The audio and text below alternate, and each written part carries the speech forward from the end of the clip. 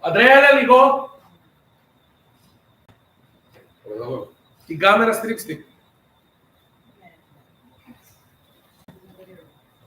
Α, όμως δεν έχουμε λίγο. Πάμε μια Τουρκία, κάμε επίτευξη. Έλα, πάμε σε παρακαλώ να πάρουμε ένα καφέ, άντε. Πού? Όχι, αυτό θέλω να κάνεις. Φωτοβόληση. Πείτε μου, καλημέρα. Είναι αλφαβιασμένο τώρα. Βλέπω από εδώ. Μια χαρά, πείτε μου.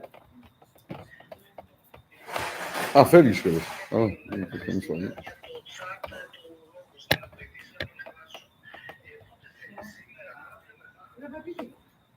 Για πες μου.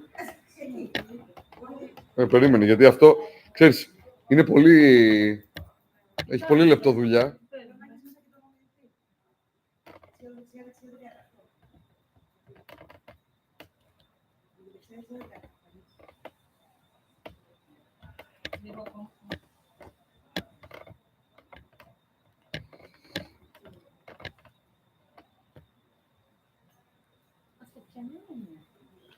Πού εδώ.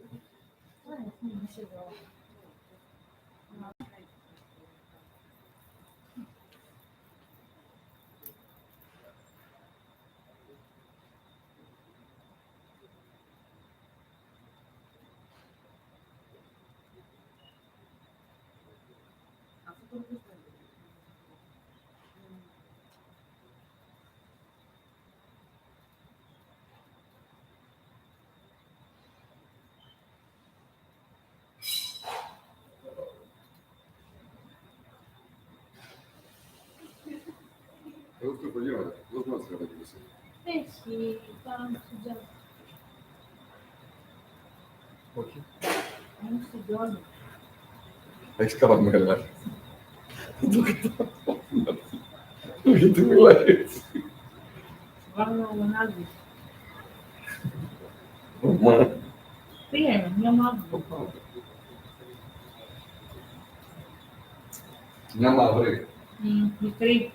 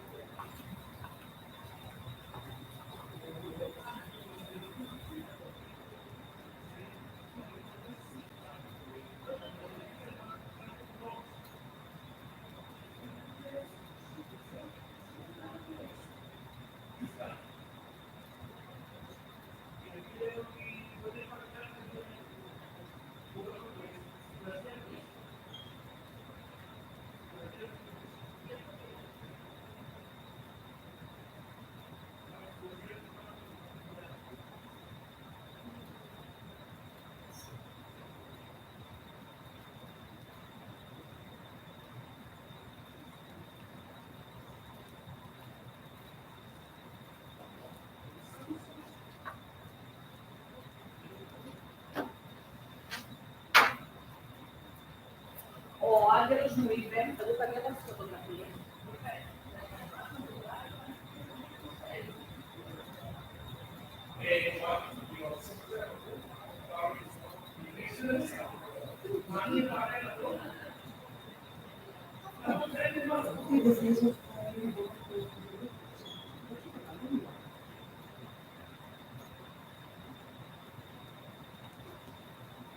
πόσο κοστίζει να πάρουμε, δηλαδή πόσο Σέρβερ θέλετε. Σέρβερ θέλετε. δεν μπορώ να το πάρω, να το πάμε στο σέρβερ. Άχτε εδώ.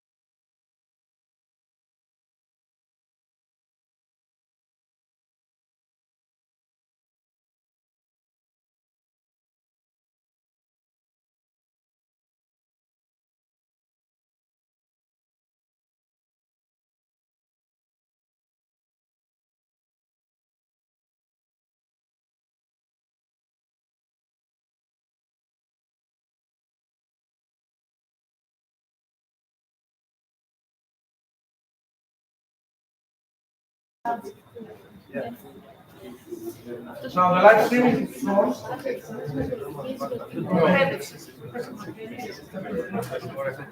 Είναι το ένα δίκτυο το άλλο δεν πάνε στη μέση του προϊόντος. Θα περάσουμε λίγο μέσα στο صباح الورد والفل والياسمين. صباح الورد. صباح الورد.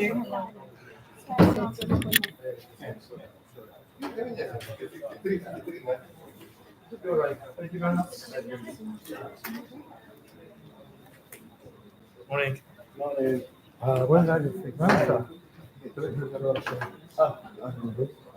انت عارف الساعه 12 ونص ما نقدر بس تقعد هنا ولا هناك في صورة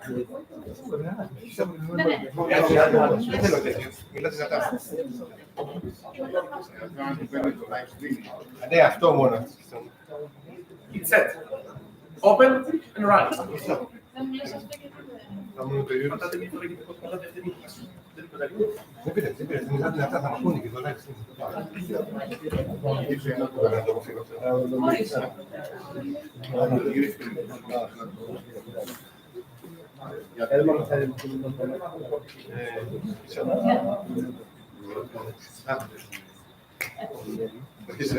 Okay, good morning everyone. My name is Kostas.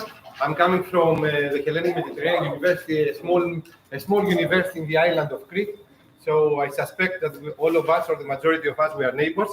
Actually, you know, we are in the north, in the east, south of Europe.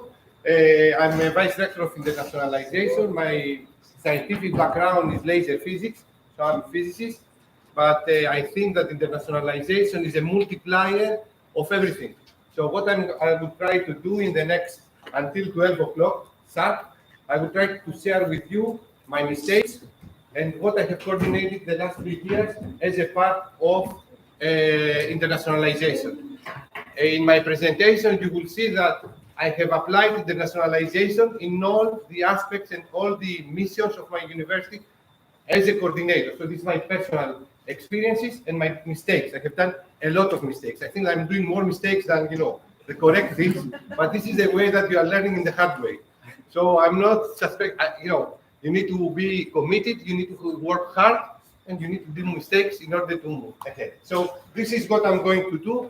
I would like to give a glance how in Hellenic Mediterranean University we have started from internationalization at home activities up to university alliances. So we will see all the way until 12 o'clock, and I will give some tips. What do I think that you should take care if you would like to apply for the projects that I will show to you? This is Murphy's Law. Always when you think that it works, but it will work.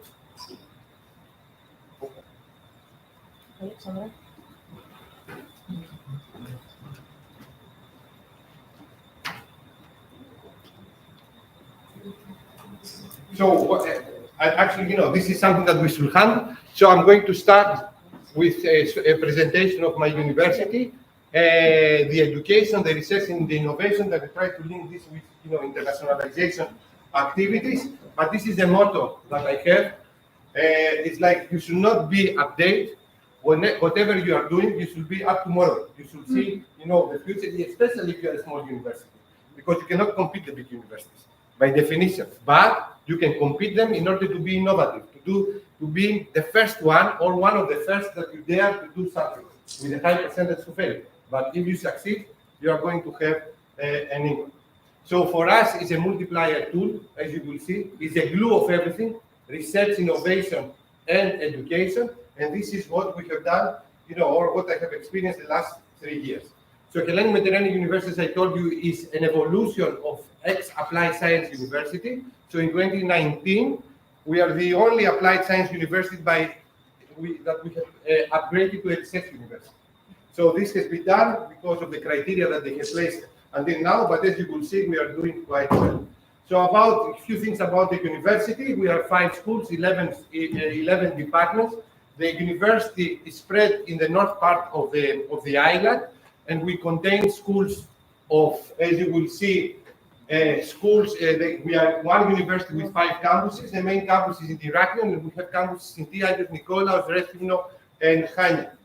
So these are under the school, the various departments. So we have an engineering department, we have a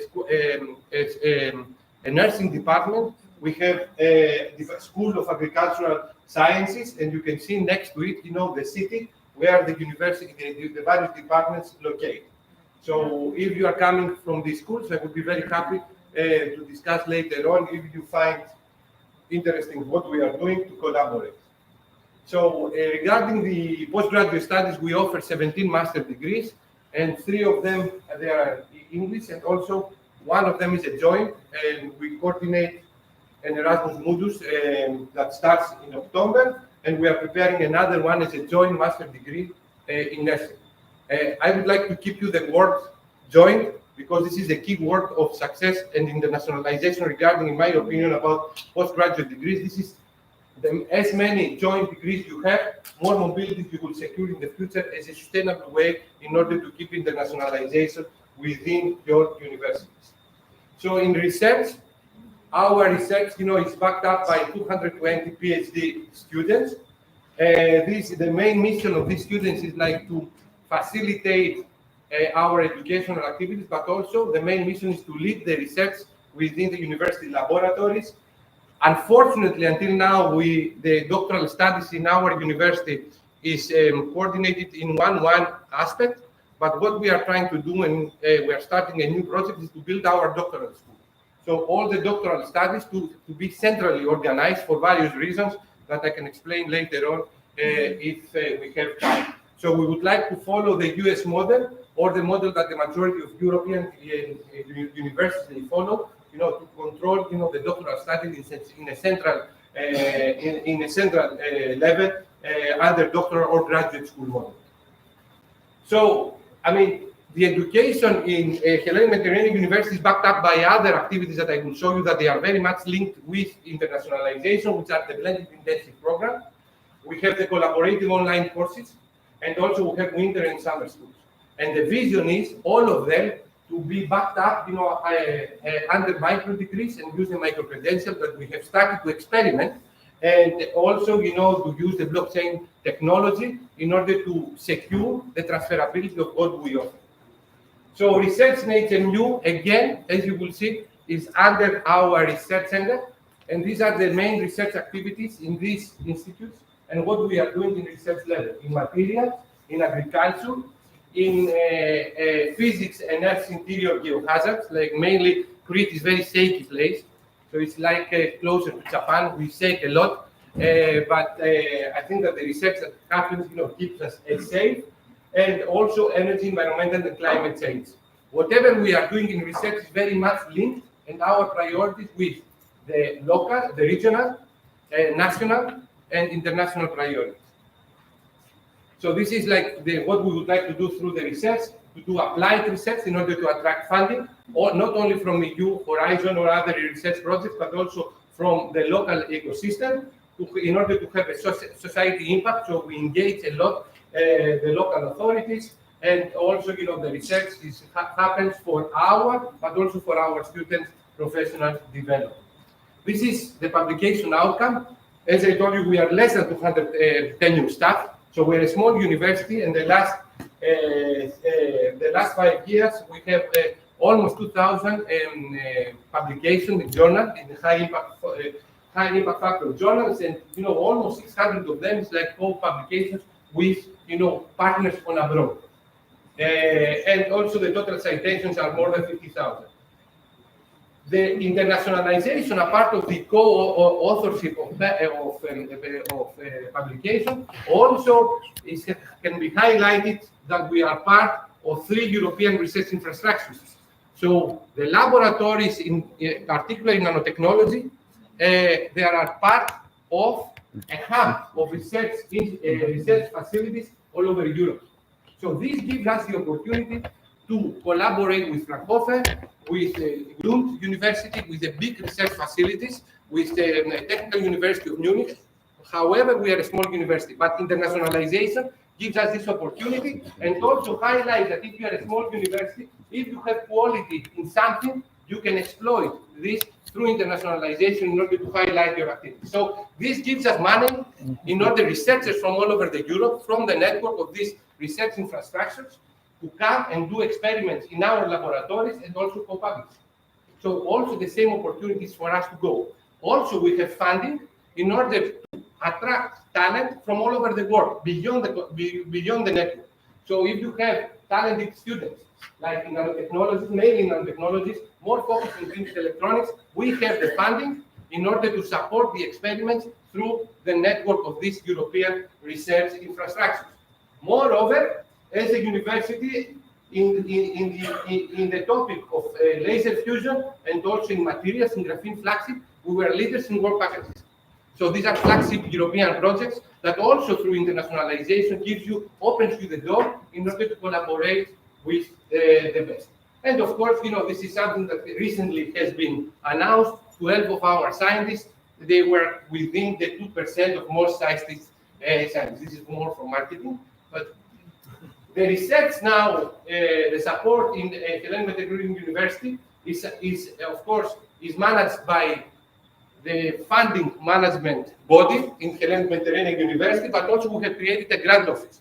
The role of the grant office is like every day to update our scientists what are the available calls in any call, national, international, also the trainings that European Union offers in order to provide the long view for our scientists what Europe would like, in order, their proposals to be attractive. And also, we organize winter and summer schools that I will show you, very much linked with, the research that we are doing, again through internationalization. And the vision is like now we are to apply for an ITM in order to link not only the researchers, but also the young researchers in order to move using another funding rule through Marie Curie actions to move around Europe. So innovation in HMU, again, we have the innovation hub, so that coordinates and initiates, activities for our students in order to cultivate the innovation. Innovation is very important. Our motto is like from lab to fab, in order whatever happens in the research, if it has a maturity, to go to become like through spin-off companies to become a product. So now we are moving to the main topic of my presentation in order to show you, how the above things are linked. So internationalization, as I told you, is a glue of what we are doing. It helped us to have concrete programs, not visits, concrete programs with all these universities. And this shows, and what are you doing right now, and what Christina, and I'd like to thank Christina and her colleagues, I forgot to say this, I'm sorry, it's very important. Like what we are doing is very important for your university. The more the internationalization, I will say, the better the university. In the US, they used to say, like a university without internationalization is a college, with all the respect to the colleges, but this is the motto that it is. So, this helped us to have joint degrees and joint programs and joint courses with this university. Not only this, but this shows how a small university, one of the smallest in in Greece, what we can do if we have open minds. And I will give you examples. So the first thing is first of all, you can invite the tops. Here we have Professor Makridis, has participated in the Athena talks, in the last 4 years that we have done. We have invited more than 125 experts on what they are doing in research, like nanotechnology, lasers, whatever, I'm engaged, and also education and teaching science. Teaching science is very important for us because you can see it on the laboratory. You can have the best student, but if you train the best students in the appropriate way in order to have the soft skills, they cannot take the initiative. So this is very important for the research. So teaching science for us, how to train the talent is very, very important, and not only the technical competencies. So you can invite the top. Here we have, even Michael Gratzen, that he has, nominee in the Nobel Prize, and we have top researcher Andrea Ferrari, who was the leader of the graphene flagship, and other people that we can do. More than 125 open talks that you can find them in the YouTube if you would like to go, in order to follow their talks in the topics. And also we are very happy that the head of MIT Management School, she's going Greek, she's going to close our online lectures, for 2025, Georgia Pera.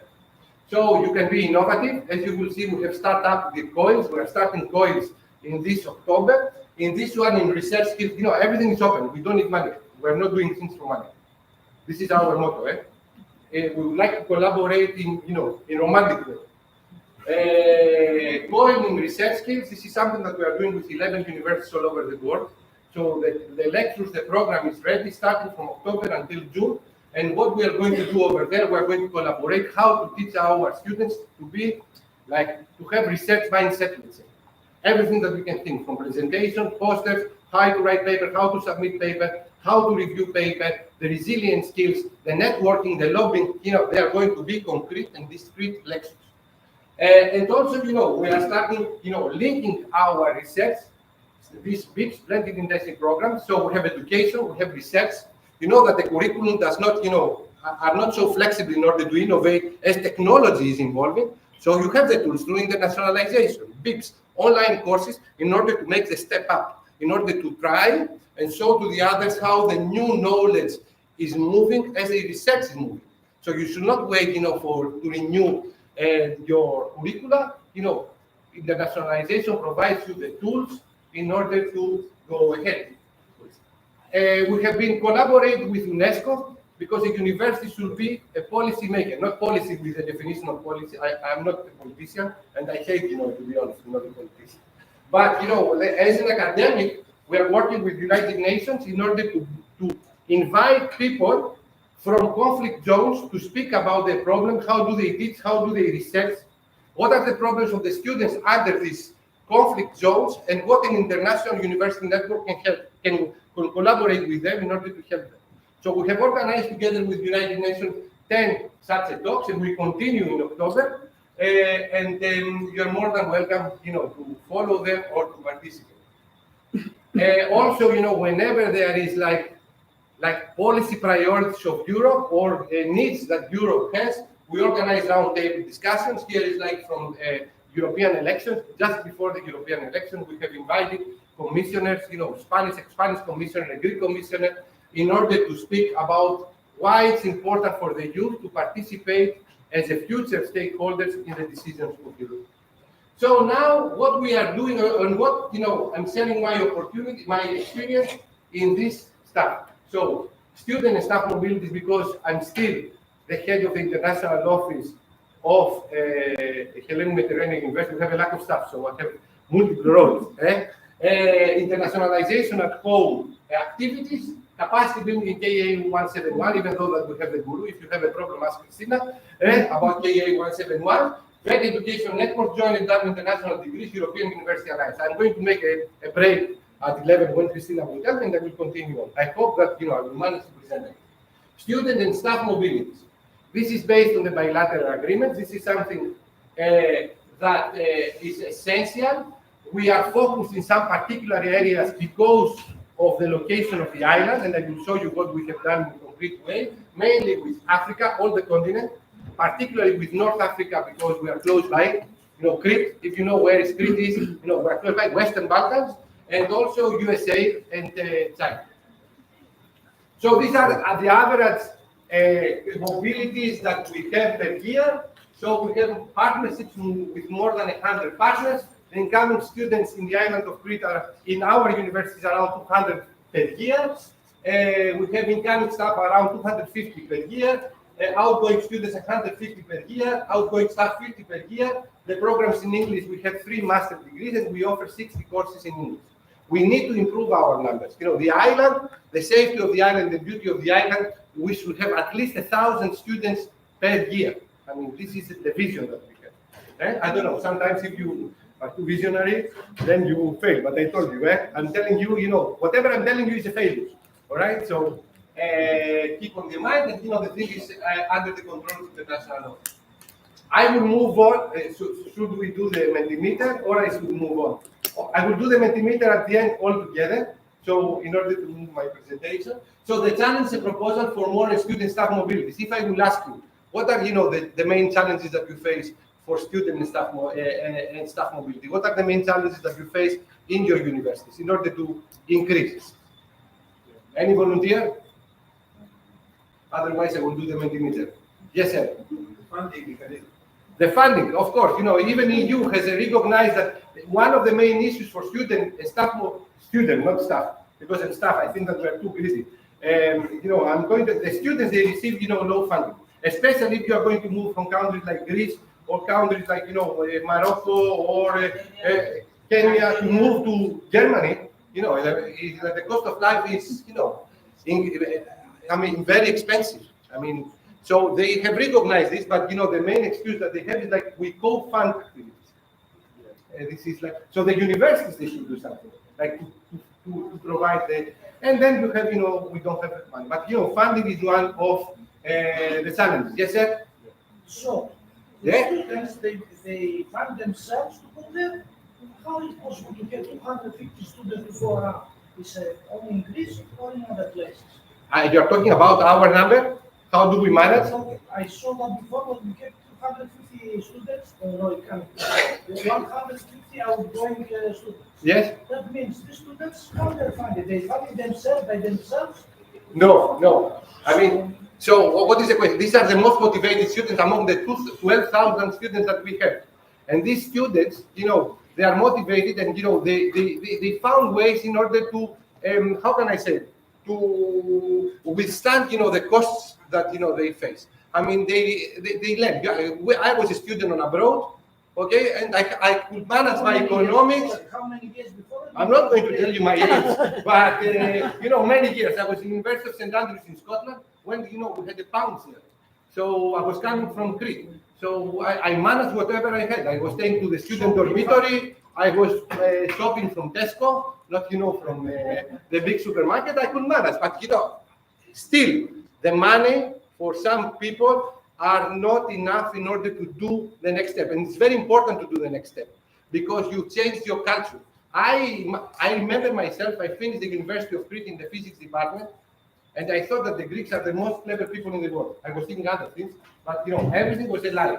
From the moment that I went on the abroad, I realized how a strong university should be, how the library should be, how the people they teach the other the students.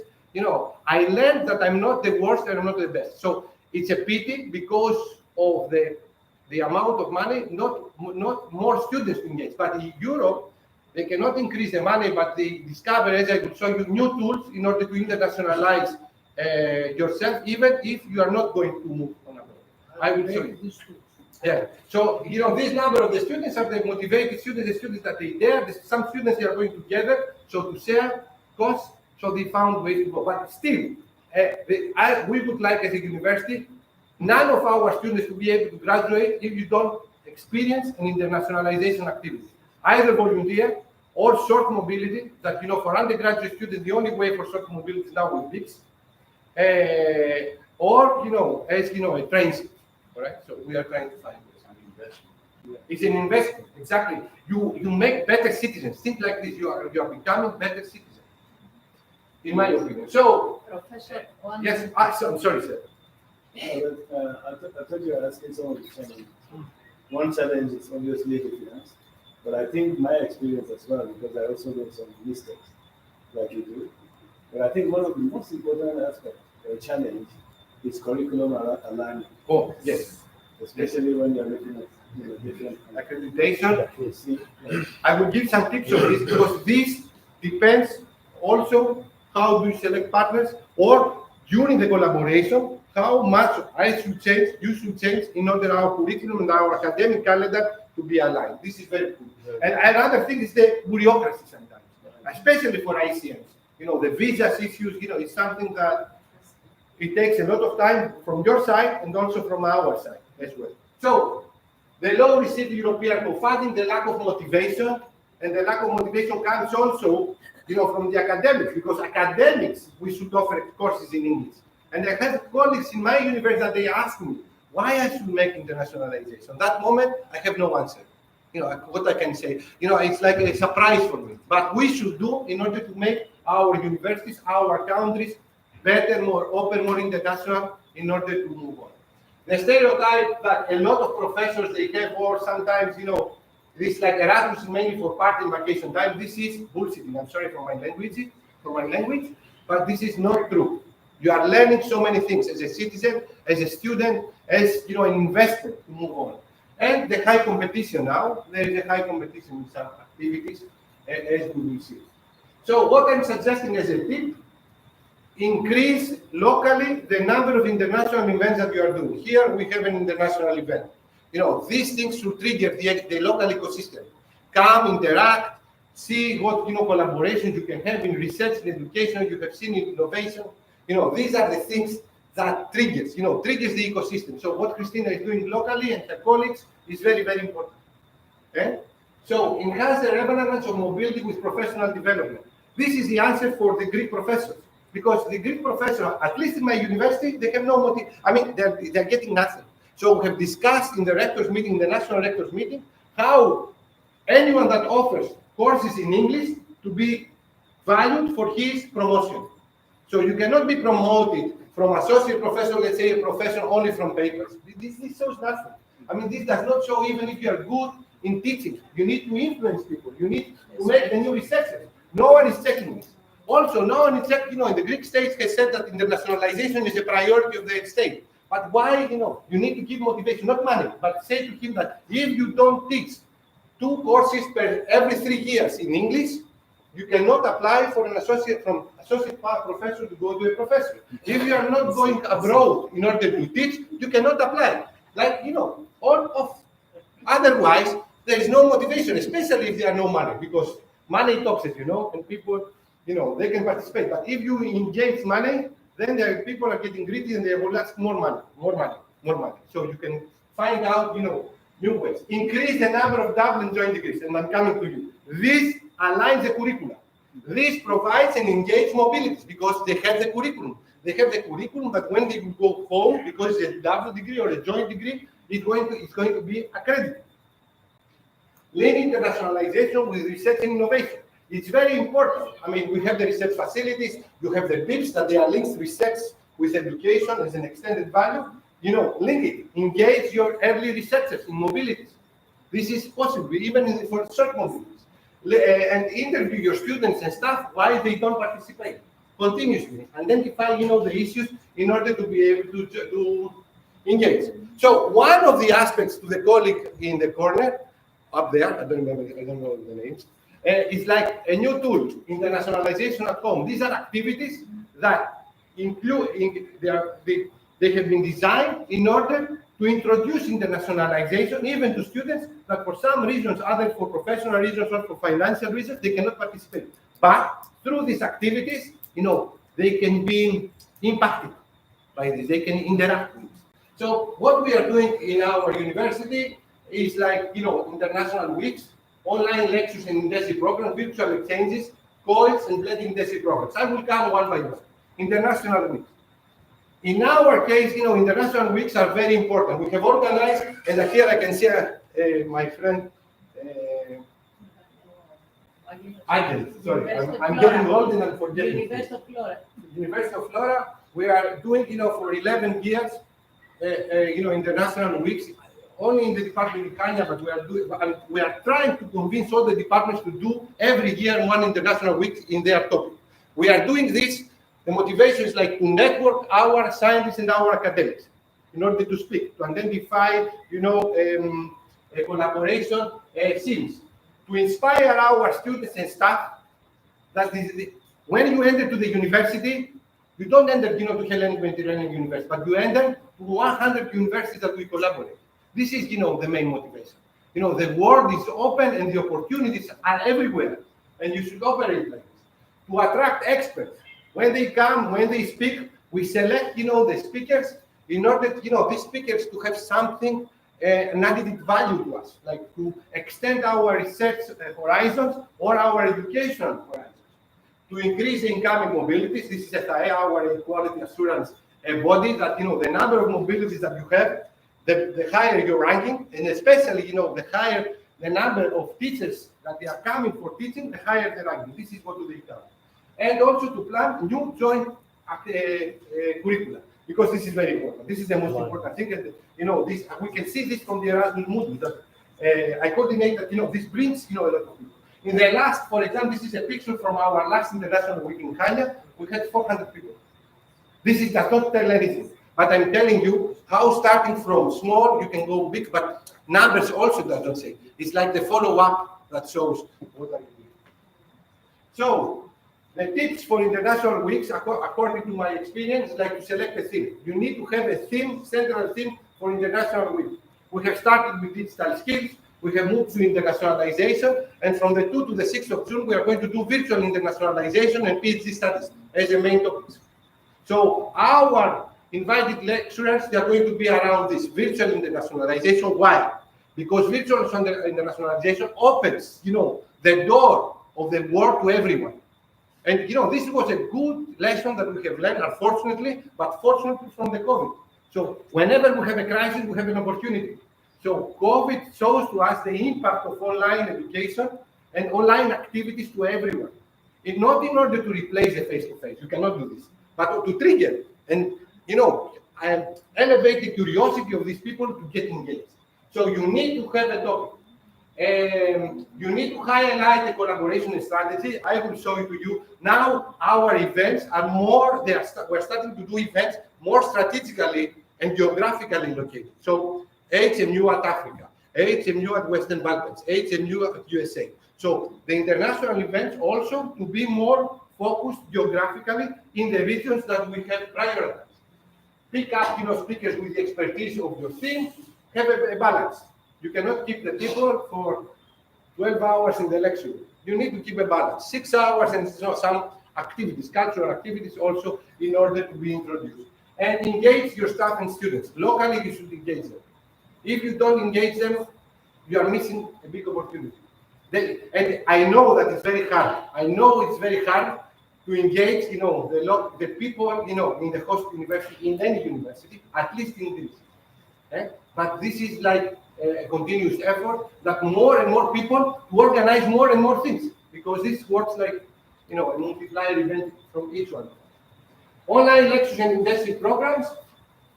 The aim here is like to lower my teaching duties. If I have to teach 12 lectures, I can teach 6 lectures. I have done this. In optoelectronics and photonics, I had to do 12 lectures, but now I'm doing 6 lectures because I'm inviting the experts to come to Crete or to participate online in this case in order to do part of my course.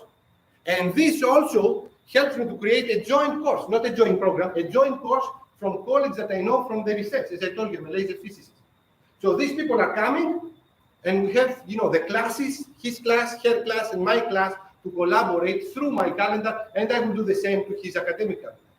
So this is also an opportunity that shows that research education, is one. You can practice your language skills, especially for the students to hear and try to speak, and also for the academics as well, to collaborate with world experts. Online lectures does not give, if someone is busy, you don't demand from him or from her to come to Crete.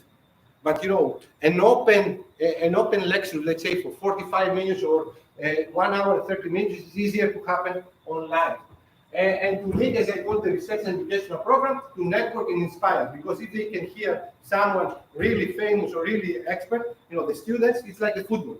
Anyone would like to become a Messi. Now, who has become a Messi? No one. Anyone would like to become like Michael Jordan? No one. But even by dreaming, you make your life and you progress. You have a motivation to reach your target. So this is, like we have started with some intensive courses back in 2006 in lasers and electronics. This is a course that we have a joint course in optical communication and electronics. And here you can see, here is an online course in printed electronics. And MERS is one of the research facilities that we have done. So the research facilities does not only provide to our researchers, to your researchers, 7 other laboratories all over Europe, but also provides the opportunity, this research knowledge, to be converted in educational and training activity online. So these are the things that you should think. Here is like a course in perovskite semiconductors, and we are very happy that this is like a joint course with EPFL in doctoral school there. EPFL is a very big school in Lausanne. So this also is a fruitful result of internationalization and leading the research, because research is the production of new knowledge. You need to leverage this new knowledge. And also in 2D materials with Cornell and other things in nanophotonics. As I told you, this is like mainly around lasers and materials. We have started in the last 4 years continuously to welcome our colloquial talks experts. So for 2025, the program is full, but for 2026, if you would like to speak, and if you have people like in your university that you think that, they are influencers and they are good scientists, just send me an email and we are going to invite them. We have the colloquial talks in mathematics. Actually here, Professor Makridis, has given a lecture. This is the second round, and we teach how to teach mathematics. Why how to teach mathematics? Because mathematics, I'm a physicist, I'm not a mathematician. Always I was afraid of mathematics. But the mathematics is a key, let's say, way of thinking in anything that you are doing. And also is a key course for digitalization of our ecosystem. These are there. So we are starting in October a second round on how to teach mathematics, and why mathematics, and how mathematics are linked with real projects, with real life, with everything, with the shape of this chair. This is very important, for our students to think. And also, we have the collaboration of 2 European universities here, ACE and Athena, in order to have a big in how to supervise PhD students.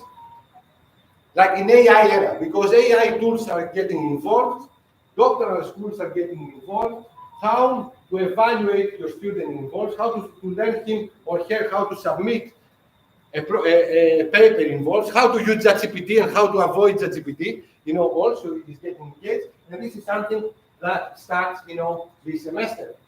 We have the Erasmus days. Even our Erasmus days are very much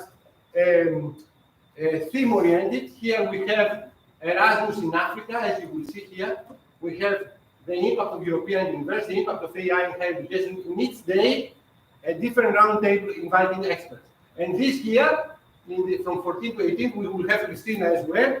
We have in each day to present from experts, virtual exchanges, coins, bits, technology in AI, and also a roundtable from all the associations of online and virtual internationalization in the last day. So this is because of internationalization. This costs us nothing, no money, zero. But also brings us, good collaborations, good relations in order to apply for programs. And this is the internationalization. And I move on. We have roundtable discussion. I told you this with another European university you miss about European elections. Anything that has to do with the gender balance, like girls in science, leadership, women in leadership. This is like in the Women's Day, we organize a roundtable discussion, invite people from all over the world. So regarding this was the activity that we have coordinated internationalization at home, intensive programs, joint courses, seminars, colloquial talks, roundtable discussions, in order, to trigger, the whole community in what we can achieve through internationalization. The most important things and the tips on this, whatever you are doing, particularly for courses, you need to integrate with the existing curriculum. So if you're doing a COIL, let's say the COIL in research skills, this is an existing course that we have. So this has been integrated. This motivates the students why to participate. The same thing we ask from our partners, like to integrate these sessions to an existing course in order to participate. And also to align the academic calendar. This is very important when we are talking about online sessions. Like you cannot collaborate. The challenge is not to collaborate, let's say, with Argentina, because Argentina now they are going to their summer and we're starting our semester. You need to identify sometimes the open window. The same with the US and the same with everyone. So alignment of the academic calendar beyond the curriculum is another challenge, and also to give a strategic vision on what you are doing. When you should not do things in order to do things. You should do things because this links education with research, this links education with innovation, this links the strategic view of the university in order to become more international and establish collaboration with trust with the other partners. Κάνουμε διάλειμμα το συνηθίζουμε μέχρι τις 12 και 4 και 20 So, do you want a break? Or not to continue. Continue? Okay. Οπότε συνεχίζουμε μέχρι τις 12 και 4 Another activities regarding internationalization at home is like, another experiment, another pilot that we are doing that is challenging, like the virtual exchange projects and COIL. COIL stands for Collaborative Online International Learning. So here, we start with the virtual exchange. This is like a tool that the European Union has funded in order to tackle somehow, the students that they cannot travel to participate online in international activities.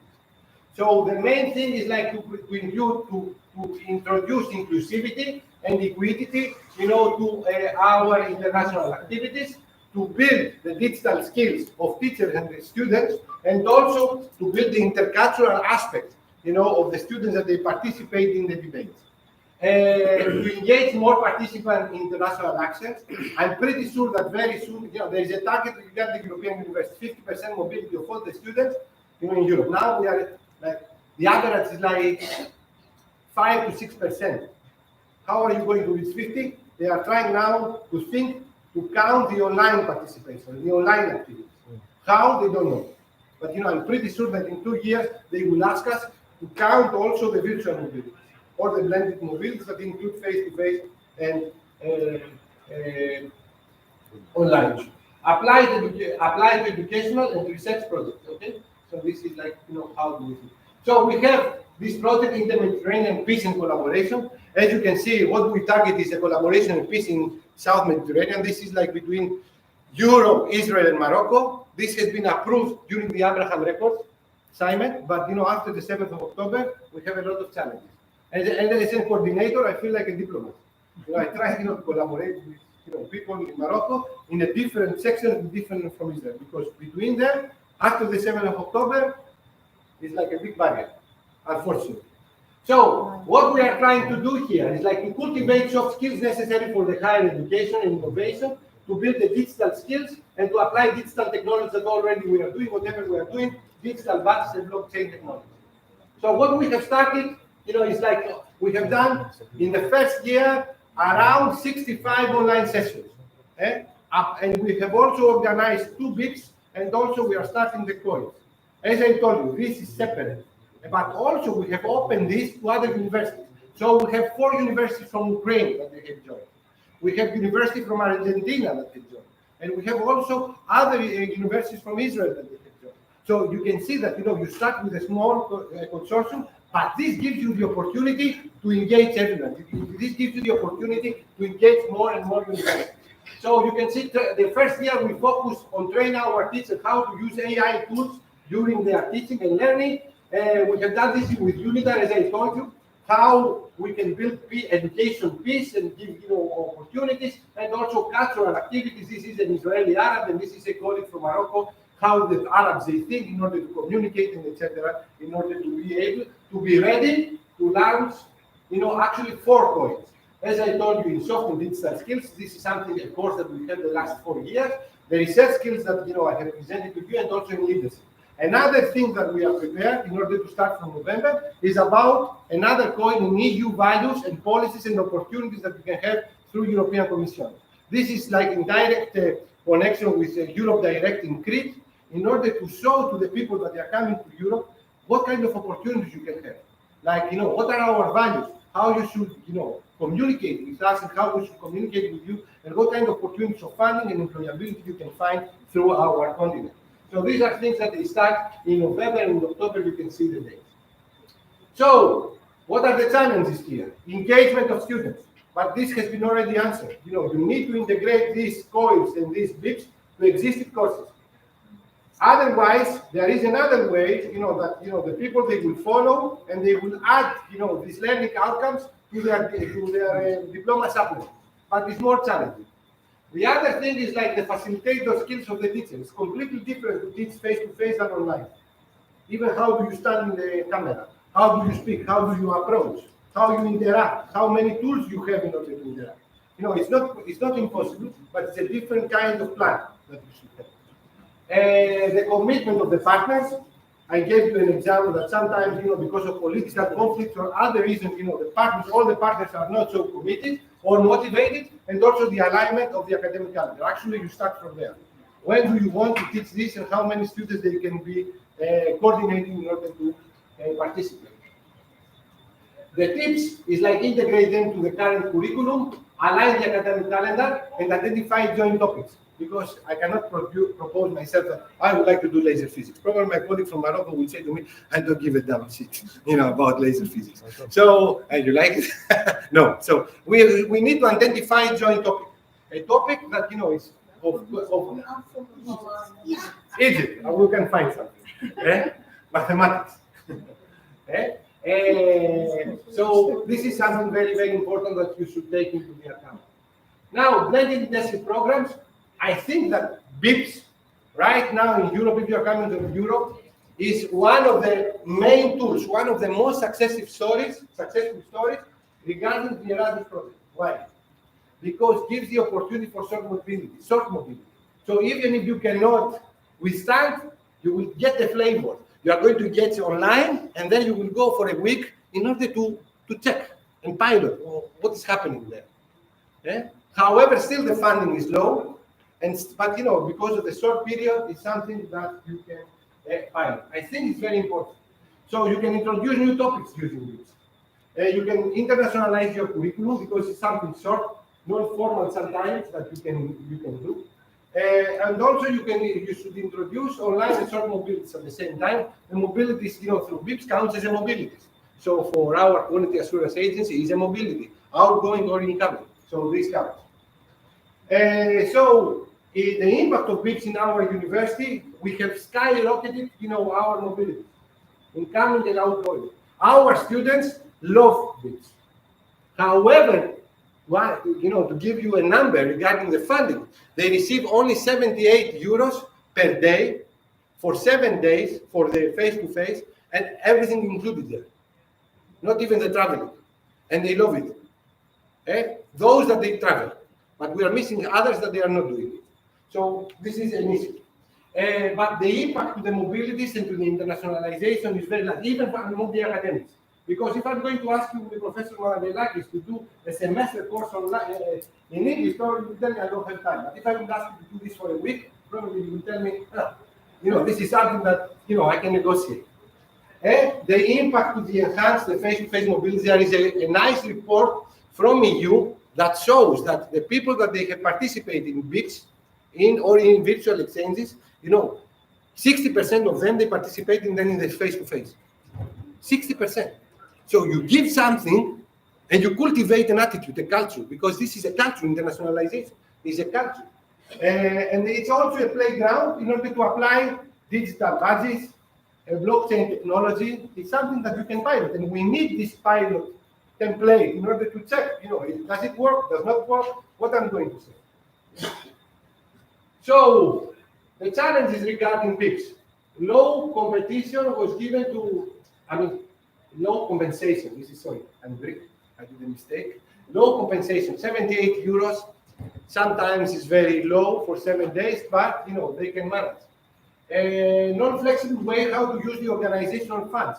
The host institution that organized BIPS, and BIPS, unfortunately, for the moment, is only for the partner countries. From program countries, partner countries, you can participate using ICM funding. All right. But for the host that you are getting extra money in order to organize this, how to use this funding is not flexible. You need to fund specific activities. For example, if you would like to fund to support the students that they are coming, because they are getting 78 euros per day, and to organize meals for them every day, it's not possible. You need to find a trick in order to do it. And trick sometimes works, sometimes they don't work. I don't know, have you participated, any one of you, in COELs or BIPS? Can you share with us your experience? I'm coming from public state university, quite a big public state university with 2,000 students. So what is the name of the university? Piraeus University from Cluj-Napoca, from Romania. Romania. And last academic year We had around 40 BIPS organized in all our faculties. And our colleagues from the Erasmus office were very much involved in them. So I was part of the organizational team, and I know the process. And as you say, I think it's a brilliant idea to bring students for short-time mobilities and to send students for short-time mobilities just to get the experience, the international experience, even though it's only for 1 week. And the problems you are speaking about were encountered by us too. So low funding for the students, the organizational problems regarding the meals and the cultural program, etc. So it's kind of a known territory for us, just speaking about the days. Thank you very much for sharing this. Let's keep, the positive message that students, they like and they discover a new world. I mean, nothing is nice if you don't face, first of all, difficulty. You need to face the difficulty in order to, to have the happiness that, I have achieved something. If everything has been achieved with no difficulties, you don't appreciate it. So, yes, but, I think, as you said, it's a great opportunity. Yes, it is. And all our students love it. And it's not only for a week, because we have the online sessions as well. Yes, So 1 week is the face-to-face, but the interaction of the students and the teachers can last, in our case, a semester. So in our week, we start, with 10 courses, online courses, and then we have the week.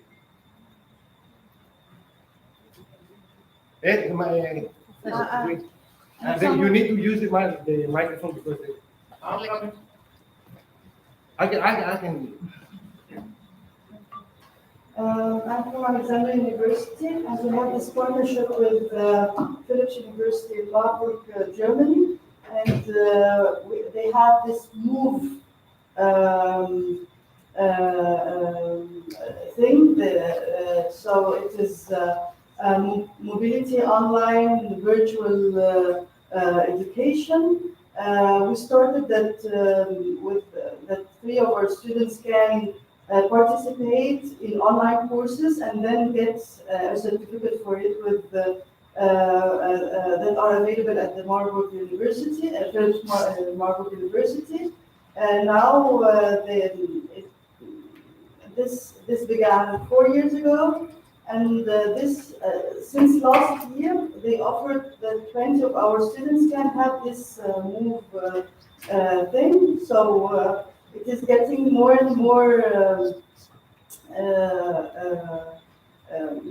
common with our students that they choose certain courses that are taught in English and not German, and they get a certificate for it. They love it, and even some of the students who already participated last year, they also went for it this year, and I believe it's very good because, as you said, it doesn't cost the Philipps University anything as for money, but our students, they can benefit out of it so much. And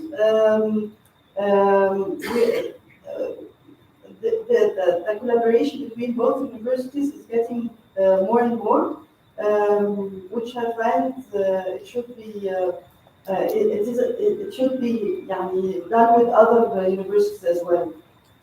Thank you. How do you accredit, this certificate that they receive from the German university back to your institution in Egypt? It's easy. We have the credit hours system, and they have the.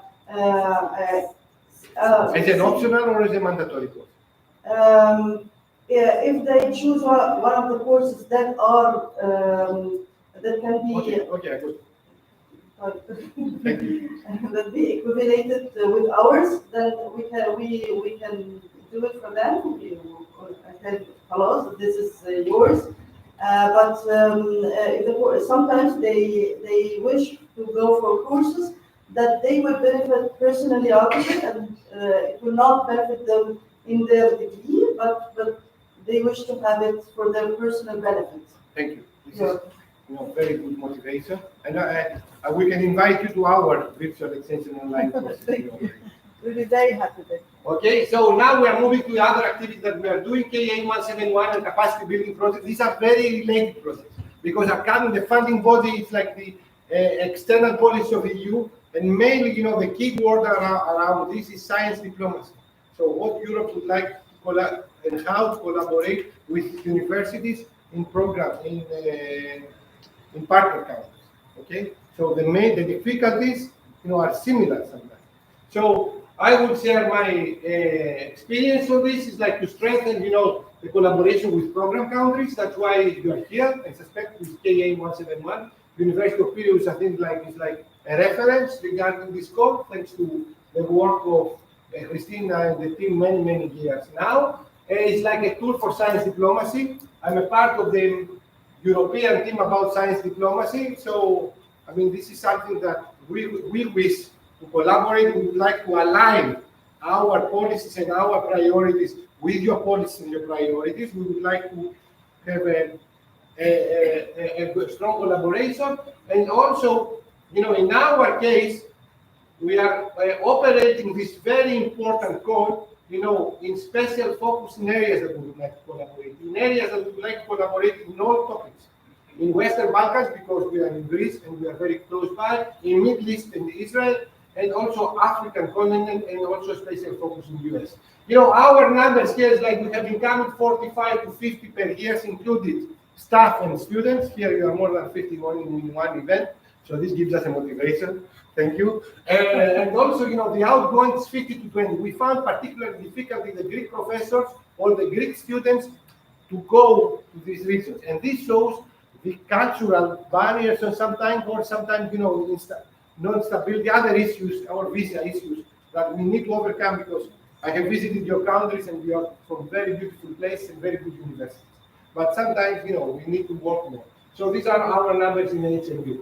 With Africa particularly, we have organized a special day in the Erasmus Days last year in 2023 we have invited professors from Africa, from Uganda, from Ethiopia, from Tunisia, from Morocco, and European ones to speak about the challenges and the opportunities to collaborate with you. And then last year we organized an international week for a week, to bring our African partners, to Hellenic Mediterranean University with the European partners in order to check, opportunities through EU Africa Forum priorities, because it's an EU Africa Forum that they discuss what Africa would like and what Europe would like in order to collaborate. So we had a very fruitful result. We had a research project funded, as a result of this, we had a capacity building, with our colleague Nuno Escudeiro, in Porto, that we participate as a university with Africa, and we have participated as a partner as well in another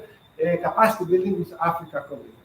Particularly, it was the first time that, I was involved with African people, in this international week, because it was online, and I found, African people very optimistic, the most optimistic people in the world, very smiley and very motivated to do things and progress. And this is like a good example for us in Europe in order to meet. Also, we were in Morocco, but we have met, through our national agency, a lot of professors in Africa, and particularly myself, I could sense, how much how advanced is their knowledge and how much they would like to advance more. So congratulations, and we would like this to develop locally. So we would like to do these targeted actions in the other areas that we are doing. And we have done it with the USA.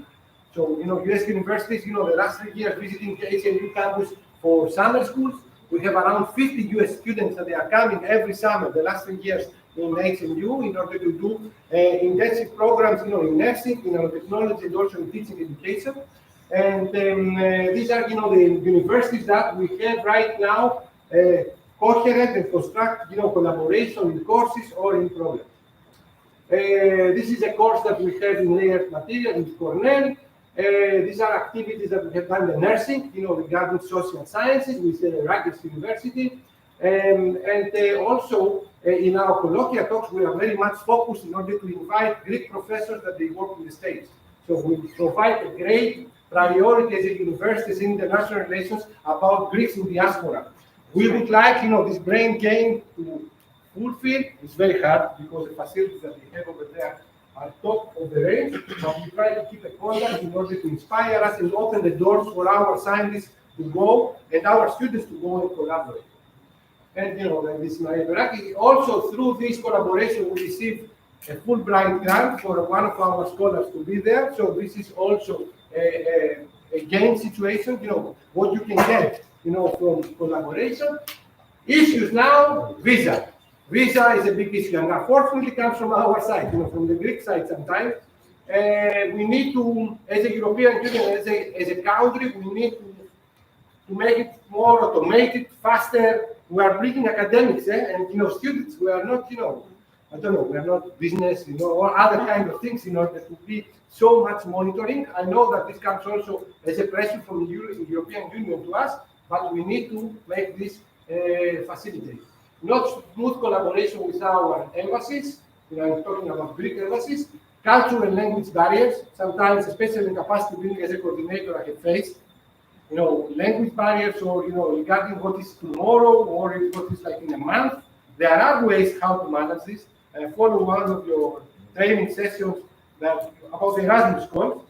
There are ways to manage, but sometimes, personally, you cannot apply all these measures. There is also some things that what I'm suggesting is like in this kind of course to be proactive, like both parts to plan difficulties that they can erase. Also, geopolitical and security issues in one of the capacity buildings we had with it was Vietnam and another country that a civil war and military coup happens. So before we sign the consortium, the grant agreement, we need to balance and that in convincing you, we got the funding that we're going to do it only with the partners from Vietnam. Yes, you have one problem. You have capacity building for Vietnam and not signed yet agreement. I told him why. So be proactive to mitigate these challenges. That's right. Organize joint educational programs in order to motivate both parts, to deliver. And this, of course, happens, during the design of the proposal. Partner with universities with similar offer degrees and visions, and also look forward to the horizon and beyond it. Just explain, from the very beginning, from the design, that we are going to do this because we have these joint activities, but this will lead us in something bigger. You need to give them, you need to have both of you the horizon in front of you. So these are the capacity buildings that I can participate. I have coordinated this one in nanotechnologies, this one in mathematics. This is another colleague in renewable energy sources. This has to do with the teaching activities, like the teaching pedagogies. And these are here for green skills, and these Actea, it has to do with embedded systems. These two, this was with Africa, this was with Africa, this was, the green was with Vietnam, this was like with Western Balkans and Israel, this was like MEPSIA, it was like with Vietnam again and Thailand, and this was also with Israel. So these are technologies, mathematics science, teaching science, green skills, and also automated systems. As a result of this collaboration, we have joint degrees, we have joint modules, we have activities in research. So these are like projects that have happened, this is happening, but gives us something concrete in both cases. So the collaboration, the flow of information and mobilities are still there. Capacity building is an excellent tool. It's very bureaucratic, So Europe knows this, and we should facilitate. And it's a challenge, but a fruitful challenge. These are the specific goals. If you would like to have capacity building project, the main idea is like until now, because from next call something changes, will change. So until now, the main motivation is like as a program country to come to the partner country and ask you, what are your challenges? What you would like to do according to this challenge that is like a challenge regionally, but also nationally. And this is the problem, that expertise and know-how from Europe will come in order to collaborate to solve your problem. And you see, so it's for you, this project, it's for you, it's That's your right. problem, That's right. your priority. You identify expertise from Europe to come, collaborate in order to deliver something for you. But in order to think smart, for you means that it's mine as well, my interest as well, in order to this not be last only 3 years under funding period, but to last forever and bring other activities as well. But according to a meeting that we had with people in European Union in IKEA, they told us that this will change in October. It's not your problem, any problem that you have regionally or nationally, that your government, these problems have been announced by your government. But now Europe would like to do something as a priority of her as well. So we have this document, the Global Gateway Strategy, that defines some priorities of Europe, and these are going to be the topics that we are going to address in capacity building projects.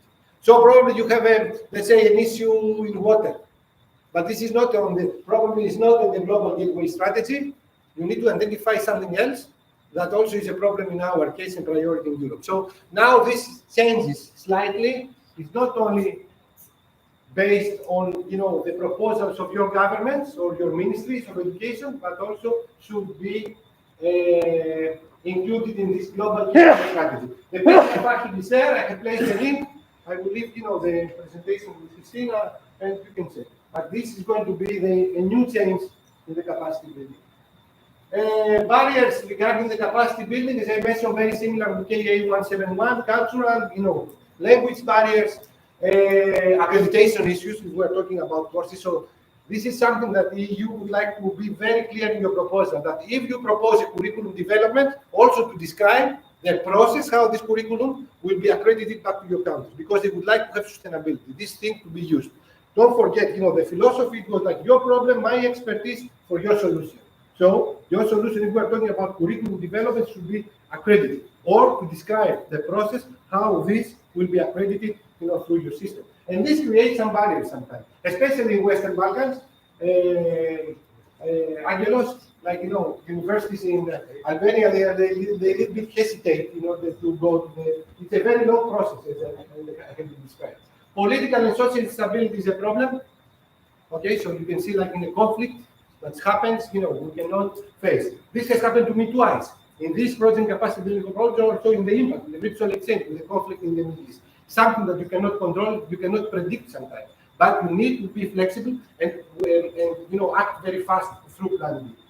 And also sometimes, in some cases, I have faced inadequate, capacity building infrastructures when I will go there, but the motivation of the people have overbalance. Tips: when you get the funding, very clear guidelines, very clear rules regarding administration and management. This is like the top of the top that you should do in your cases. When to submit, when to report, what kind of document. In the kickoff meeting, you should spend the whole week for this. To be clear, very clear communication, very transparent communication through the website, through the Zoom, through the monthly meeting. Especially when we are talking about accreditation, from the very beginning, what is the process, what are the difficulties, pre-plan these difficulties in order to mitigate them more.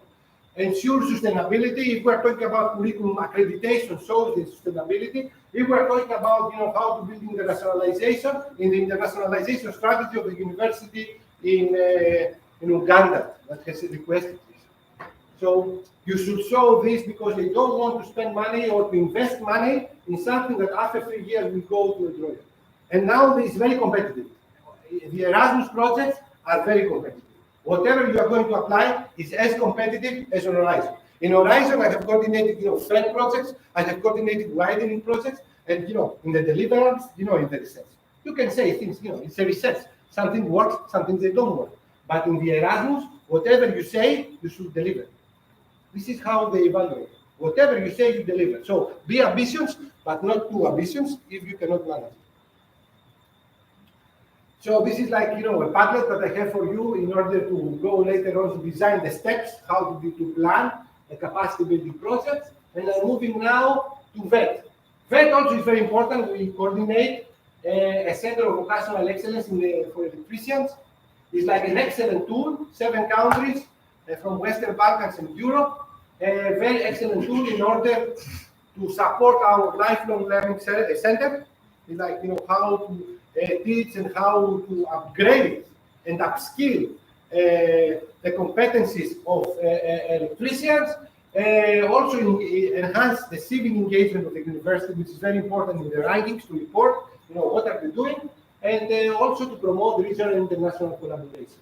Because we are talking about electricians and renewable energy sources in this particular case, also we have addressed the Green Deal as a priority in order to secure the funding. Now we are going to join double degrees and international degrees, the best of the best. For me, top of the cream. This is the only way in order to secure mobilities, in order to make the university sustainable international. It's very important. There is a tool that, even our Greek SIA, Greek National Quality Assurance Agency, when I met, the president, I told him, why do you want to get engaged in bureaucracy? We have approved this through European approach. And you know what was his answer? What is European approach? And Greece has signed the European approach. European approach is the guide tool, the steps, what to do in order to accredit joint programs. Joint. This is the key word that you should keep, after this presentation. Joint. If you are not going to do joint things, forget it. And this is a rule. And this is something that has been signed by all the European governments. And in order to facilitate the bureaucracy, if you follow quality these steps, you can accredit any joint program, even in your proposals. This is the policy that you should address if you are talking about joint programs. All right. So in our case, we have applied this in order to fund, the Erasmus Mundus project that we are going to run, and also another Erasmus design measure. These are two different calls through the Erasmus regarding joint degrees. The big one, 6 million euros for 4 years, in order to fund the best talent that you can find all over the world. So if you have talented students, we have the money to come to Crete in order to learn nanotechnology, nanomaterials, IoT, and embedded systems. So please, research facilities for talented researchers, we are going to pay. And also talented students in order to follow this master degree. And also, if you would like to start the design of new master joint programs, like the national code that we have now, that's a joke. But if you would like to create a template that we don't have a template, use a template of the Erasmus design measures, because this is particularly steps in order to describe a new joint degree. In the case of the Erasmus Mundus, parts of existing accredited master courses, they make a Lego and they make a new one. This is the rule. But in the design measures, you can design a new one. And you can then apply for Erasmus Mundus. It's not guaranteed that you're going to get it, but you can get it. The Erasmus Mundus is a flagship together with the European universities. Gives you, as I told you, this is the big game, mobility, sustainable mobility is the best talent, because this is one of the rules and one of the things that during the student selection of the proposal, how are you going to select the best of the best? There is a main challenge all over the Erasmus Mundus. What is the main challenge? We cannot find good European students. The good European students, they go to the States, they are going, somewhere else.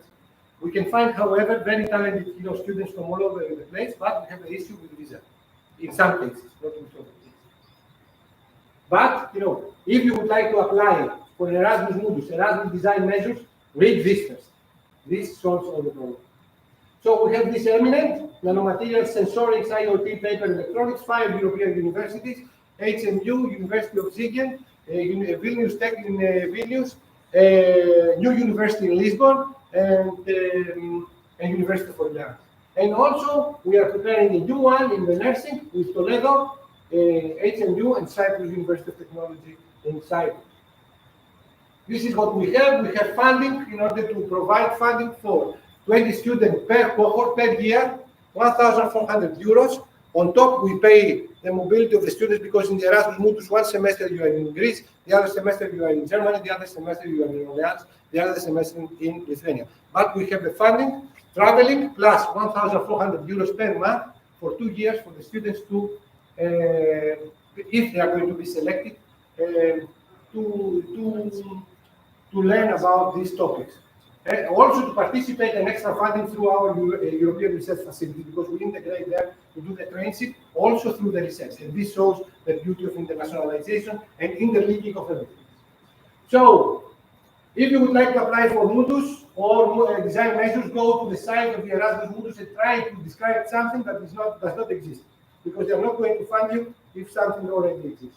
Do not engage more than 4 partners, because then they are in the accreditation process. The European approach respects the national rules, but combines them in order, if a European accredited body will accredit your, quality assures your joint program, then the national agencies, they cannot intervene. This is the view. But do not involve more than 4 partners, because then you complicate it.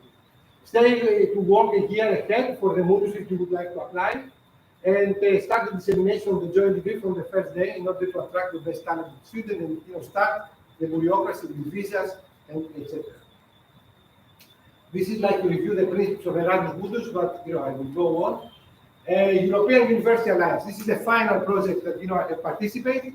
It's like a very fruitful project, very challenging. However, I would like to tell you that our European University Athena, probably, I don't know, by mistakes that we have done in the first phase, We are going to continue with our own funding. But it's something that gives a vision.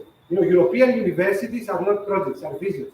It's like universities that they integrate the research, the education, and the institution decided by the top, by the rectors, to become one university. The best example, Cyprus University of Technology through EUT, European University of Technology, they received the highest valuation, and they are the only ones that the rectors, they have decided one university. So now they're working like as one university. This is an example, because he's from Cyprus, I just mentioned that, you know, one of the Cypriot universities, you know, they are doing well through this European alliance. So this is a vision. The vision is like the airline type of aviation, like Lufthansa, like we have Star Alliance. So it's like Star Alliance. Star Alliance is created in order other alliances to integrate their activities together and manage centrally, you know, from all of them. This is what about the European universities. One university, strategies in education, in research and innovation, very much aligned, without canceling the national, you know, activities, but prioritize the joint activities. And this is a dream, because then I can move and I can research and I can innovate in a fantastic ecosystem with minimum bureaucracy, because there are the agreements by rectors, vice rectors. We are going to move like this in the rest of our life. African universities are very successful on this by integrating, particularly with the Civis Alliance, an alliance that the University of Athens participates. And we try through Athena to do. Also, we are very happy that we participate in a new alliance, Heroes Alliance, and I'm very happy also Angelos University from Flora is a part of this. And this is something that I totally suggest to you. If you have the chance to get engaged, even as an associate partner, you know, to one of these alliances, do it. Do it because it's an experiment. We don't know after 5 years what's going to happen. There's a lot of skepticism because only 10% of the European universities, they participate in the alliance. And, you know, they don't want to create two classes of universities within Europe. So there's a lot of skepticism there. If this will continue, in my opinion, this is a vision, and this is how is the integration of internationalization in all pillars. And this, you know, is according to what we would like to do in Hellenic University. Through internationalization, I mean, still we are the only Greek university that we have received a silver prize about the quantity and the quality of our investment programs from the EU in 2015, and this will be recognized by our national agencies. We have been, you know, recognized from Kathimerini as an activities, not because we are best, because for our size, we are doing our best. Okay? It's a difference. And what we would like to do, at least, you know, as a vice rector, because from January I'm moving to the States, I will come back. But what is my dream is like to build the HMU International School. Whatever I'm telling you in research, in education programs, to be in one building. And this building, you know, I follow your presentation about the future of the university, like to become the hub of South Mediterranean. Everyone who comes to Greece in order to interact. And I would like to increase the mobility of students to 1,000. We have also the extroversion and the career office. Also, the career office is something that we are doing through internationalization. Very much with also inviting the alumni, our alumni talk, the speakers. We are doing our welcome days now for our freshers, you know, for a week. And also, this is the key. This is the key, and we are very proud of these people. They work on abroad. You know, they are our alumni. They have good positions, and we invite them in order to inspire our students how internationalization has impacted their career pathway.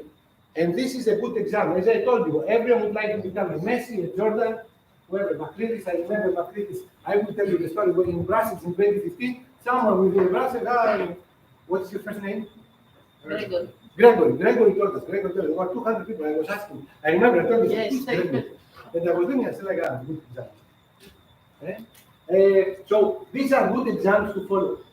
Your alumni, you know, they give the good view, and also they give a vision because they work in the market for our curriculum. How our curriculum, what do we offer to them in order to compensate the challenges in the market work and what we need to change. So keep a track, you know, and internationalization gives you also this opportunity.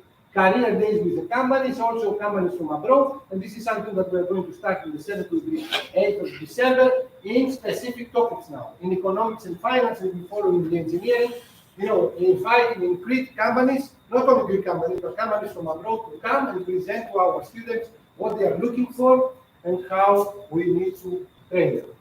And also with Marie Curie, we have actions every year in order to connect our I'm a Marie Curie also alumni, also to connect them with research and also employability. Invite people, and I'm pretty sure that we are doing. We are organizing university exhibitions with IUF in Crete, and also we would like to network with other international offices, because I think that the people that are working in the international office are the people that they have the vision and we know the details in order for this message to come to the governments and move on. Without this communication, that would happen. So thank you very much for your attention. And Comment or any questions? Any comment? Any questions? No comment. Questions. I have also, I will leave to Christina the Metimeter, the Padlet, in order to think how to build, and you are going to be available in order to send an email and I will give you my copy. We have first here. Good morning, and thank you for your information.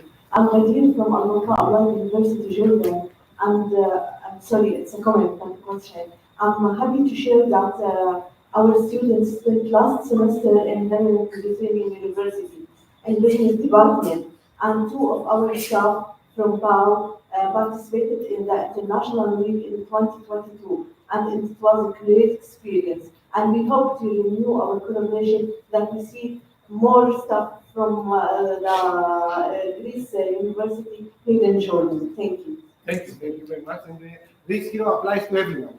I think as a university we are open to everyone in order to collaborate and do things of a joint interest.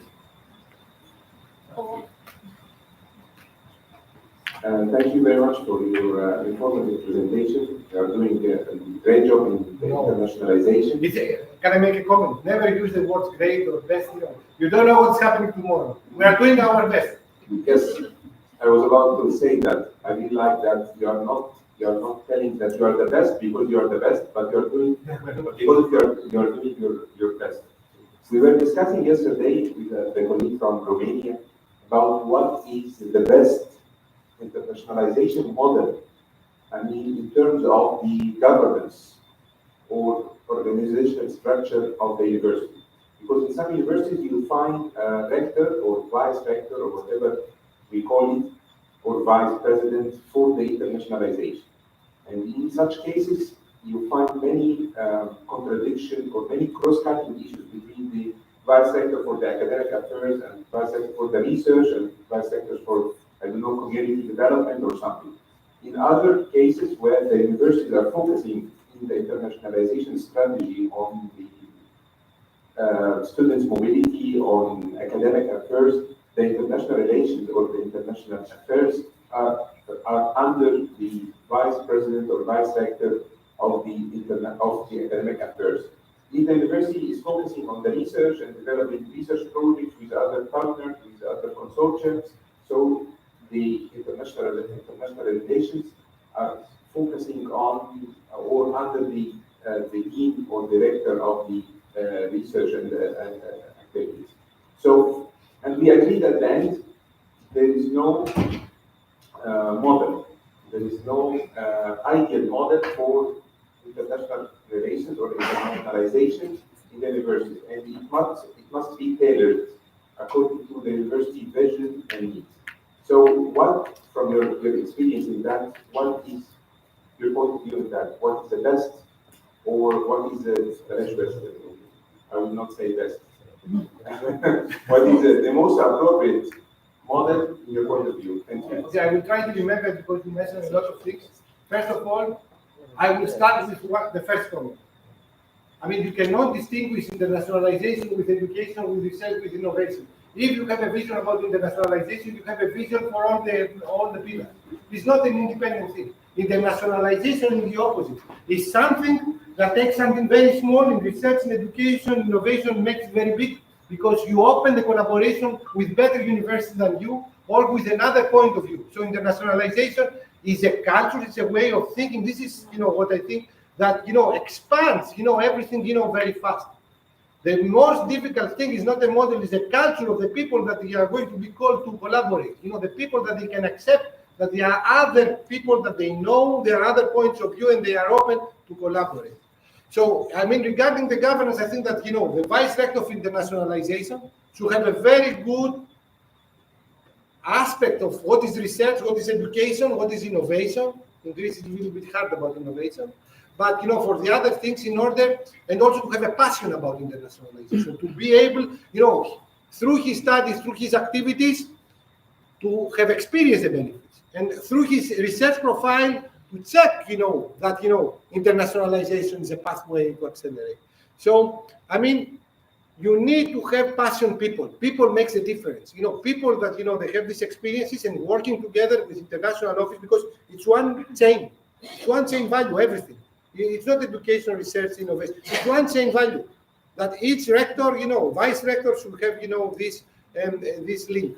The hesitation comes from people that I think they are not even updated. They are not even up tomorrow. Remember what, we mentioned? There are people that, bureaucrats. You don't need bureaucrats here. You need, people to dare. So the best, model is to dare, to experience in order to pilot. You should not afraid to pilot. You should pilot, correct your mistakes, and pilot again. So, even, about model. In mathematics, you have, in the physics, you have simulations. The simulations, they show you somehow how the experiment will go. But during the experiment, you find ways in order to do the result. So it's like hard working, devotion, vision, like daring, commitment of everyone. And if someone, I know that in the system there are some, I'm not going to name. I have someone, how am I going to do it? It's too difficult. Okay, if it's too difficult, why we should find it? Why? If you are a small university and you don't dare to do new things, you are going to stay small university, because the bigger ones, from the moment that they are going to engage, you are finished. You are finished. Not finished. You can follow. But do you want to be a follower, or you would like to become a leader, dependent on your side?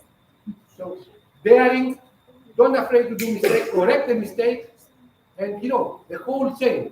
Me, I'm the same with the people that they are working in the national office. Actually, the people from the international office, not only from my university, but the whole university, Christina, Georgiadou, everyone, all over the world, are my partners, are my colleagues, because discussing with them, responding to, meeting in the meetings, these are my information in order to move.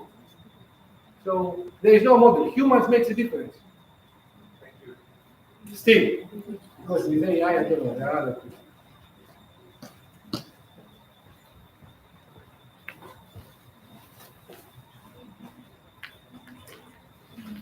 So thank you very much. I'm Naomi from Investor Just. I saw something you've actually spoken so much. We're still learning through the Erasmus project. I saw something on joint and double international degrees. I thought we should inquire more. I know we're trying to do something about joint degree between here and the University of Jos. I know I called at the point, and she said we already have. Probably you need to give us a little bit highlight about that. How do we go about that? Applying for joint degrees between this university and the University of Jos. Yeah, we'll do with a great pleasure. We can have a Zoom meeting later on. We can discuss. But the main things that you should focus depends. Like if you would like to do a joint degree, without external funding, of course you can do. Like starting from the existing ones, and try to collaborate. That if I will bring this expertise from Piraeus, and you are bringing this one from which country did you say? Nigeria. Nigeria. If you are going to bring this from Nigeria, then we're going to create something that addresses some priorities in Nigeria, some priorities in Europe, and this degree will help both of our graduates to move. You can start from the existing one, or you can build a new one, like based on priorities for the economic sector or the research sector in Nigeria, but also coincides with the priorities and the research and education with your partner. This is the first thing that you should do. Identify a section that you would like to develop in your joint degree. And then through the section, try to address priorities of the section. Like for example, research, nanotechnology has brought now, let's say, colloids, nano rods up there. There is no degree. So probably, if the technology, the industry invested now in nano rods, it's something that we need to train. Yeah, I will, in the break, you can ask me all the questions. I will try to respond. Yeah? Please. Oh. On the bars. Yeah. So, first of all, Bushra, I would like to thank you for the presentation. Very inspiring and impactful, I believe. Just wanted to say that when you were talking about the cultural barriers, I think also that one of the main aspects is that we engage all of the partners when in the proposal, in the preparation of the proposal, and especially we see in proposals that there are sections like risk management. And there you have to, take info and data from all of the participants, all of the partners of the future consortium. And one comment also about how to increase internationalization. I believe that by participating in conferences like this and coming back to your university with an agenda, coming back with future, research discussions, coming back with innovative ideas that are presented to the rest of the staff is something that could change a university that is lacking the internationalization philosophy and showing the potential that we are, stopping ourselves from. Because you show how the others from the academic community can involve, and we, because we're not engaging in this internationalization philosophy, are staying behind. So I think that is maybe a method to convince rectors, vice rectors that we have not invested as much as you have in internationalization and collaboration worldwide. So,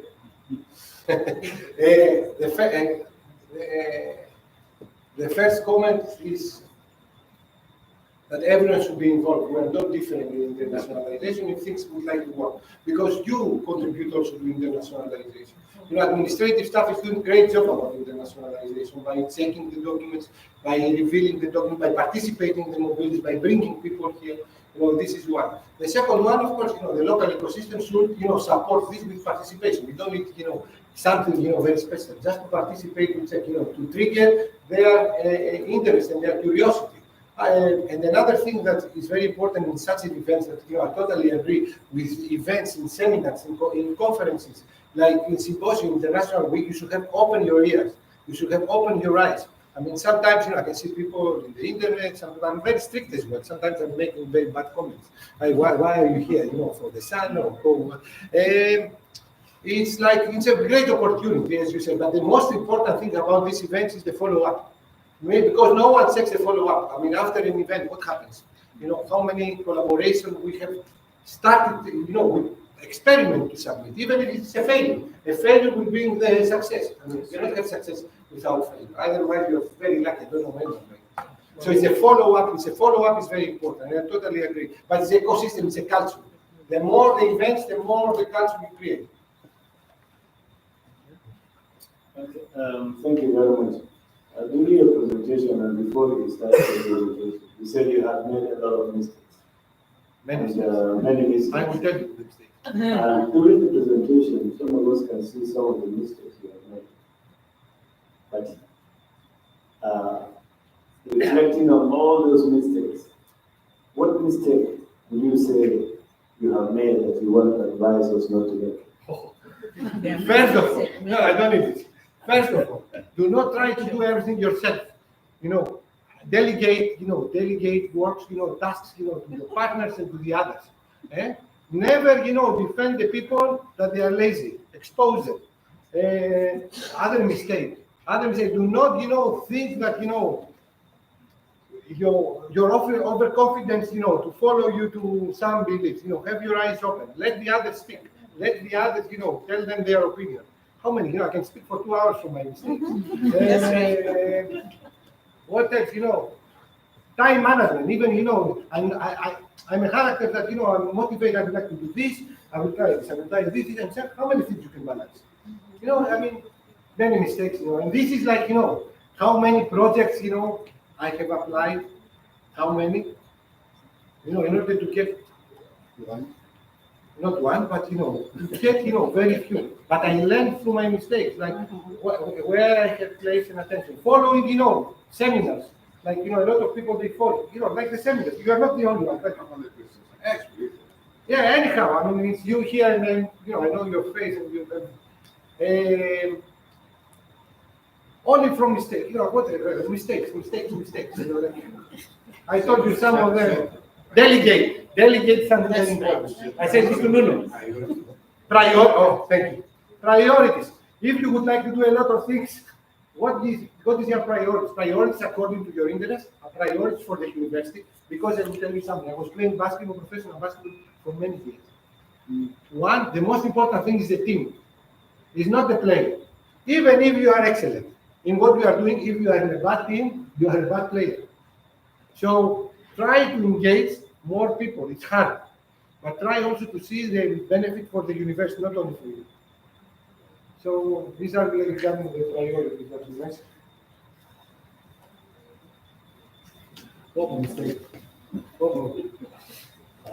I have given money without knowing the others, and do the thing, and then I was looking for the money. Thank you very much for a very interesting and a very informative session. There's something called digital transformation maturity model, which usually guides organizations to go through all the stages in the transformation. I think internationalization, similar in that sense, that different universities are at different stages, or levels of internationalization. And I think I encourage researchers maybe to develop this model where you will be able to see, to assess yourself as a university and know where you are in terms of internationalization. And you can actually include in your strategic plan all the initiatives and projects that can take you through maybe 1 year, 2 years, 3 years, 5 years, whatever, from level 3 to level 7 or level 9. And this will be rather than random initiatives, here and there.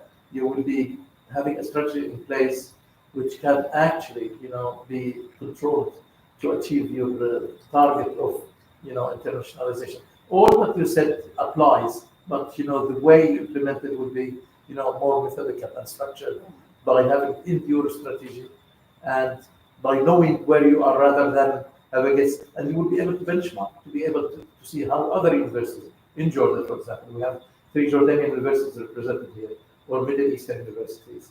So we can actually, like in digital transformation, we can know where we are and what is needed to be done, to move on to where we want to be.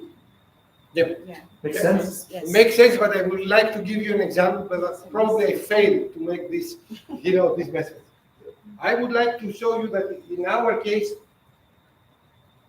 we are thinking and we prioritize the things in the way that you have mentioned as a vision. So we started I'm talking about my research lab. I started with an intensive program, a very small thing, very few money, in order, to make summer schools in what we were doing in the research laboratory, organic electronics and lasers.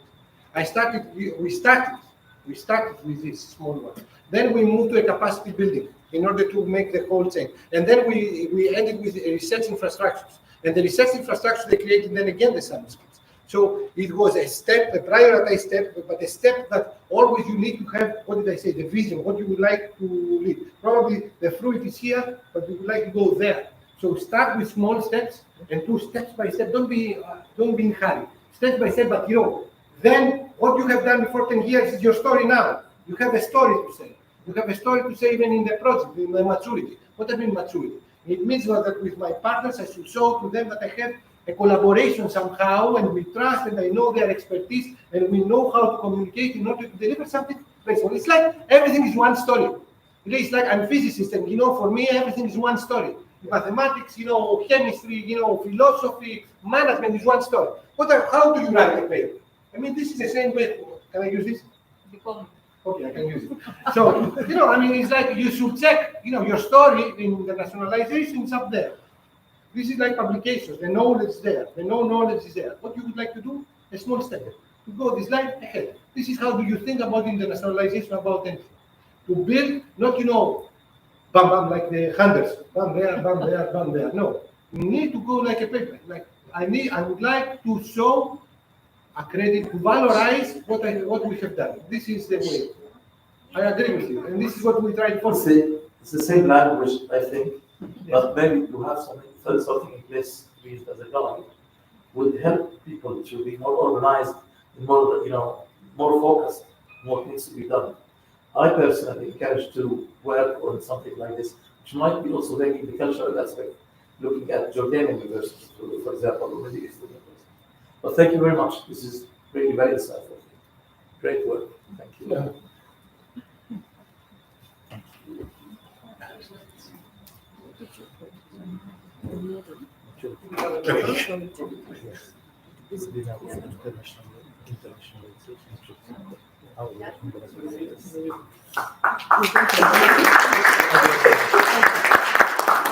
Thank you, Professor Petrides. It's honor for us to come to have for this presentation, have good collaboration with your university. I inform you with the University of Professor Petrides established now and create index about internalization, focus the start from Erasmus because easier for us.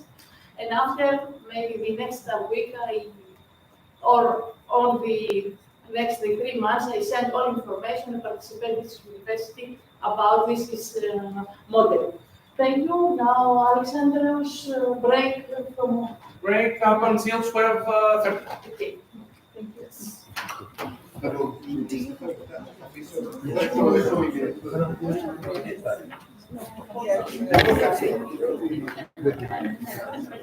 you.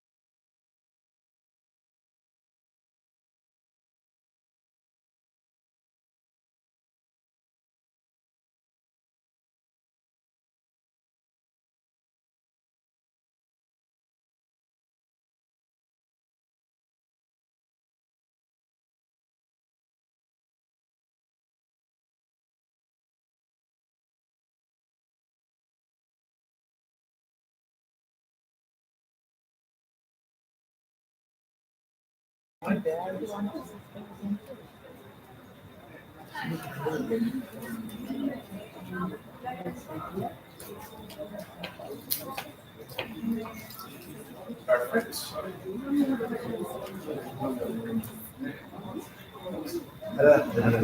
يا مرحبا.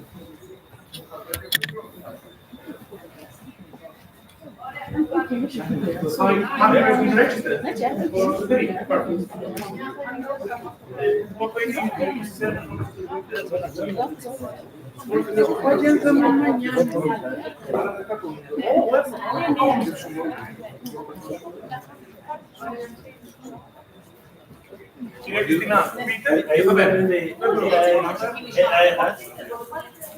That's me. That's really me. Yeah, that's what I said. Yeah, that's what I'm saying. Yeah. There's something behind what I'm saying. Yeah, that's good.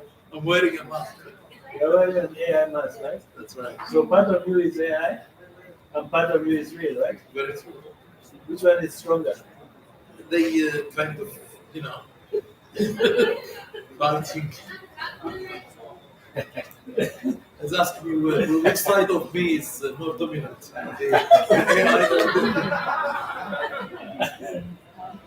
We start.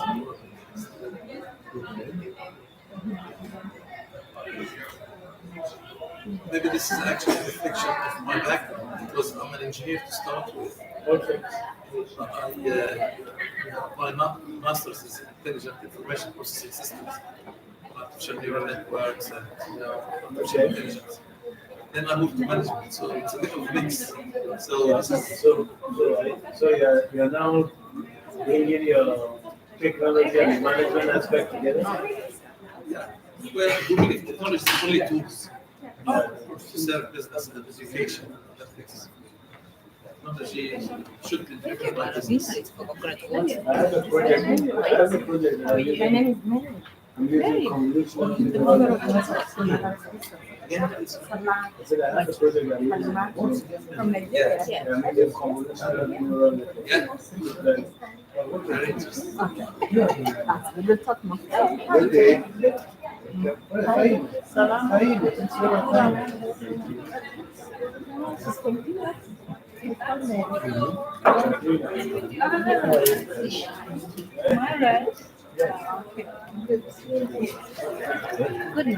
Hello, how are you?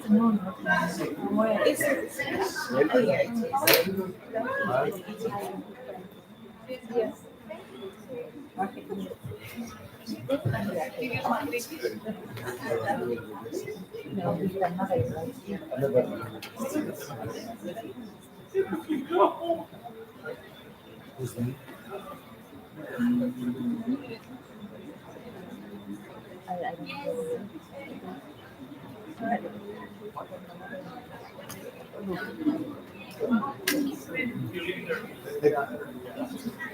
Just us.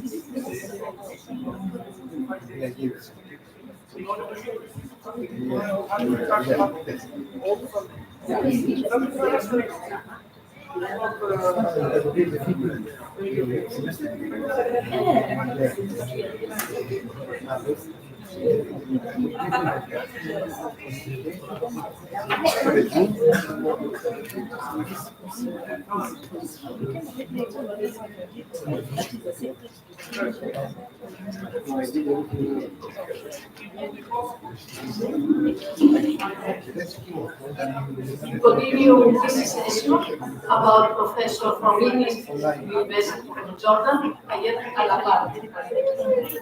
Thank you, Christina. Good afternoon, everybody. I'm great. Helispera, I think. Helispera. Yeah. I asked the driver. Anyway, what we're talking today is about something which is reflecting on a research experience by my students and myself, on the future education and disruptive technologies. So we're looking about how new technologies are expected to be reshaping, reforming, education in the coming years, maybe. So, titled Future Education and Disruptive Technologies, And the focus is on harnessing disruptive technologies such as artificial intelligence and ChatGPT for enhanced learning. So how will the universities be looking like, and what models they will be using, benefiting from the different disruptive technologies that we are starting to feel and experience the importance of them in our life. My background is a bit mixed, I come from the Middle East University in Jordan. I was the director of the international relations, signing 2 agreements with 2 UK universities. This is probably part of the internationalization. Erasmus office was part of our involvement, so we're sending students to different places. Myself, I was in academic exchange in Romania, Brașov, the University of Transylvania, and I like traveling a lot. I did my initial education in engineering in the UK. Then, when technology started to have its indications of its importance, being smart and understanding how the world is changing around me, I did a master's in intelligent information processing systems, which is all about machine learning, artificial neural networks, and the like. And also, this was in the University of Western Australia, where I was a migrant actually. My doctorate is from a university in Sydney, Macquarie University in management. So I have a bit of a mix between, technology, business, and engineering. And this has helped me a lot in my consulting and training, finding solutions, especially with the use of technology. So we're talking about technology being tools, that can support education and to make it more effective. And the research which I'm talking about is really related to trying to understand, how these new technologies will be having impact on education. A lot of work is done on how it will impact on businesses, on governments, on things like this. But this was specifically related to how the education will be impacted, especially higher education. So the landscape of higher education is rapidly evolving, as you see. It's all around us. We all involve ChatGPT, Internet of Things, business analytics, the blockchain technology, financial technology. All of these things are, really becoming part of our within our reach, and we are involved in it, directly or indirectly. These technologies have the potential to revolutionize the traditional university model, as we know it, the classic model, and to transform the way knowledge is imparted and acquired. The main purpose of the research was to understand how these technologies can be utilized to improve pedagogy, andragogy. This is, I believe, these Greek words, right? Pedagogy and andragogy, right? I might surprise that most of the people talk about pedagogy, and I think pedagogy is related to supervised learning, teaching children. When andragogy is related to adult learning, true? But still, people, even in education, they talk about pedagogy as the model which is used for, university education.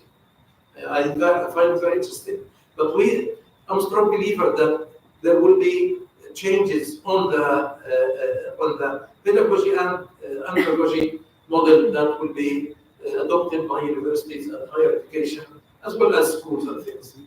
Also, it will impact on student engagement, personalized learning, and academic support.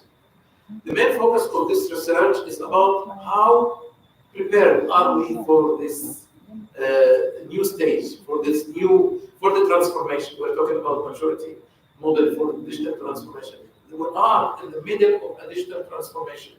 We are in the middle of, the banking system is changing, the government business is changing, education is changing, everything is changing. So it's useful to know the level of preparedness where we are now, in terms of taking part in this change.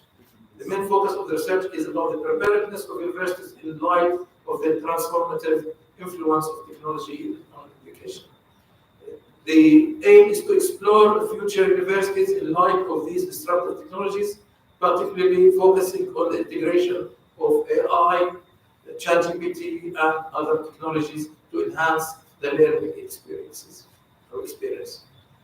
Research objectives is the identification of key education models, theories, and trends adopting the future of shaping the future of higher education, the identification of main disruptive technologies that are expected to have an impact, a real impact, and the assessment of potential impact on disruptive technologies on higher education based on identified features. So what we thought about, if we know the feature, the main features of each of these new technologies, then if we identify this, we will be able actually to anticipate, how this will be serving different purposes, how this will be having impact on how we do education.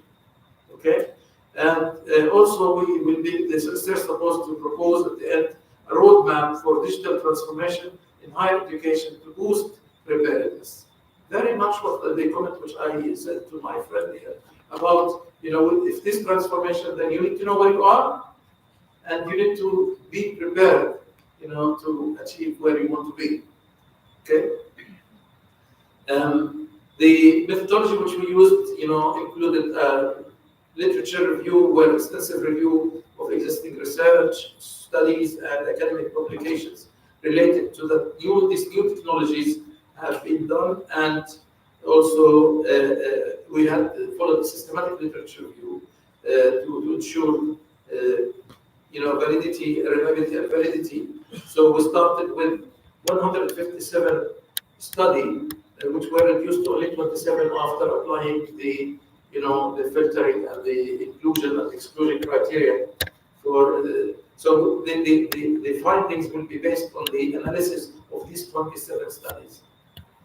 Okay.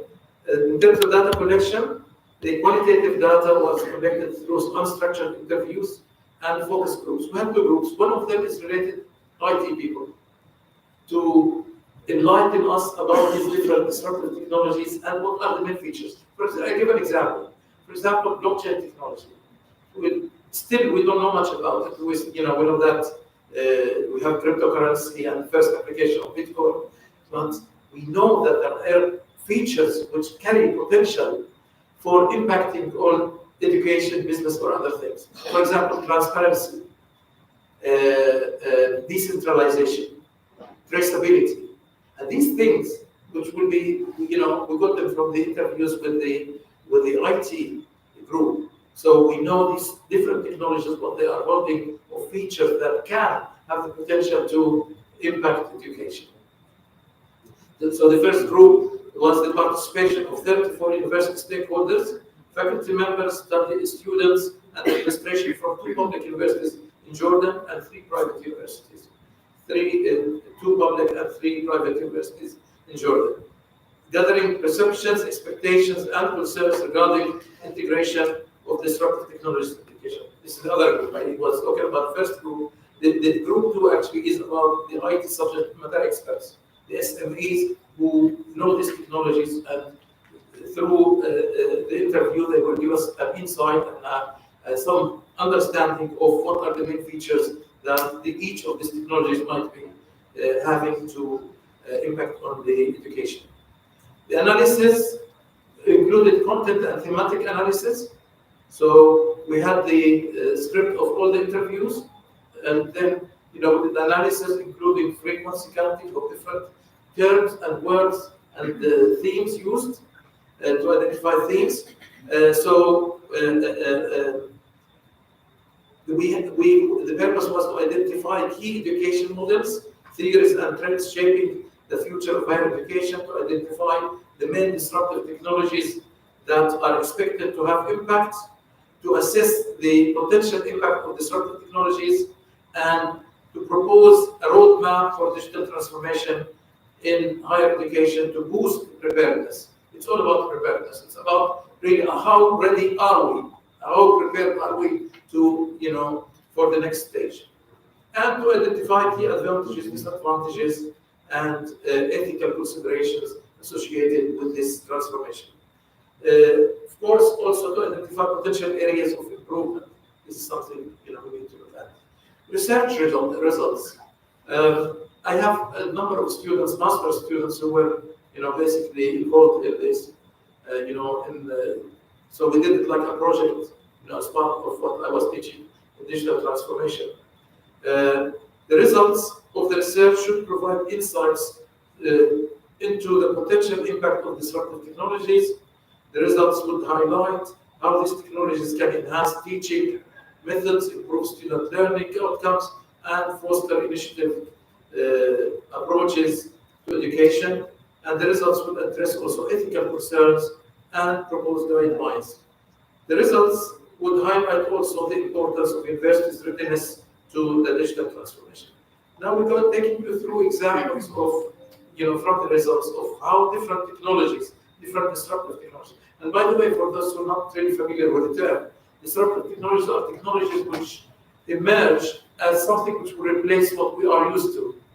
For example, we are using the landline telephone, and then we have the mobile phones. This represents a disruptive technology, something which will become the norm, replacing previous technologies. So there are many different technologies which we have been using for the past 30, 40 years, but now we have new technologies that are taking over. Now, with different objectives of the research, we have things like key education models. We wanted to identify key education models, theories, and trends shaping the future of education. The result was from the content and thematic analysis. In order, we have this sorted, this is words, terms coming from the interviews. Online learning was one of the things which was kept being repeated by different interviewees. Then e-learning, blended learning, distant learning, personalized learning, anthropology, decentralization, user intelligence, and so on. These things were picked from the interviews. When we talk about this, is in the interviews with the lecturers, the faculty members, with the students, with the administration, the academic people. So we identified the technologies which they thought, the concepts in education that they thought that would be enhanced using technology. Now, this is coming from the interviews with the IT subject matter experts. So the words or the technologies which kept being repeated and frequently, and with the uncertainty of the number of the frequency, is artificial intelligence, ChatGPT, chatbots, artificial neural networks, machine learning, deep learning, virtual reality, augmented reality, Internet of Things, cloud computing, 5G connectivity, business intelligence, and so on. Okay, so now we know in terms the frequency was actually reflecting the importance as indicated by the people who have been interviewed. Okay. Now we look at potential impact. We identified the concepts where things can be improved, and we have identified the technologies, which were thought to be the most, what would be having more impact. And now we look at both together. The potential impact of disruptive technologies on higher education based identified feature. So starting with artificial intelligence and personalized learning. AI is at the forefront of reshaping education. AI-powered systems can analyze individual learning styles, track progress, and provide personalized recommendation to optimize the learning process. So AI can be proactive in helping us to achieve all these things. And adaptive learning platforms, chatbots, and virtual tutors are examples of how AI can enhance education by catering to the unique needs of each learner. So this is AI. We looked at also in the right order, as they're sorted. The second important thing which has been highlighted as a technology that will have impact on education is virtual and augmented reality. So we linked that virtual and augmented reality to simulations and visualization. So we think that this is something which will contribute to education or the reshaping of education, through simulations and visualization. So VR and AR are no longer science fiction, but are becoming essential tools for education. These immersive technologies enable students to explore historical sites, for example, dive into 3D simulations, or even dissect virtual organs, if you are a medicine student or if you are involved in something that is technical, they bring a level of interactivity and engagement that traditional classroom often lack. So we think that AR and VR, artificial intelligence, virtual reality and augmented reality will give us this major improvement on the experience of students in different disciplines and different specializations. Then we talk about 5G connectivity and faster and more reliable internet for more effective learning. So we think that 5G will have its own contribution. So the rollout of 5G network is set to revolutionize how we connect to the internet. We all use the internet, especially after the COVID-19 experience, the pandemic. The whole world had experienced moving to the e-learning and to the online learning. So, but the internet was one of the challenges, So with 5G, we're talking about a much faster internet. The rollout of 5G network is set to revolutionize how we connect to the internet. This technology ensures faster, more reliable internet access, which is vital for remote learning, video conferences, and accessing cloud-based resources. In a post-pandemic world, reliable connectivity is crucial for education and remote work. Moving to Internet of Things. Many of you may hear about IoT or Internet of Things, a concept which has been developing over the past 15 years or 20 years. The first time I was introduced to it, maybe it was in 2000, 2005, in a conference. We were talking about connecting all these different machines and devices, to behave as one system, and that to the extent that your fridge probably indicates what shopping you need would be ordered, online. So Internet of Things education and interactive learning environment. IoT technology can transform classrooms into smart learning spaces. Devices like smart boards, connected sensors, and wearable tech can create interactive learning environments, and these devices can collect data to help educators make informed decisions about student performance and needs. That's another area where improvement, that can take place potentially with the use of Internet of Things. Then we have blockchain technology, which I did mention actually. Blockchain technology, for those who are not really aware, this is a new technology which was not intended to be developed, but was a Japanese researcher, trying to find a way of bypassing the complex process of transferring money from one place to another. And they ended up with a platform that is good enough maybe to replace most of what we are doing in technology now, maybe in 5 to 10 years. Even the internet and all these things which we know would be, maybe more effective if they are handled through the blockchain technology. But blockchain technology has its own features. As I said, decentralization. So we don't want to go through the international bank, or the monetary fund or whatever. So then we have faster processing with a more secure environment. And as people who may know only Bitcoin, and link it to the blockchain, but there's so much investment. Billions are being invested in blockchain in many, many different applications. One of them is called smart contracts, maybe you know. So you don't need to implement, you might have a contract, a university having a contract with another investor or with a funder, and there will be no need for a human involvement to implement this contract, because it's a smart contract. The terms and conditions that will be automatically, implemented. So blockchain technology and credential verification, transparency, decentralization, and tamper-free. So it's almost zero possibility of people, changing things here or there, because the whole community connected to the blockchain will be alarmed, will be alerted. So it is through its features, it's promising to have a major impact on business and also on education. Blockchain technology is being used to create secure, tamper-proof digital credentials and certificates, and this innovation can prevent credential fraud and streamline the verification process, making it easier for employees and education institutions to validate and a person's qualification. I personally had one of the master students at MAU who has a pharmaceutical background, assigned to me as supervisor for, in the MBA, and to look for a topic. I asked her to give me a list of the most important 10 problems in her industry.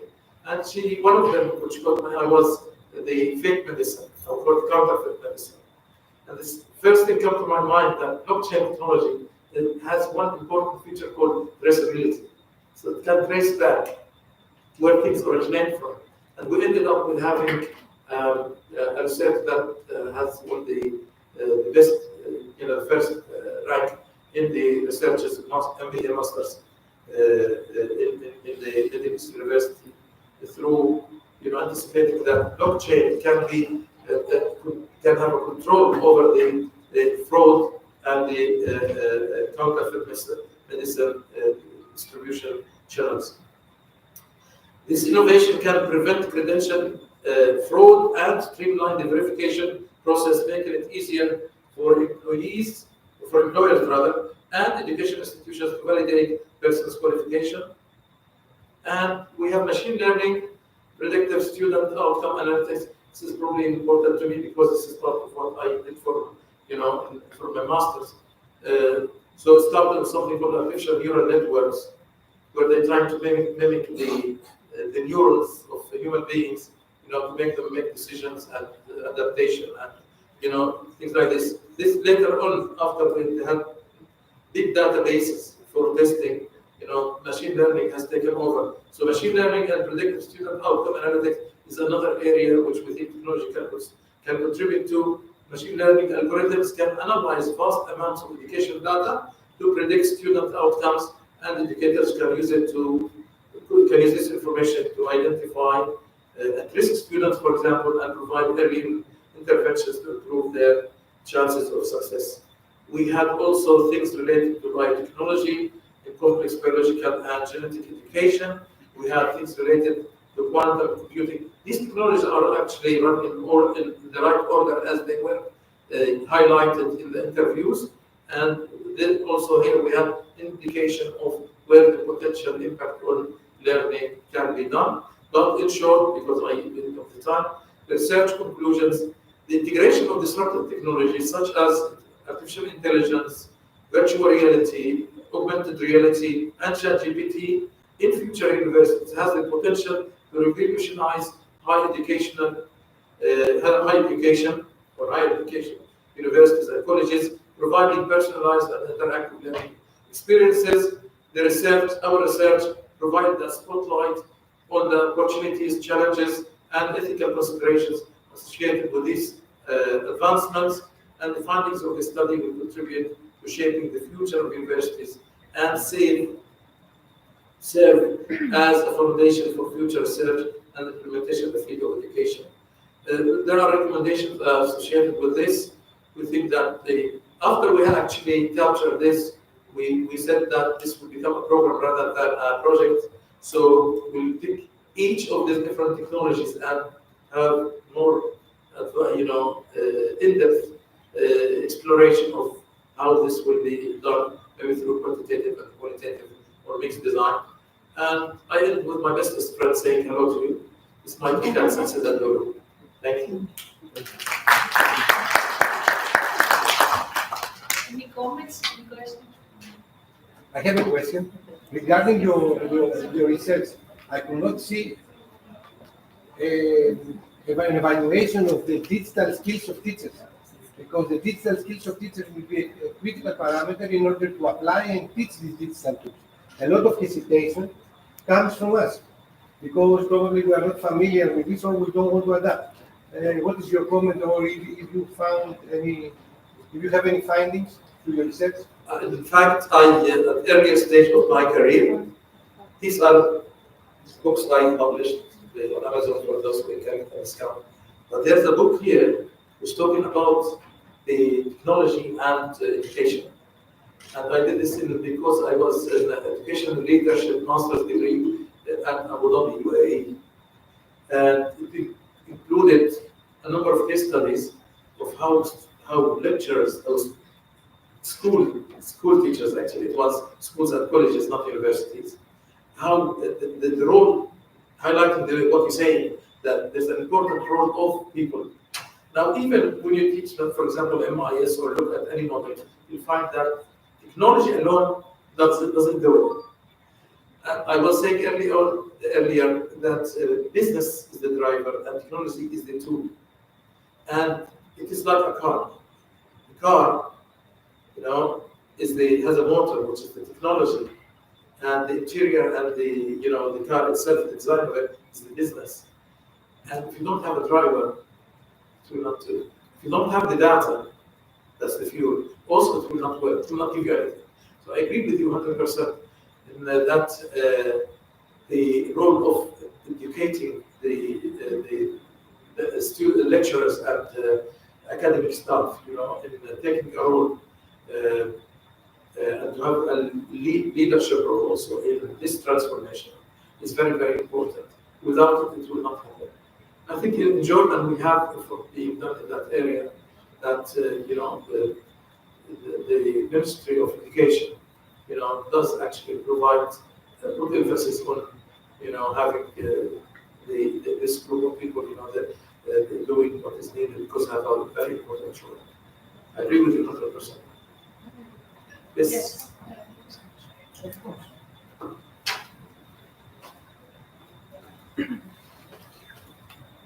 Thank you very much. Let me take it from the last speaker as well.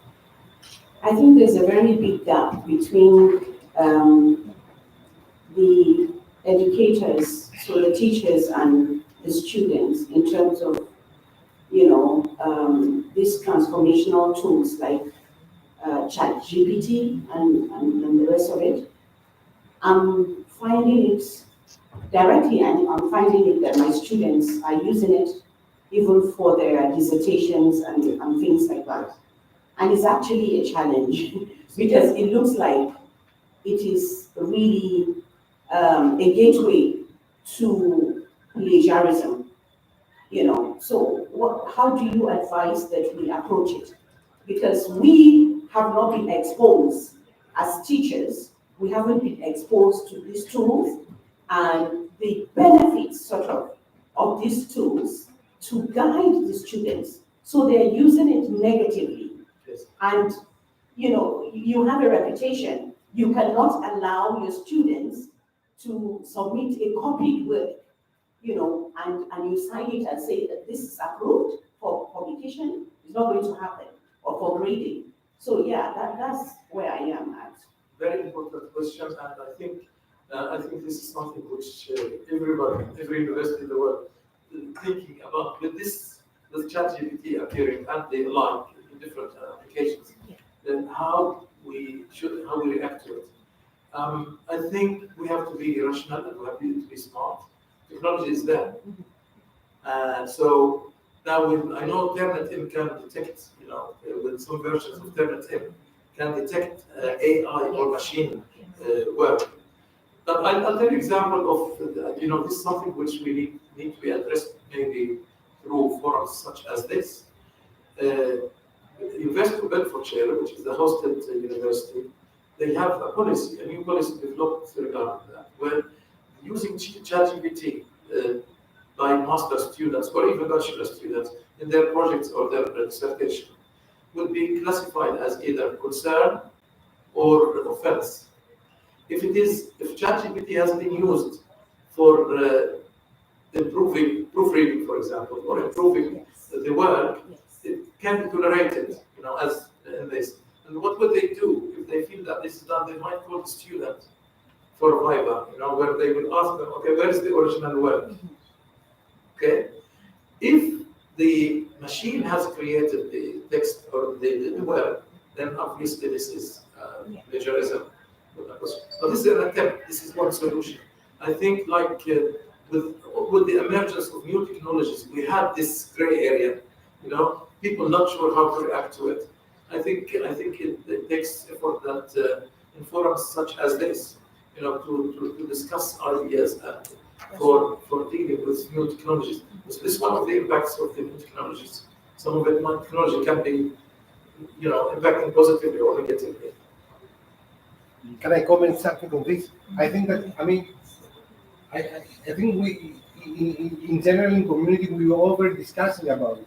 Because technologies and development of technologies are there for us to use. It's like the question is like how to use it, how to use it. And here the soft skills and how do we train our students in order to develop the critical thinking. They are going to help them how to use these tools because we are going to use these tools. All right. So it's like the critical thinking of the students, the critical thinking, the pedagogies that we are using in order to develop these critical soft skills that they are going to make and they are going to facilitate our collaboration with technology as a students or as a teachers. And at the end of the day, there is the assessment. And through the assessment, we are using the 5 house, you can identify very easily who is the owner of the work and who is not the owner of the work. And this will help them in the next time to develop the critical thinking and the ethics to use appropriate and ethically these tools. This is my opinion. If I may add a comment also. It is like you try to shut down the highway because some people will will violate the speed limit. Which means what? You cannot stop AI in anywhere. So what is the problem? The problem is us. We need to adapt to them. We need to change the method of assessment. If we continue to give tests on knowledge-based testing, we are stopping the competence and skill development of our students. Because what is innovation, what is new, is not the content coming out from AI. It's the prompting that the students are able to use to discover information. And this is what we want them to do, to discover information. That's right. But what is the challenge? How to use the information. To discover the information and write them a test and give them a grade. And then let's say they get 90%. 6 months later, without notice, give them the same test, they will fail. What does it mean? It means they knew the information, not knowledge, at some point, but it never became knowledge. Because they forget it. If it becomes knowledge, you do not forget. This is the difference. We need to change. We need to adapt to change. I think we need to have innovative ideas of handling this. For one, when I had some students who I know that they're not that good, but they managed to get some very high quality work submitted, for their projects. Actually, I started thinking of different ways of assessment. So you could actually have them present. Not say you cannot rely only on submission. And you can actually make it interactive to see who's involved, who has been actually doing the work, who hasn't. I think there, as we agreed all that technology is there, and we have to accept that, but we need to be smart in using it. Yeah. Thank you very much. I have a very critical question. I think let me just add to the discussion.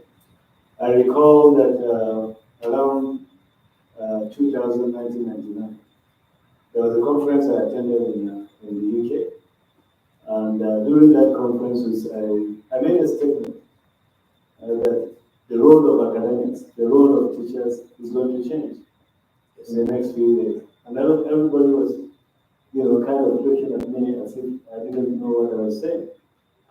But, after a few years, people realized that the role of an academic has changed, whether we like it or not.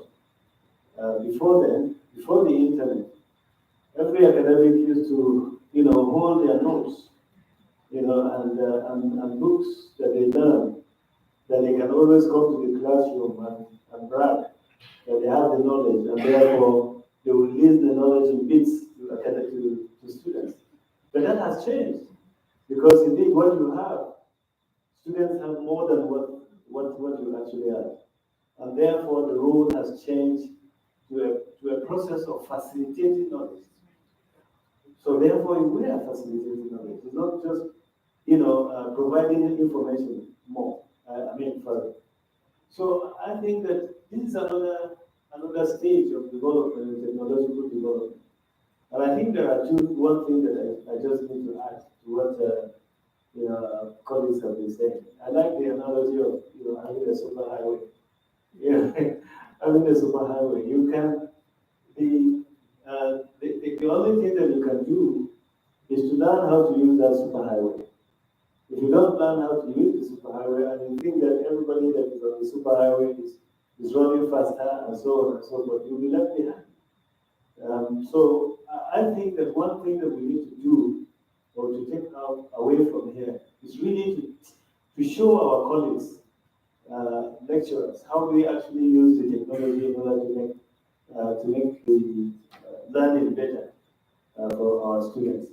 But I think another thing is that we also need to change. I like the word critical thinking, that what we are now going to be teaching is teaching students to be able to think critically, not just to be able to understand what information is being provided. So critical thinking is an important thing. If you don't know how to use ChatGPT, for instance, as a lecturer, there's no way you know that students have used ChatGPT. But if you do know how to use ChatGPT, you'll be able to even assess what students produce from ChatGPT, and you'll be able to know that they have used ChatGPT, because there are many ways you can actually understand. So I think that's a challenge to all of us, academics, to be able to know that these are, some of the things that we need to really know. But I think the question that I have, you started with the concept of pedagogy and andragogy. And our colleague here, when he was making a question, he also referred to us as, pedagogists. So, are there clear differences between pedagogies and andragogies? My view, yes. And actually, you mentioned it. There's supervised learning and unsupervised learning. When we're talking about adult learning, I think critical thinking, which was mentioned, this is the space for students actually to find the knowledge and to share the knowledge and to disseminate the knowledge. There are critical thinking even andragogy in the pedagogies. No, I think with the education one. For children, I think with supervised learning, they need to be guided. When I did some experiments with another colleague of mine at the university, where we had questions given to students, and then we had a forum for them, a model, to watch them as they are debating and discussing. And we found that they, as you said, they don't need a lecturer. They need somebody to have a facilitating role, only to guide them, or maybe just to prompt them to do something. This is andragogy, in my view, where you are actively involved in the creation of the knowledge because you have access. Now with the internet, with the academic databases, with all these things, even students through their experiences can actually be taking part in creating the knowledge and sharing the knowledge. Funny enough, in this experiment, we found that people were initially confused, because there's nobody to play the role of the leader. But we find that based on the personalities, they start to, actually help each other out, and we'll end up with people based on personalities, some of them taking a leading role, others facilitating role, and third following role. So they're all part of a comprehensive, education and learning process. But what you said, definitely, I would agree with everybody that the role of the educators will be changing. I think Emirates of Abu Dhabi, when they revamped their education system, they have created, with the help of Abu Dhabi University, a master's in education and leadership. And the people who were invited to this were lecturers and teachers for the importance of their role when they go through this major change from the classical model into the new model. I think. Thank you very much. Thank you. Thank you. I don't know if we have time. Just short remark that I agree that we have to change the role of the teachers because so I think that we have to change the paradigm of education from I will teach you to let's study together with the students because we did the research in our universities and other transfer universities in Ukraine and the most staff, academic staff is aged more than 50 years old. And it's not so easy, this age, sorry, to teach, to study the new technologies and to use it fast. So the same, in the same speed like the young generation do it. So let's study with them. Yeah, very much so. Because sometimes they know, they're more familiar with technology than we are. And it's not a shame, but it's a world that changed too fast now. Okay, now, after this comment, Professor Makridis will present. Thank you, Professor.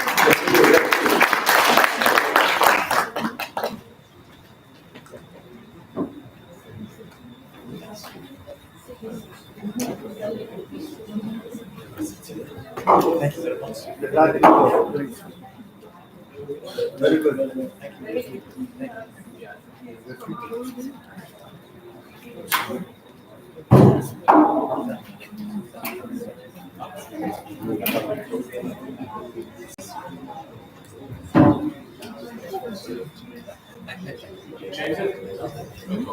No. Okay. Sure. Okay. All right. It looks like we're going to the lunch time, but I thought I would make you happy more happy with what we will discuss. Okay. This is the content of what I'm going to discuss. Maybe I will pass some slides because we are running short in time. But I will give the rationale of the change of learning approaches, the past, the present. We need to look at the past a little bit.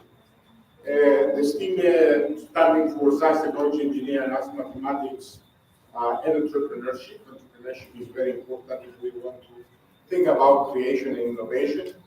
And the project-based learning is a tool that is a methodology that exists for the last 100 years, but really it wasn't implemented extensively in the education system, not even in the school system, not even in the higher education system.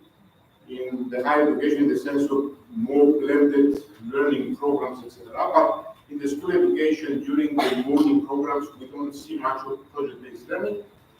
On the other hand, the project-based learning is a methodology that over and through the research and references is a method that can develop competences and skills.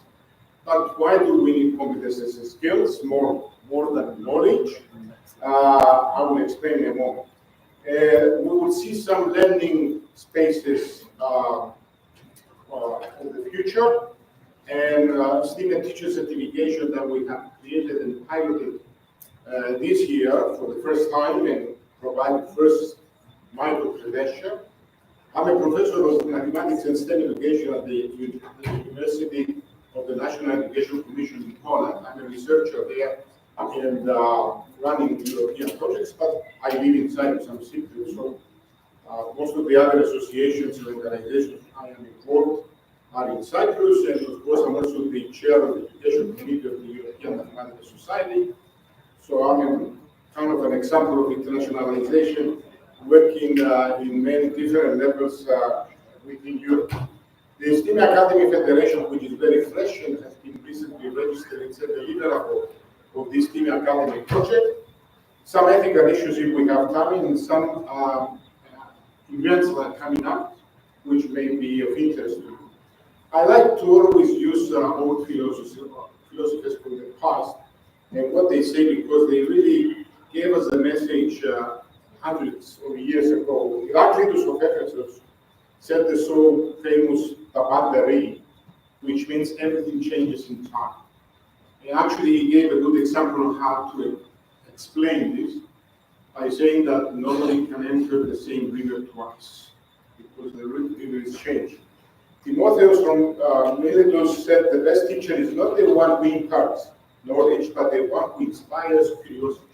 Like if we want innovation, if we want change, we have to inspire curiosity. And of course, Einstein, many years later, said imagination is more important than knowledge.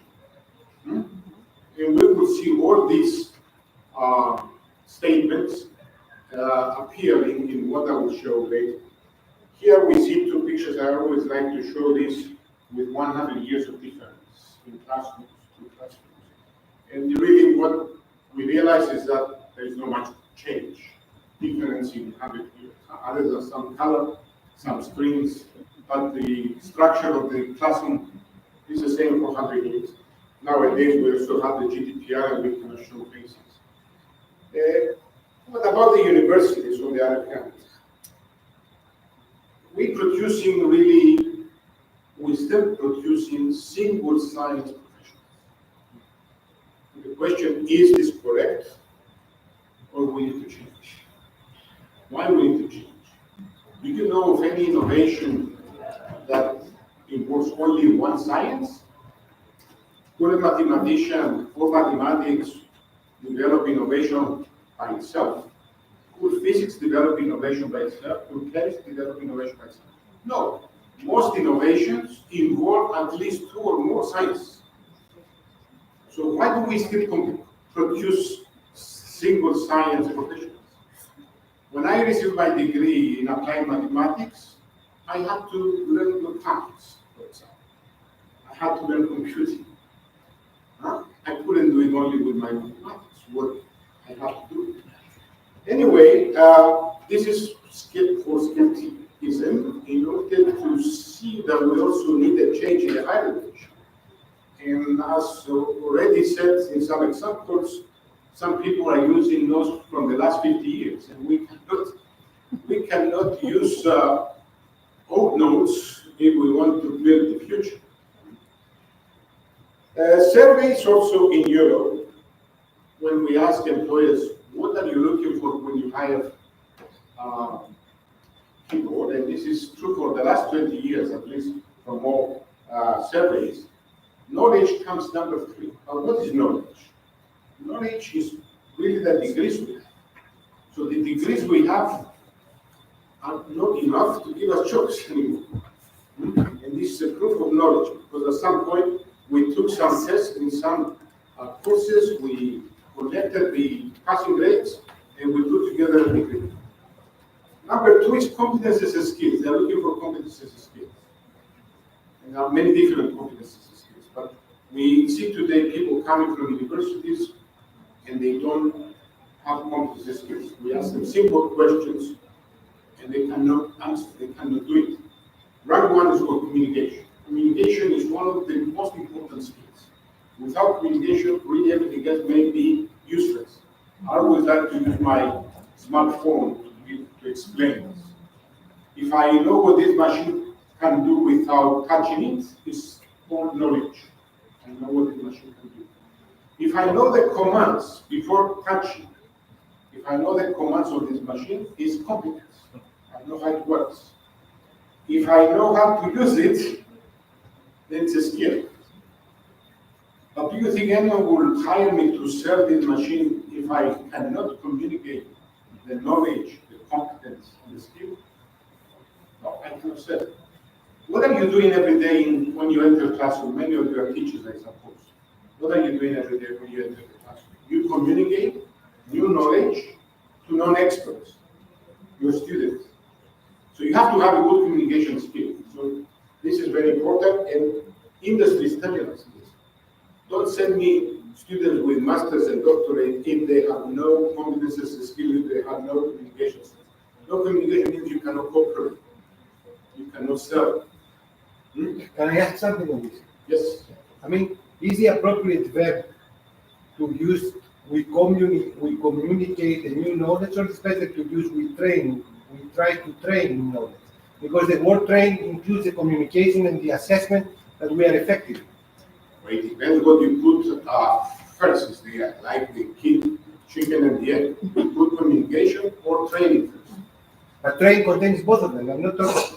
But if you don't have communication skills, you cannot train anyone. But train includes communication. This is what it's part of the development. But communication is a skill that you have to develop. You don't study a good communication skill. Okay. Research and experimentation also shows that competence and skills that we need to improve, parallel to what digital learning is needed is problem-based learning, inquiry-based learning, project-based, problem-based learning, learning by design. All these issues, take them through experiential learning. And we already mentioned virtual reality, augmented reality on this. But virtual reality for me is very, very, very much behind in technology. And one simple reason for this is that if I'm a teacher and I want to bring my students to this amphitheater, I have to create the environment, the VR environment that brings my students in this room, because it doesn't exist. This is just an example. If I want to take them to some mountain, this mountain does not exist inside a ready-made VR. So I have to be able to create my own VR environments if I want to use VR in the teaching. I have a method here, but I will skip it because of time. Here is asking you what you want to see in a future school university that you do not see today. You want to do it? No, a minute. And start. Just a moment. And I said you can give one or two words of what you want to see in future schools or universities that you do not see today. And you are allowed to give 2 answers. We don't like it. No, I will open this and then minimize it to.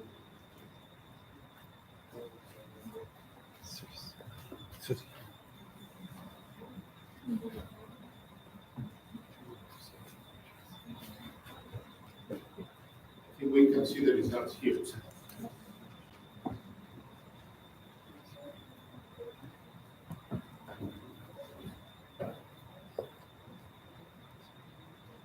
it working or is it expired?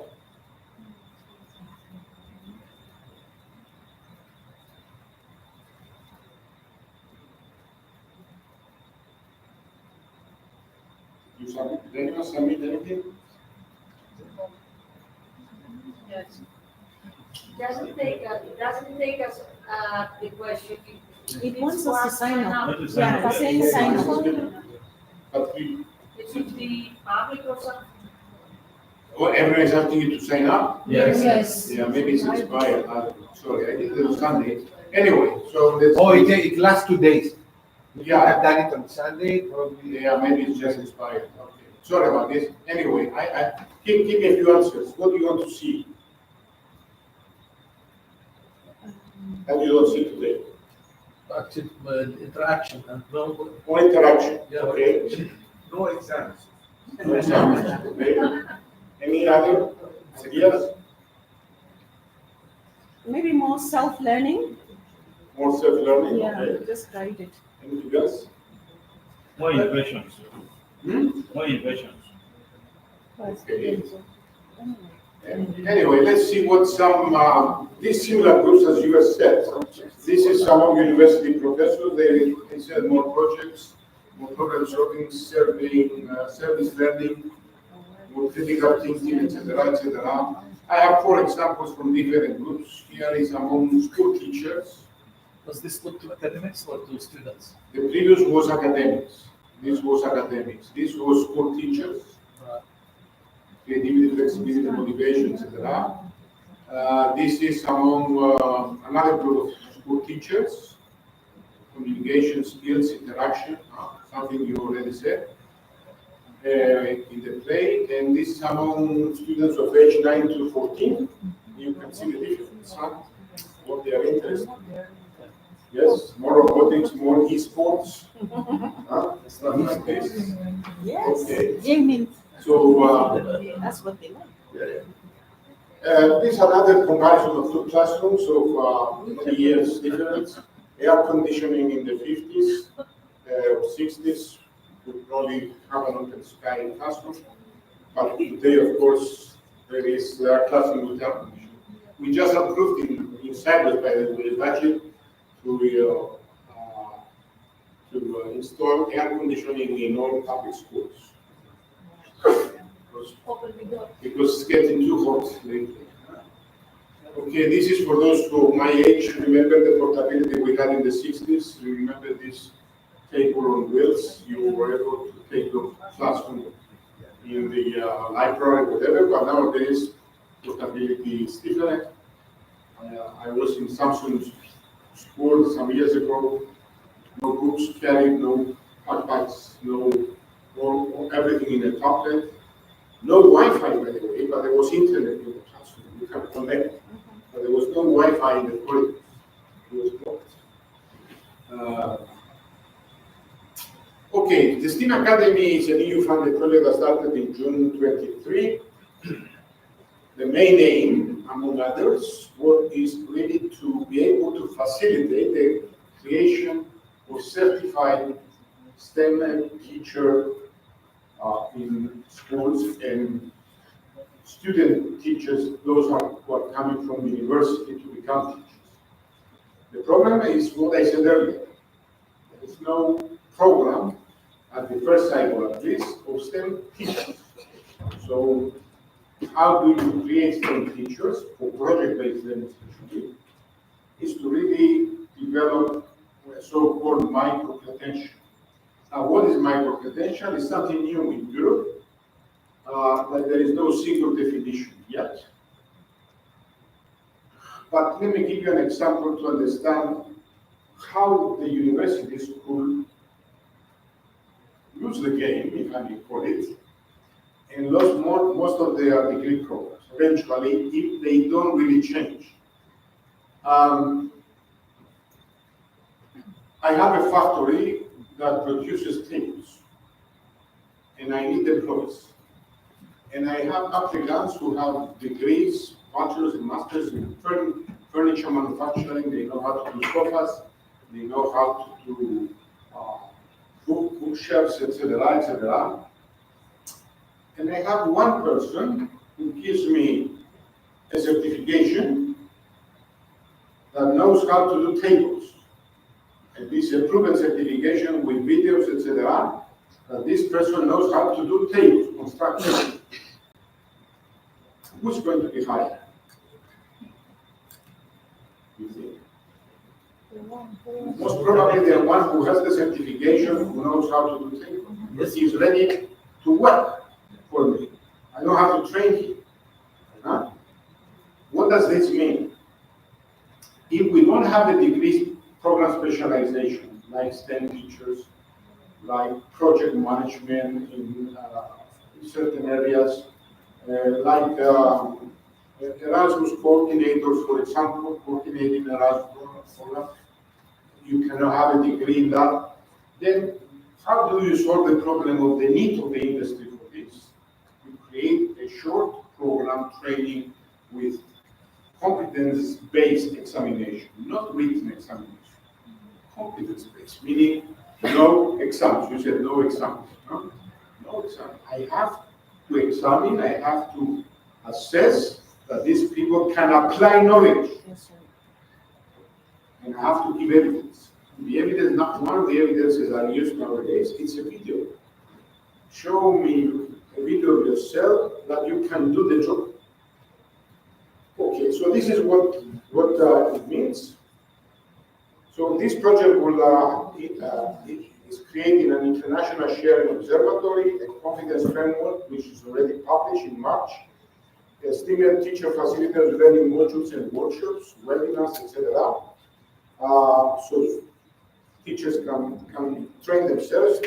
A STEAM facilitators mentoring program. Not one person can be certified by himself as a STEAM teacher. So there will be no single person applications become certified. Why? Because in order to support STEAM project-based learning, you have to have a cooperation of minimum 2 teachers for different disciplines. So in order to be able to be certified, you have to do it together with at least one other person. So the application for certification is a minimum of 2 people working together and implementing together a project scenario to the students. Because we believe in student-centered approaches, we stopped using the word teacher or teaching. We said, instead of teaching, we say learning. That's student-centered. It's not a teaching, it's a facilitation of learning. We're not talking about teaching hours anymore. We're talking about learning hours, student-centered. And of course, we also eliminated the word lesson plan. We don't do a lesson. It's a learning and creativity plan. Okay, these are the new nomenclature that we introduced. So collaboration approach is very important because of what I just said. You need at least 2 teachers to create something together of 2 different disciplines. And of course, the mentor and mentee system will be created in order for the experienced school teacher to work with the university student and teacher, the one who's going to become a teacher, together to design a project scenario, apply with students, etc., and be able to create the competence and the certification together.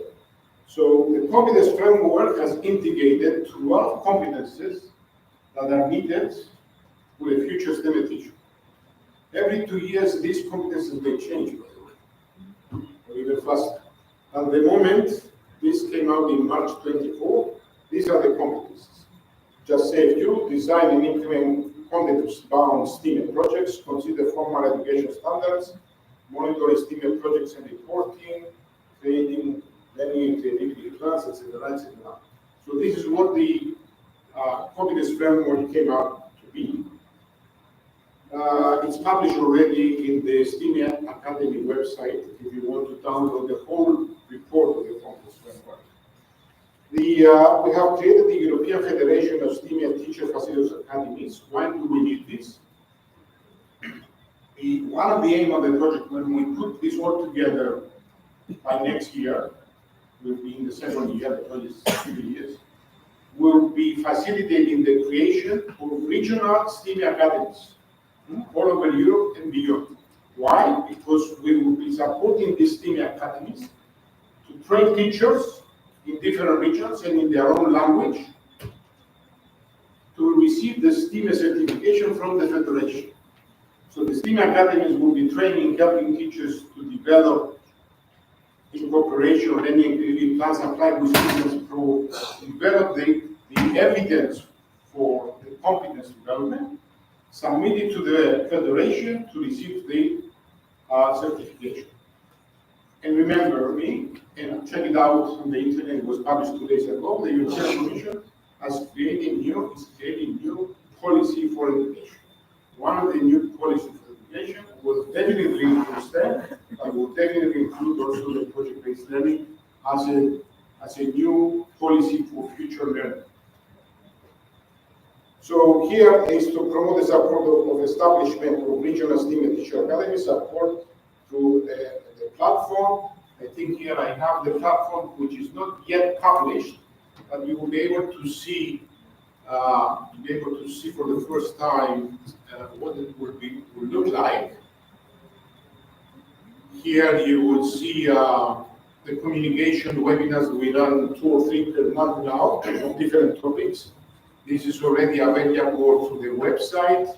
Here it is. This is the one I gave a few days ago on the 18th of September, STEM and learning spaces related to what I show you today. 3 more webinars are coming. There will be at least 2 per month. So what else? Here you will see the STEM Observatory platform, where you will be able to find more than 100 ready-made learning and creativity plans in 8 different languages. You will be able to see the 14 modules that we have developed for training the future STEM teachers, also in webinar form, and lots of material. And this is what you can just insert your email and go through. What else you will find here? News and the annual conference. Now we run symposium. The next symposium will be in March in Thessaloniki, in Greece, and in 26 in Cyprus. We'll have a really big STEM Academy conference.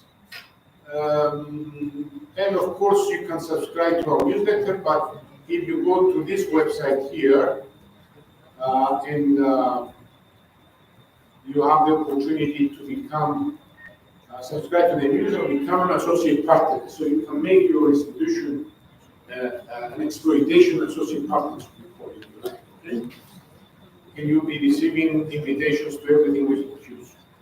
Okay, let me move ahead. Is there anything else? Policy recommendations will come out in the third year. Of course, a mentor-mentee system is very important, I believe, in order to have sustainability of the expertise. Education 3.0 is what we are trying to enter. Most of the countries are in Education 2.0. In Education 3.0, we see more cooperation, more research, student-centered approach I mentioned already, more dialogue, more VR, AR, but still lacking the flexibility, and of course we change lesson plans into learning plans. In Education 4.0, probably nobody has the full definition of Education 4.0, but you said something about working with students. It's co-creation, right? Yeah. Co-creation, this is what we want.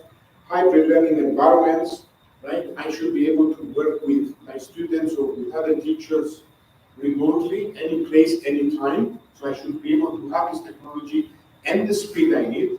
We know that 6G is coming soon, which will allow us immersive communication. Learning is done outside the schools. Learning plans are now called learning plans. The technology is free and very aware. So people become more self-adaptable to change. There is no more time for training.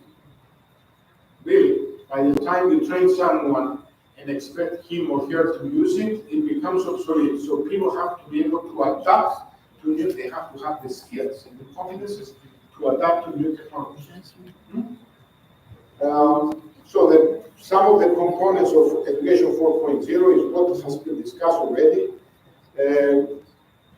Everything is there. But what we're missing also is the space, the learning environments. So I will show you what, remember Einstein said imagination is more important than knowledge. So we will show you what we have imagined for learning space. So lesson plans became learning plans, and now they are becoming learning and creativity plans. Pedagogy and andragogy was mentioned by a colleague here, is what we have now. Now is other education.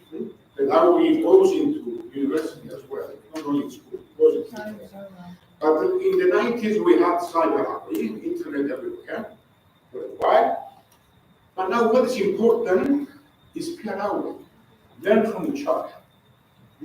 Co-creation, working in groups. Because the problem is the university, they are producing single science professionals.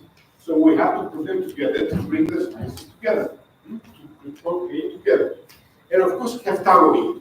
Pedagogy is Greek, but also is self-learning. We see a lot of movement on learning videos. We have got a project developing for the classroom learning into a video.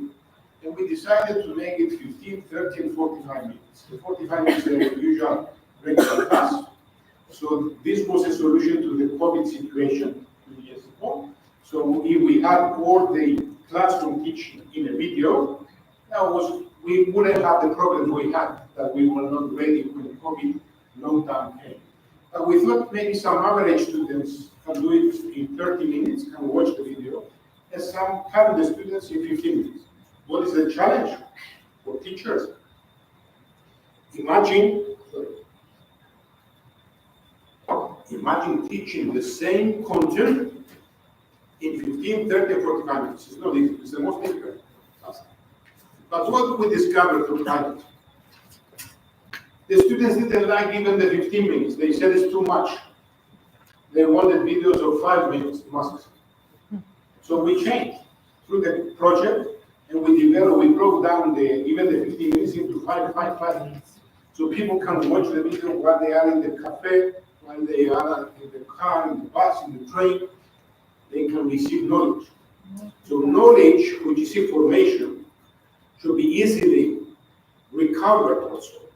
Because if you are in the month of March, you taught something in October, and you want to continue that, and the students tell you, teacher, we don't remember anything you told us in October.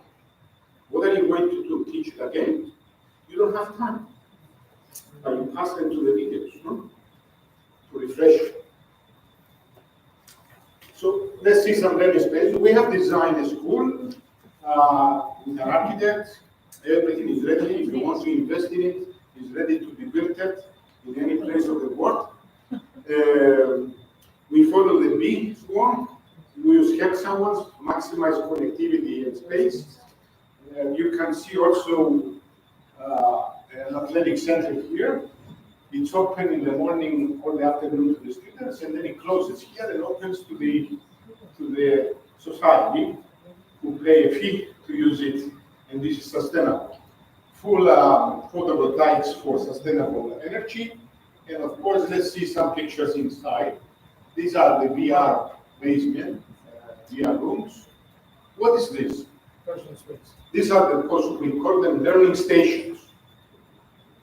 What did I just say? I said, the students say to you, we don't remember when you told us 6 months ago or last year, and I need to retrieve knowledge. I can go to the learning stations, watch a video, and come back to work, right? Or if it's a new knowledge that is needed in order for my project to process, I can send my students to the learning stations, half an hour video, watch it, and come back. It's like a library, a digital library. Yeah, that's what. Or I can send them as a group in a learning room. The teachers can be there also, watch videos together, discuss together, etc. Some more pictures. We even imagine a train moving at 3 kilometers per hour around the school, so students can be isolated in a vacuum and work together. Why not? This doesn't cost anything to us. We just use imagination, right? But in order to build this group, by the way, you need 100 million euros today. These are the so-called laboratories that we can imagine based on what we know today. Next year, maybe it's different. Some projects, this is the ground floor, first floor, yeah, with what we imagine there to have. We even have amphitheaters in there, but not for teachers to teach. It's for students to communicate to each other their work and to bring industry people into talks.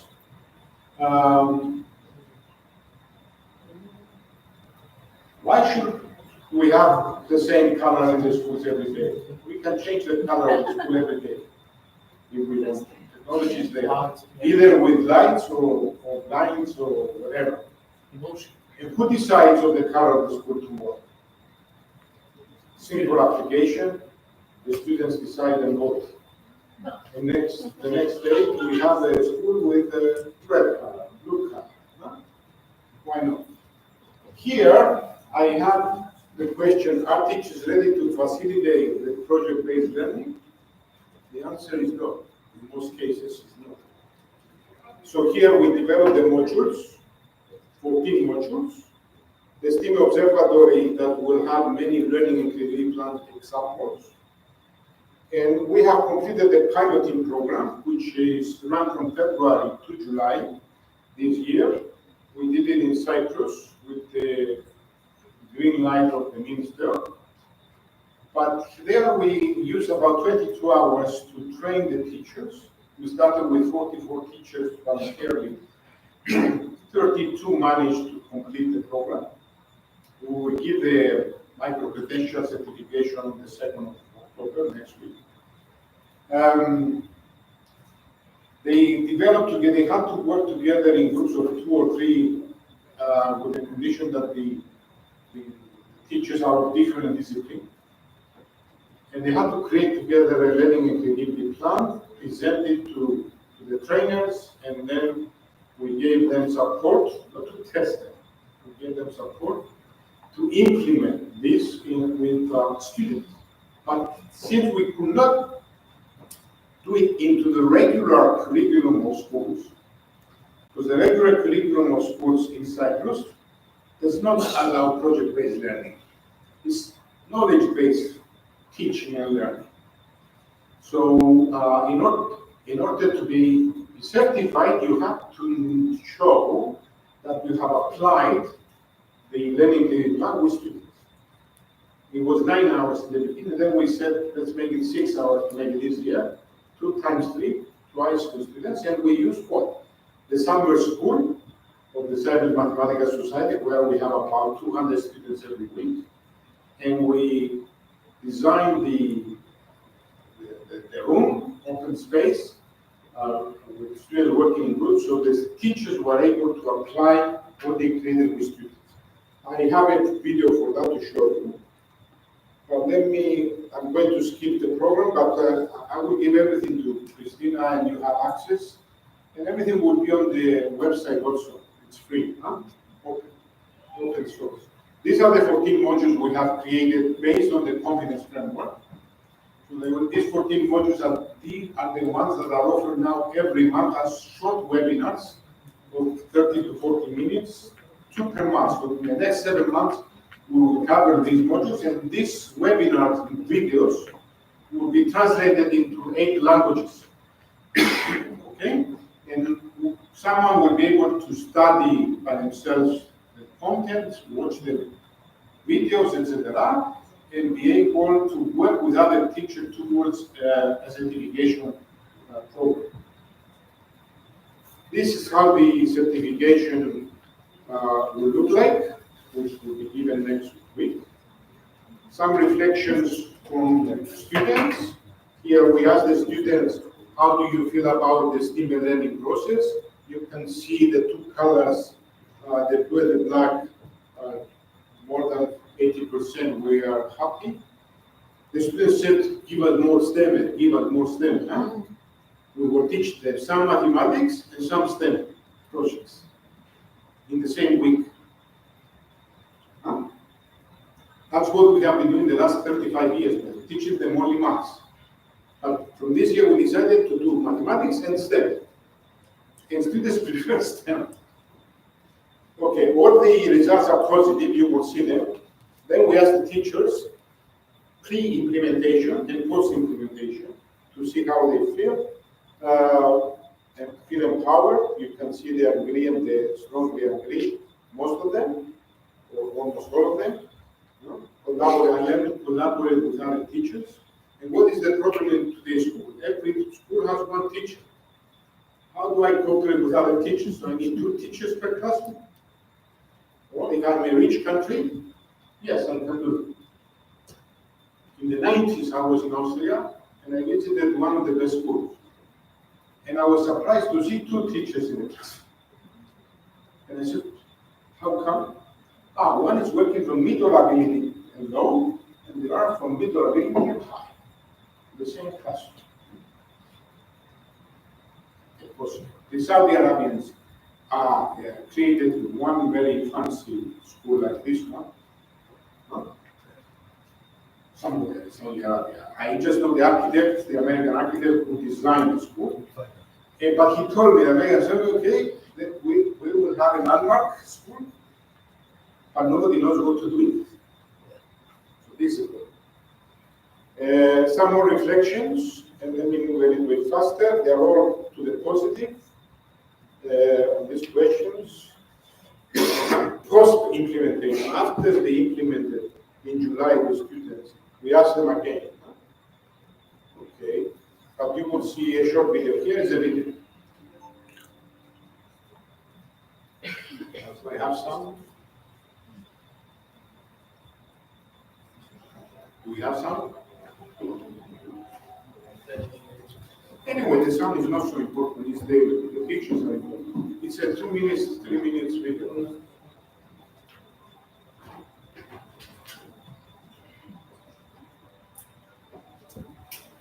So we had the session 1 with teachers, session 2, etc. About 3 hours each time. So we have about 6, 7 sessions.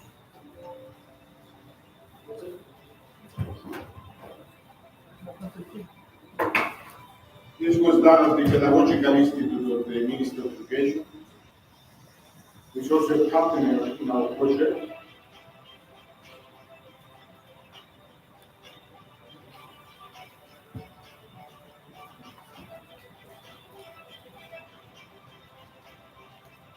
teachers work in groups.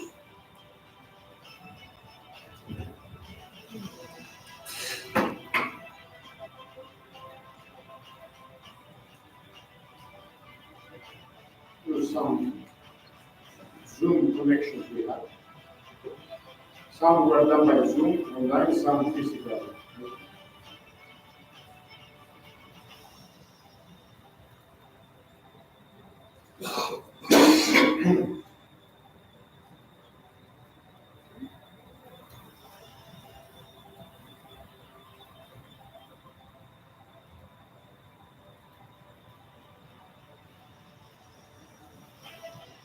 The teachers have to present what they have designed before they implement with the students.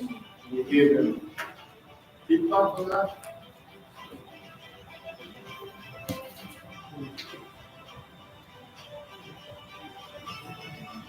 You can see sometimes are 2 teachers, sometimes are 3 teachers. And we have primary and secondary school teachers working together as well. And we also have a university student who was going to become a teacher to participate. And this is the implementation. In 3 different weeks, we had them applying twice or 3 hours each, 6-hour meeting.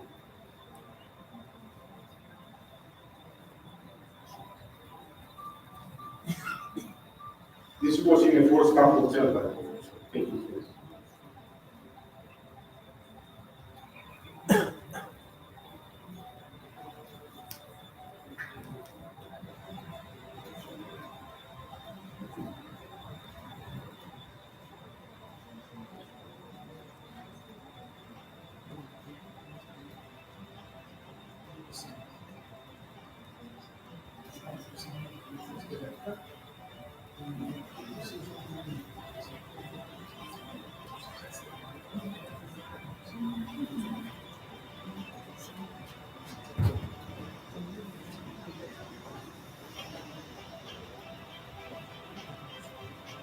I'm going to run again this program next February. We start already receiving interest from teachers. I will try, this is what we want to promote, to run under STEAM academies all over Europe. Right? Some of the training high school teachers who design something, they even brought a 3D printer into this one to work with students. Yeah, the 3D printer is on the left here, over there.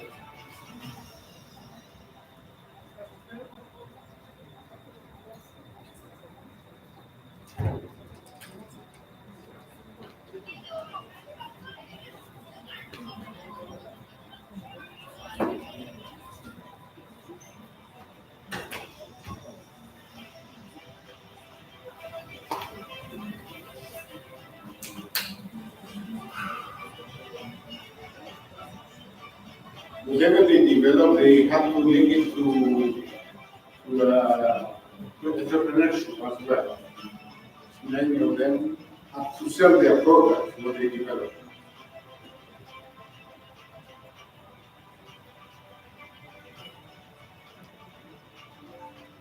Okay.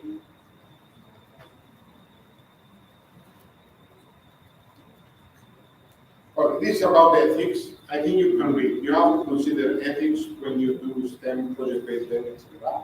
There are many principles there. Principles, there is also a link to the website. Equity and access, privacy and data security, ethical use of technology, inclusivity and diversity, environmental sustainability, curriculum content and fair assessment, STEAM project-based learning, social and emotional learning, teacher-student relationships, future EU schools and universities, all is there. And a few words about future events. There is a STEAM Academy Symposium in March in Thessaloniki. If you would like to participate, this is parallel to the Euromath and Euroscience conference for school students. Huh? If you've ever heard of it, I give you the link there as well. You can see this event, you can bring your students there. We have students from more than 20 countries. And you can see what is happening through some videos. So you can watch these videos if you like. We had 650 people this year in Rome from 21 countries. Anyways, just to keep in your calendar, if you're interested, the big STEAM Academy conference under the project will run in March 26 in Paphos, Cyprus. We have a workshop in January, a 2 days workshop, and it's free. And also there is some co-funding, 150 euro if you are accepted to come. There are only 30 places. The applications are open. And of course, we run the free online webinars that I already mentioned. And you can subscribe to make your school an associate partner if you like.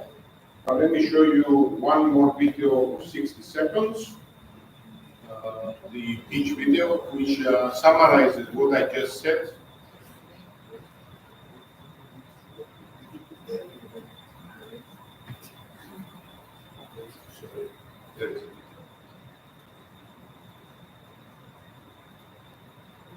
Maybe on click on YouTube the video. No. There's a link here. I don't see the link. Where is it?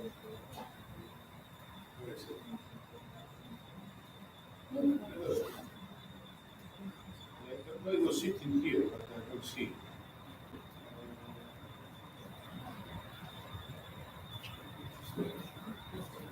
Anyway,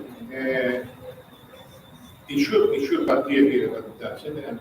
But you can, maybe it's here. Sorry, maybe it's here. Is this video? Here. Let me try this.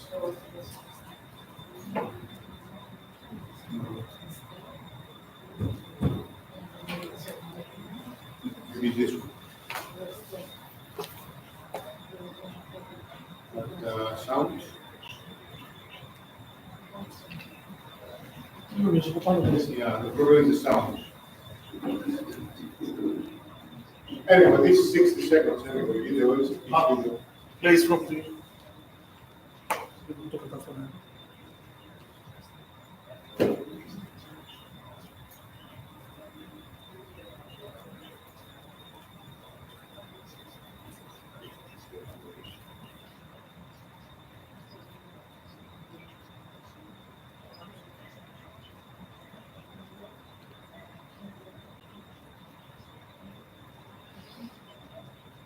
And this is a little different.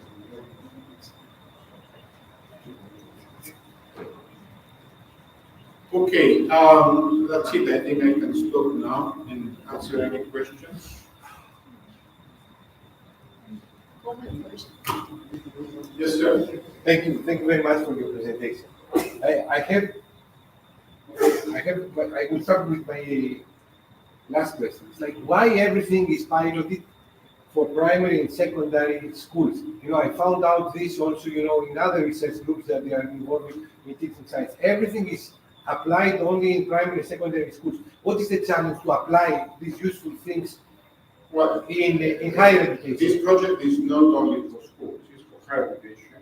That's why we designed a certification program to bring the university students as mentees to school teachers, those who are going to become teachers.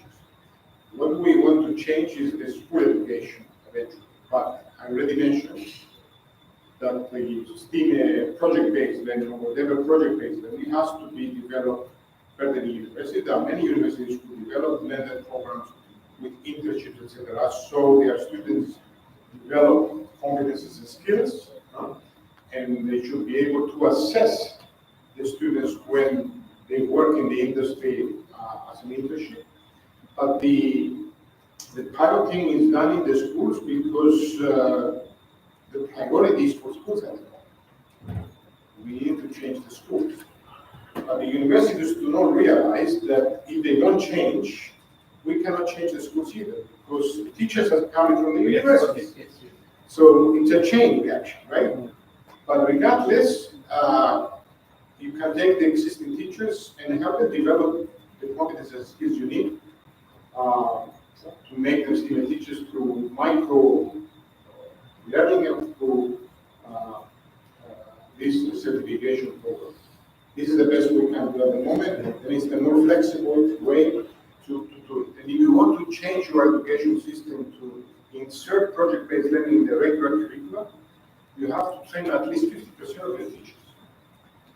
This is not easy.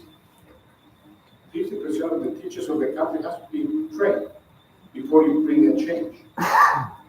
Otherwise, it will happen like it happened in Poland. They built STEM laboratories in every school, billions of euros.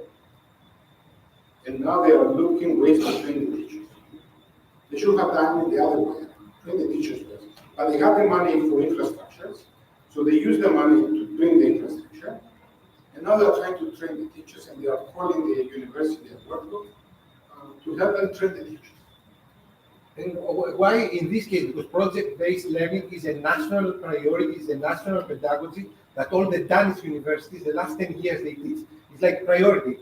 Danish government has dictated as a law the way that you teach is project-based learning. It's like they allow time. They have to allow them. So why they don't get the good policies? So of course, costs a lot of money because you need, 2 teachers. You need, the censor from the company in order to coordinate the teams that they apply this in higher education. But we have this good policy, from them. I mean, some countries who have applied, and they are actually, I believe those countries who are going to apply these new methods earlier than others will become richer because it will be producing people with competences and skills ready to work towards innovation.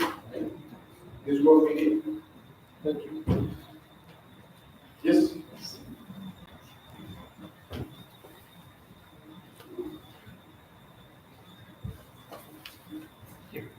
Yes, sir. Thank you. I have 2 questions to ask, but the second question is a rider to the first. Do I assume that this is just for the European Union nations? I said the word beyond earlier, so it's to support the creation of STEM teacher academies in Europe and beyond. Beyond means outside. So you can create a STEM academy, if you like, in your region, city, whatever, using this platform for free. In wanting to get into the STEM academy and all the what you are calling methodologies that are inherent in it, is it possible to adapt rather than adopt? Adapt you as a teacher, you mean? No, to adapt the programs to fit our own environment. Yeah. Almost if we adopted exactly. You can adapt the program into the teacher training program that you have. But in order to apply into the school, let's say, the learning environment, to the learning spaces, you need to change your learning spaces. Make them more flexible. If you want students to work together in groups, you have to give them the right environment. Actually, one of the largest American company, architect company, that is designing only schools in the United States. We have designed schools in 52 countries. The way they design schools is have no classrooms.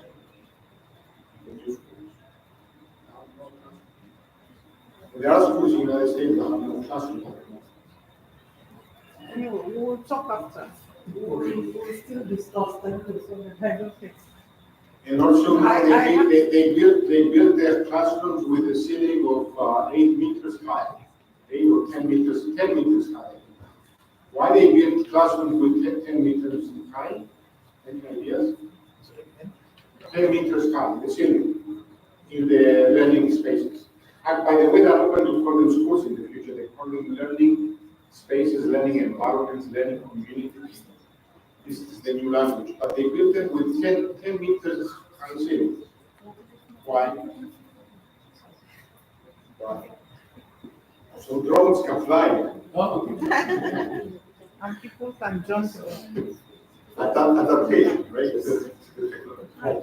I did mention my, first-hand experience with a program that was run by United Arab Emirates, for revamping their education system, their school system actually. So they identified that compared to other countries, their performance was not really good. So they ended up with having, a 10-year plan, to address everything, the staff, the technology, the classroom, the design, all these things. And they invited, Canadian and Australian consultants to do that. And in parallel to this, they had two of the universities in the UAE, United Arab Emirates, to run a master's program, as I mentioned, which I was actually teaching in educational leadership. And was targeting, teachers and the principals of schools. Why should, just, cross my mind, why some similarities between what is being offered here in having, teacher facilitators, prepared for playing a role, an important role, as compared to one educational leadership master's degree, that teachers and school principals can attend to do that. When they have also they will be certified, they will be having a master's degree. The Masters in Educational Leadership was in fashion, to be honest, in the 90s. Right? I remember. So it was still talking in 24 for educational leadership. I think for me, we're missing the evolution. We need to change this also. Educational leadership is not enough to provide the competence and skills to our students. It's okay to be a leader in your classroom so people can listen.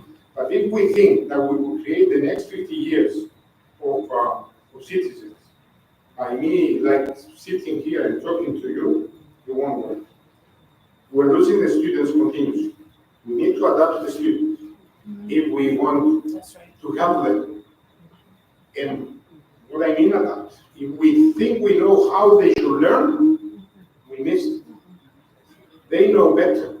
And they tell us, they talk to us. Just watch them after they leave school or university, what they do until the time they go to sleep. And if you investigate that, you will discover the best way to facilitate their learning. They use the same tools they use in their free time. Yes, also about definitions, because what's facilitated, well, what's leadership, Because leadership itself can encompass. Facilitate means I'm not teaching them. I help them to discover by themselves. Facilitate the learning. So, thank you very much. Comments, questions? They're hungry. Professor Makrimis, the scheme on February in Thessaloniki, organized common and Eragon in the same period on February. No, Eragon is in June, by the way. Christina, thank you for organizing this. I forgot to mention. Christina is the Vice President of the European Association of Erasmus Coordinators, and together with the European Association of Career Guidance, we are organizing the Erasmus Congress and Exhibition, and includes Erasmus International as well. Usually we have people from 30, 40 countries. This year we have it in Portugal. Next year is going to be Thessaloniki, 23 to 27 of June. The website for that, let me show you, it's already published. www.eragon. Yes. Eragon stands for Erasmus Congress. Here it is. Maybe I spoke with University of Macedonia. The consortium of Greek universities organized Star Week in Thessaloniki at the same time with Eragon. I sent all universities information about that.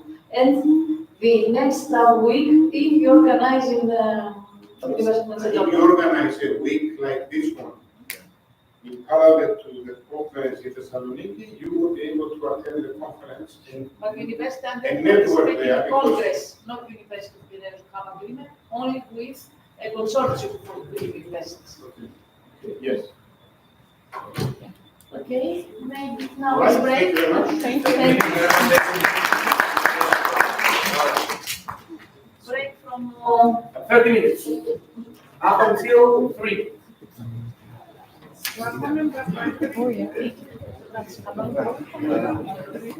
Yeah. We're coming back and we have, I think, two presentations. Ναι, βεβαίως. Θέλετε Uber taxi, θέλετε.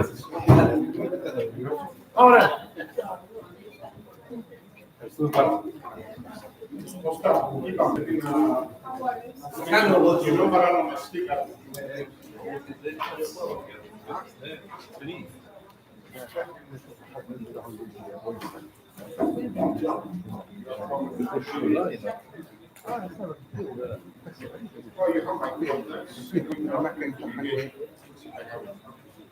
ليش كتبي الأماكن؟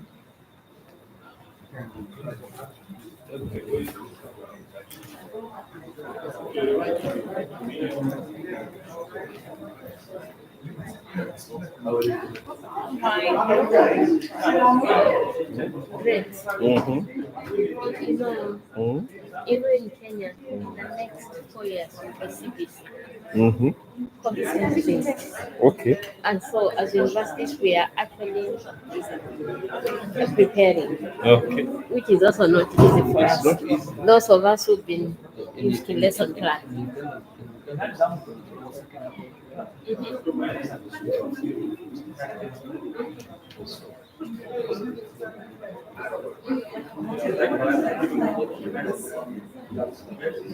Hello, you enjoy.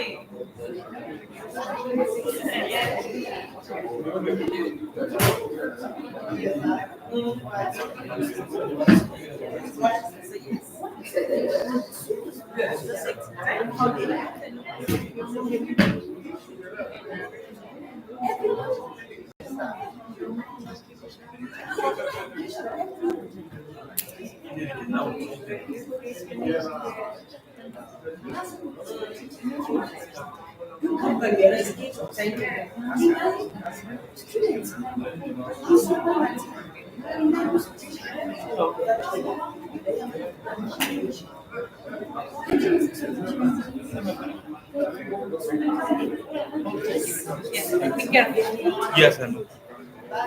Thank you.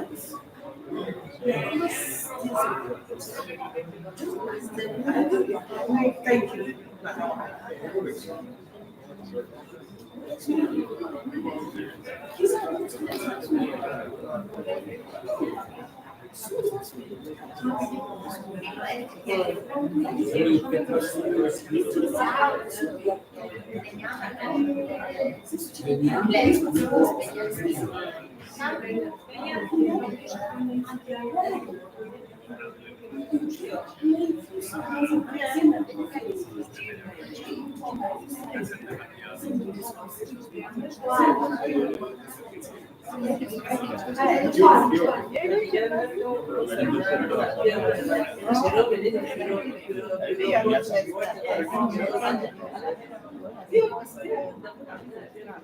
I want to get someone.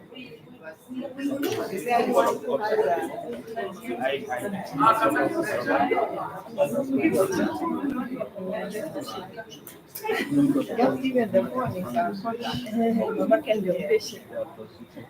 Hi. Oh, hi. To do the class. Mary, we have a presentation, I think. Yeah. Ms. Veronica? Yeah. Okay, perfect. The presentation is uploaded in Padlet.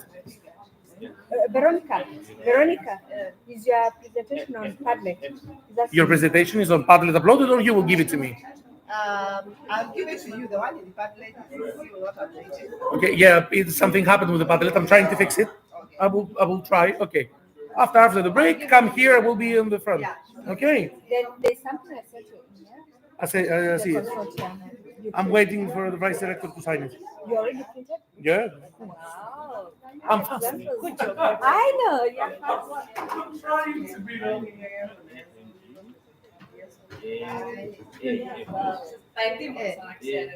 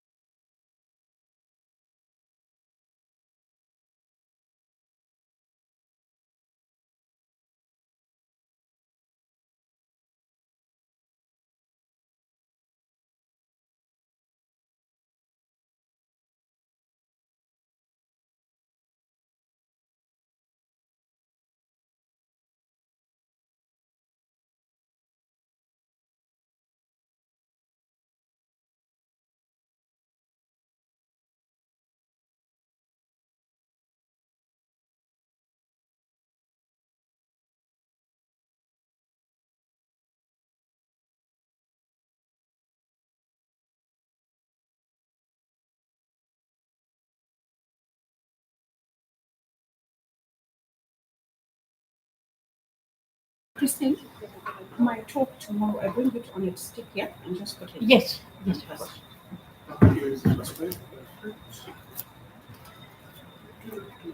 Second day. You want to start with the video, with the presentation? A video?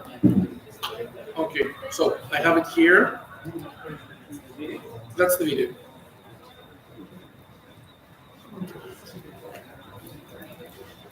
One moment. Professor, he forgot to. Let me see. Okay, starting. And perfect. You'll start with the presentation then. People slideshow.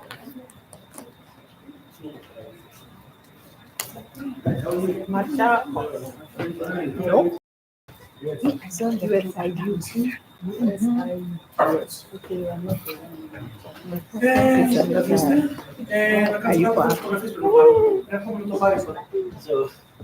So I'm not missing the two presentations. No, you are the first of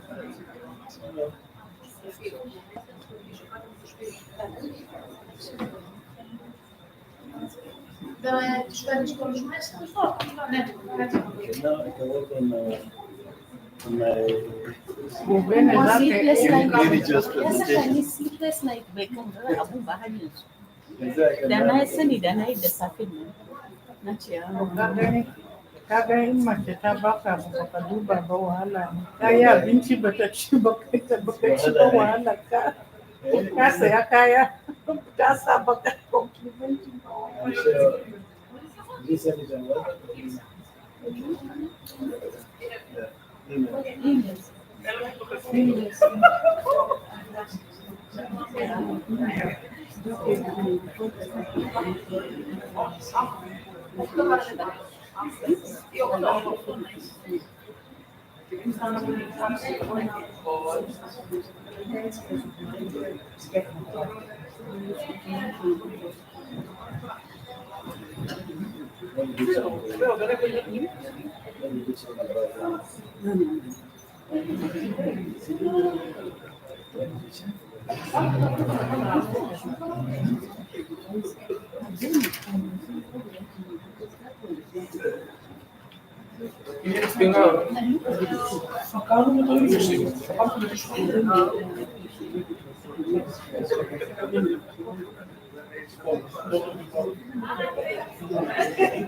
what?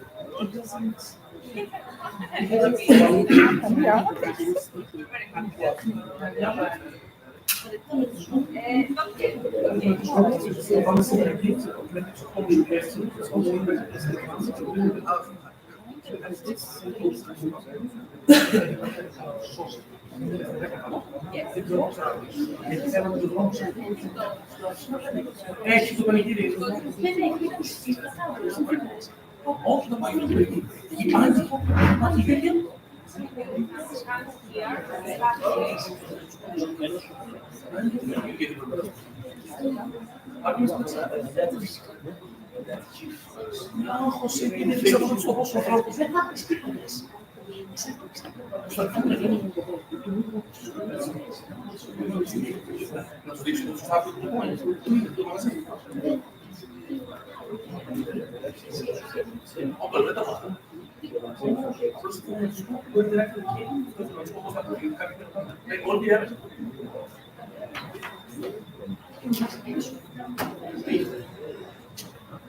Okay, we should start.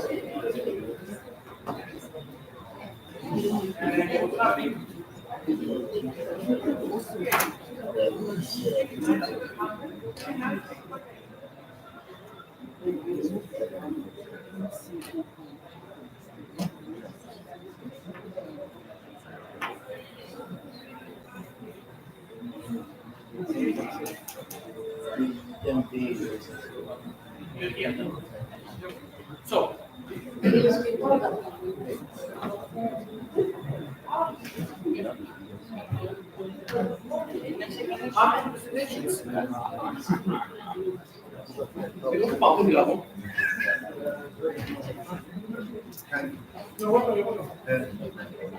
Yeah, Now the final session, we start with the presentation from Yale University, Dr. Kiko Akobo.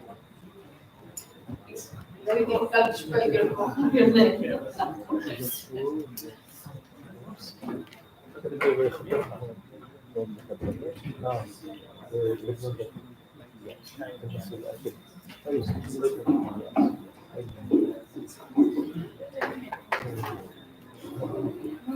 Okay, I thank you very much.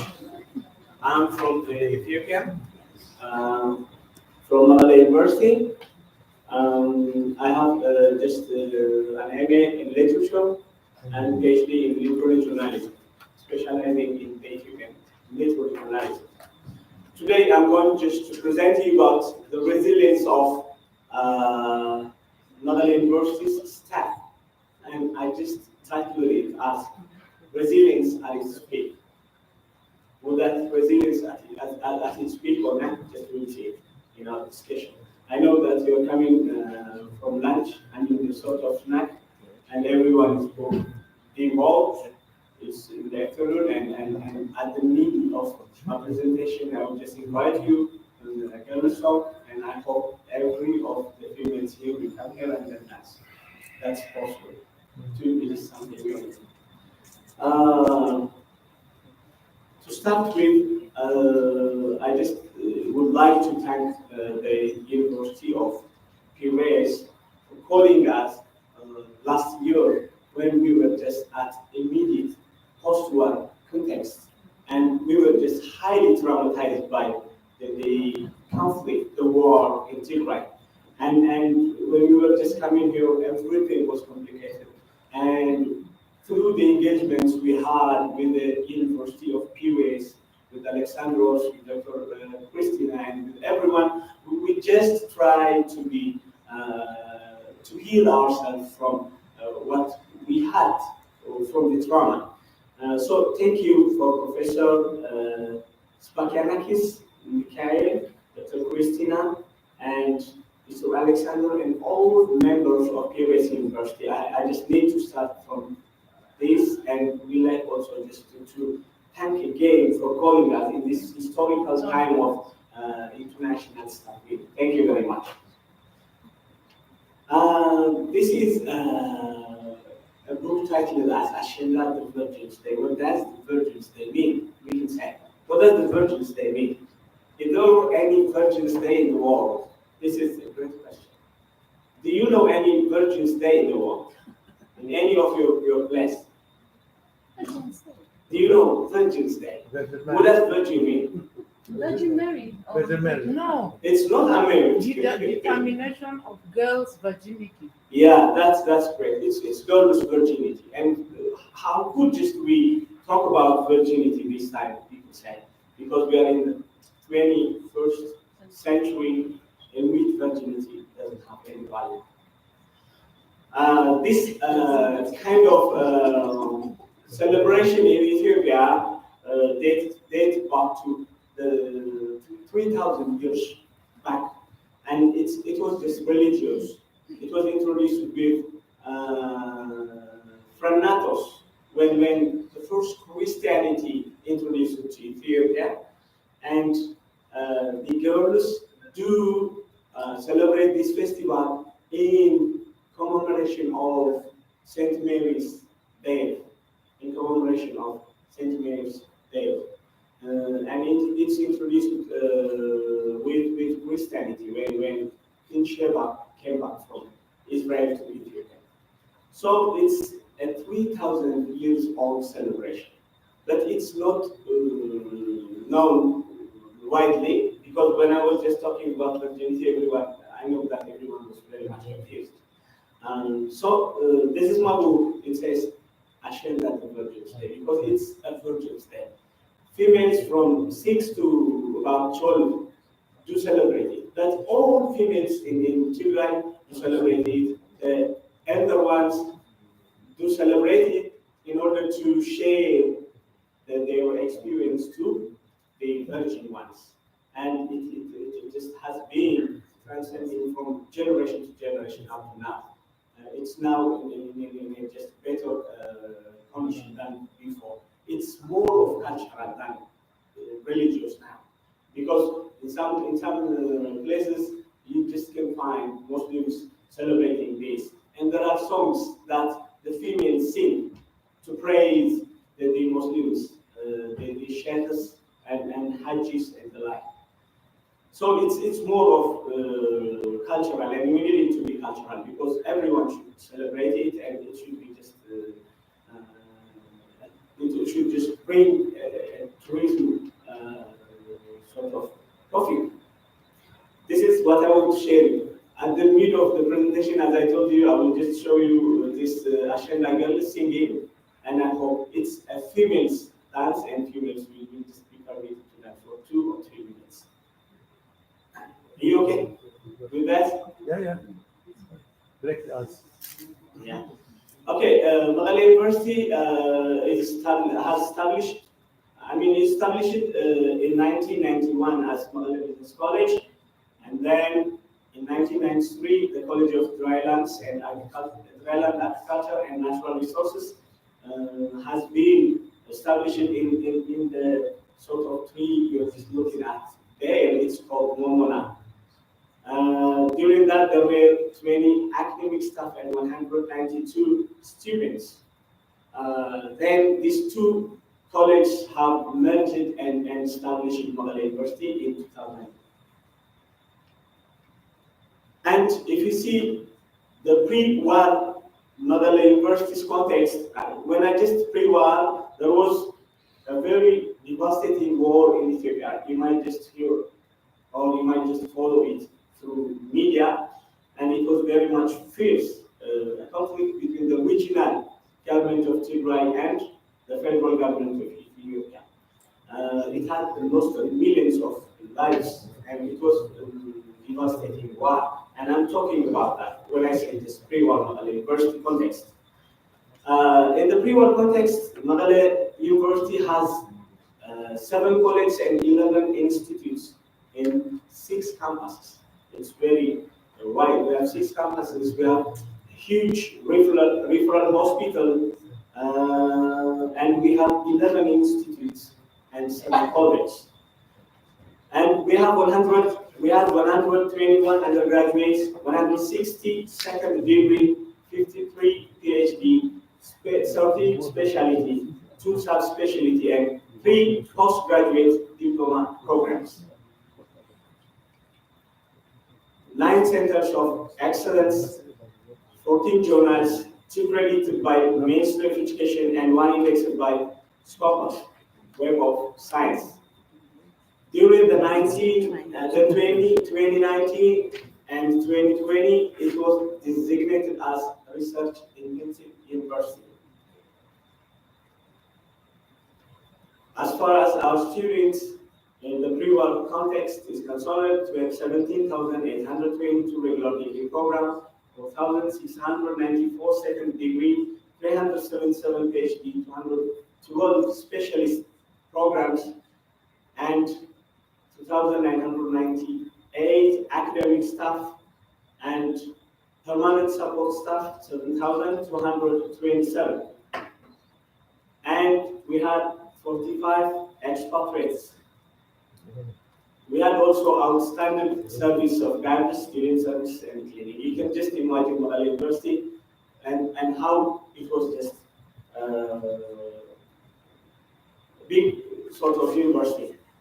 It was one of the top 3 universities in Ethiopia and the top 100 universities in Africa. As far as our internationalization is concerned, you can see we have just partners all over the world, Angola, Australia, Botswana, Brazil, Sweden, Switzerland, Tanzania, and everywhere in the world we have partnerships. No, Nigeria? Nigeria? Yes. Yeah, we don't have. How? No, Jordan. Of course, we will establish you now. Okay. This is nice. Let's start the process. May I read them all? You're just looking at them. If it's Colonel, you have that Nigeria. Nigeria? Yeah, we have Nigeria. Nigeria is there. Let's look at the. Yeah. What is that? Okay. It's on the media. Just look at the list. It's normal. The main thing is we have relationship, partnerships, collaborations all over the world. And when we just looking at the war time from November 2020 to December 2022, we had challenge. And we can say 4 C's. COVID-19 was one challenge, climate change was another challenge, conflicts and cost of living were challenged during the time of war. There was very much bloody war. There was totally encirclement of cells 360 degrees, especially in Tigray. There was siege. Nothing could just come in and nothing could go out. We were in such a context, and due to that conflict, we have significant harms on our human resource, financially, on our communication and service. There was high blockade, and our infrastructures have damaged. There was damage on field of research and demonstration sites, damage on international linkages. We were not able to communicate with anyone else. There was 360 blockade in Tigray. We cannot have any kind of communication with our partners, with our alumni, with the world as a whole, except some research projects through the UN and other NGOs. You can see how harmful the war was. This is our business campus, and this is damaged by the drone strike, and everything was damaged. This could be just some, the many, the very much damage of the university. You can see how messed up everything was. These are our laboratories, and our classrooms, our offices, and everything. They were looted, they were damaged. And you can see how war is bad. But during this all challenge, our staff were very much resilient, and I can show you some of their resilience indications. And we remained open and functional at limited capacity. Of course, we didn't have salary, we didn't have anything, there was not transportation, there was not food, there was not anything else for 2 years, for about 2 years. Imagine how your life will be messed up if you haven't got 2 months salary. We haven't got salary for about 20 months. And everyone had never get any kind of money, any kind of income, any kind of food. It was very fragile. But during this time, the leadership of all levels in Makerere University remains available in the university. Essential workers remain on duty, other staffs on duty Monday to Thursday. University hospital remain functional. This is very miracle, very paradoxical. We have, as I told you, Either Referral Hospital. This Either Referral Hospital is a huge hospital which gives service to the society, and there were no hospitals in Nagaland functional hospitals in Nagaland, and it was functioning from the very beginning up to the end. The doctors there were very much committed, and the nurses there were very much committed. The guards and every member of the university and the hospital was functioning at its maximum level. Some postgraduate students continued. We had PhD programs which were continuing, MSc specialization programs, research engagements by voluntary and externally funded through a very tight sort of open, very tight sort of like they were just trying to work hard. We had, to your surprise, 460 publications during the siege, through the very narrow passage. And we have graduated 324 BSc and MSc students, 8 PhD students, and we tried to have a self-help efforts. We tried to bring food from other partners and distribute to the workers, to the staff and to the community. And we tried to bring up cash aid. We tried to have a peer support. And we had also just IDP involvements. As you know, in the war in Ethiopia, there were IDPs, and the staff tried to assist the IDPs with what it has, with knowledge, with kind, and other things, with money, financial. Our engagement with government sectors, we try to support technical support, especially in agriculture, provision of trainings and consultations, inputs on strategic issues, seminars and workshops.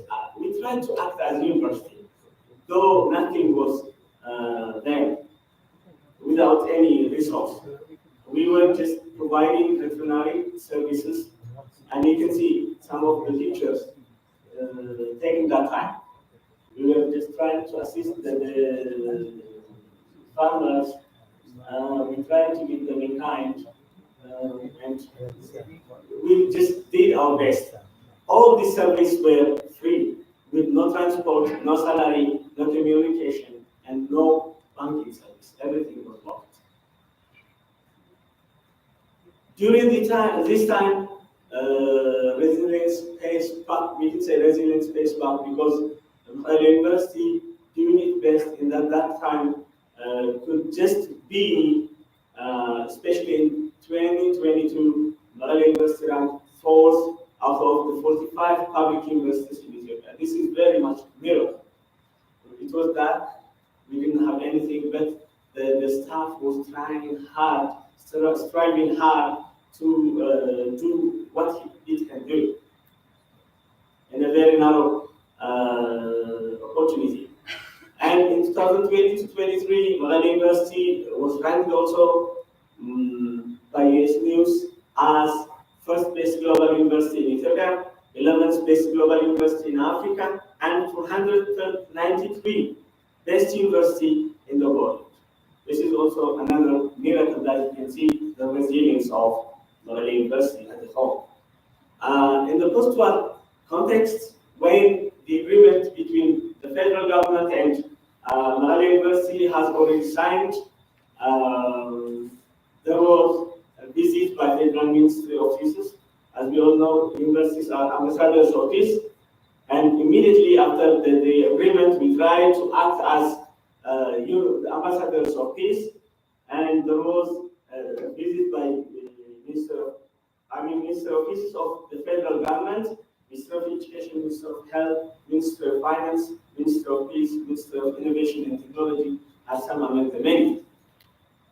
National Dialogue Commission also, we tried to communicate with this institution immediately because we have to be ambassadors of peace. And try to procure and try to maintain our university so that we will be able to restore. Our restoration works started from May 2023 continued, and we have done maintenance of buildings, maintenance of facilities, purchase of destroyed, looted materials, facilities, and we try to as some our regular activities. We have received 7,727 undergraduate students immediately with some maintenance of our facilities. We have also just received 2,211 postgraduate students, more than 2,000 remedial classes were given, and our academic staff, after some have died, some have just immigrated and trained, we had just 2,075 on duty, 556 on study leave, and no expatriate staff because we didn't have any budget to account expatriates, and they were also just escaped from the war zone, and we have to do a lot to bring them back to our university. We have immediately after the agreement of Pretoria, we just tried to give the ex-students, our ex-students, call back our ex-students, and we could just graduate more than 2,000 undergraduates and more than 300 postgraduate students. We have just provided psychological trainings. We have resourced 7 internally funded research projects. We have revitalized 26 externally funded projects. We have technology transfer projects, workshops, community services, publications. We have tried to restore about some of the research projects. And we have, this is these are the pictures where our students were really engaging our university. And we have tried to re-establishing suspended partnerships and foregoing new ones. You can see we have been visited by different partners. These are some among them. Thomas More University, Washington University, Stanford University, Vanderbilt University, Kansas, and the other universities listed here. And we just revitalized the funding of NORAD, the big European Union is 8 billion and PENHA. And we have signed memorandum of understanding with 11 national and 27 international universities in the last 9 months. And we had visitings by dignitaries. You can see here that the US Embassy, the Belgian Embassy, French Embassy, Australian Embassy, the Spanish Embassy, Chinese Embassy, and others have visited and discussed with us on how we can just restore, how we can revitalize. And we have also organized an international conference on peace in Ethiopia and beyond. And this has just brought us a lot of benefits. These are from all over the world and from the Ministry of Peace. Our peace conferences spill over these effects. I don't want just to mention one by one. You can see them here. And now, what are the outstanding challenges we have? And the collaboration we are making with Piraeus University is one among the new collaborations we just try to establish. And we have also just re-established some of the old relationships and collaborations. But now we have a lot of challenge, but the outstanding challenge could be just this three. We have budget constraints, we have staff welfare crisis. Our staff haven't got their 17 months salary yet, and we are just discussing with the government, but they haven't got. They are in a serious problem. Some of our staffs are lodging in the students' dormitories, and we need just a lot of assistance to this case. We have social and financial problems of students. This is also common all over the country because we haven't just restored this environment. This is all what I have, but I will just give up to Agenda, as I told you before. And if there is any fund also, if there is any guarantee, we are just doing a big project on Agenda. Agenda is not recognized by UNESCO, and we are just doing research. And if there is any partner in this session, we are just welcome to come to Ashana, it is just permitted for the females to dance. Even where they are, they can just move sideways their necks and the like. And you will give me 2 minutes. If you are feeling bored, we shall stop you. Thank you very much. Thank you. One comment, everything to ask Doctor?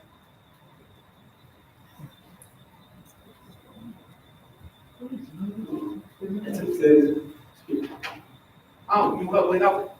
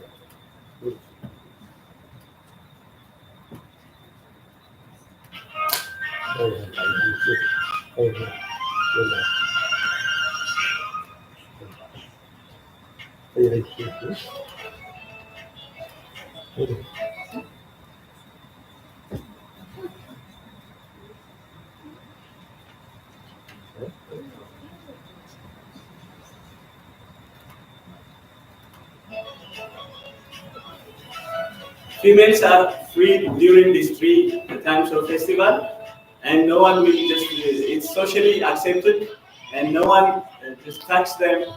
No one, even if they insult you, it's not, of course, insulting. If they criticize anyone, you just accept it and then go. If you give, they will praise you, and if you don't give, they will just insult you. That's all accepted by the society.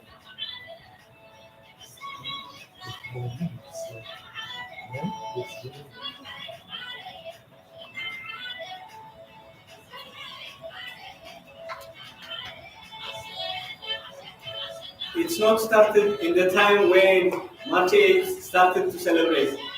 It's just started back to 3,000 years.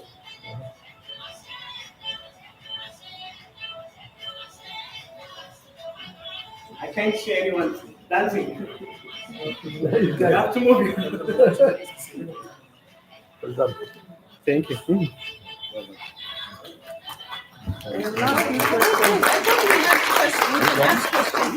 He said questions, nobody raised hands. Okay. I thought you wanted us to, See to the dance video. first, or anybody. Why don't you do that? No.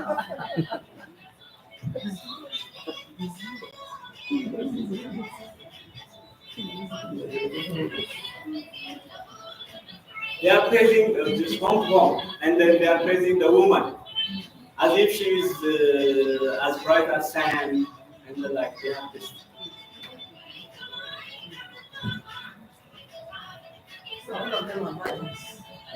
No one is just a dance. Shall I stop? Now questions. Who wants to ask questions? What's the name of this dance? We want more than dancing. That's okay. It's We quite want nice. more than dancing. It's quite similar. Ah, you can pause it, then. That's all right. It's good. It's Yeah, nice. I'm just worried about the future of the university. Is it a government-owned university? Yeah, it's It's government. government. Yeah. It's government-owned. It's It's public government-funded. Yeah. So, what is actually the cause of this present crisis? Is the war? It's not the present. It's not. You see, It says the 17 cause of months without. I just checked on the Google. It's a It war. would Yeah. be, it has 2 years. 2 years of war. You see, in Ethiopia, there was just an EPRDF ruling the country for about 30 years, and I think before just 5 years ago, I think Hamid can help me. 5 years ago, there was a conflict between. There was just conflict between the members of EPRDF, the TPLF, the Oromo Democratic Party, Amhara Democratic Party, and South Democratic Party. Then they just started to they started to. Yeah, don't worry. To I'm have just thinking conflict of the on future now. Yeah, Just- then yeah. finally the conflict just grown up and then be into two, between TPLF and between the regional government and the federal government. When Dr. Abiy come to power, they were of course in the same party, but the four parties just started just to conflict, and then it's grown up, and then it becomes between Tigray region and the government. And the Eritrean government was also just an ally for the federal government, and they have just allies all over the world, and they have siege in Tigray. I'm in Tigray, and I'm telling you this from the point of view of Tigray because I was a victim. Okay? Then this just has grown up to a full-fledged war, full-fledged conflict, and Eritreans have just come as allies of the Ethiopians into Ethiopia.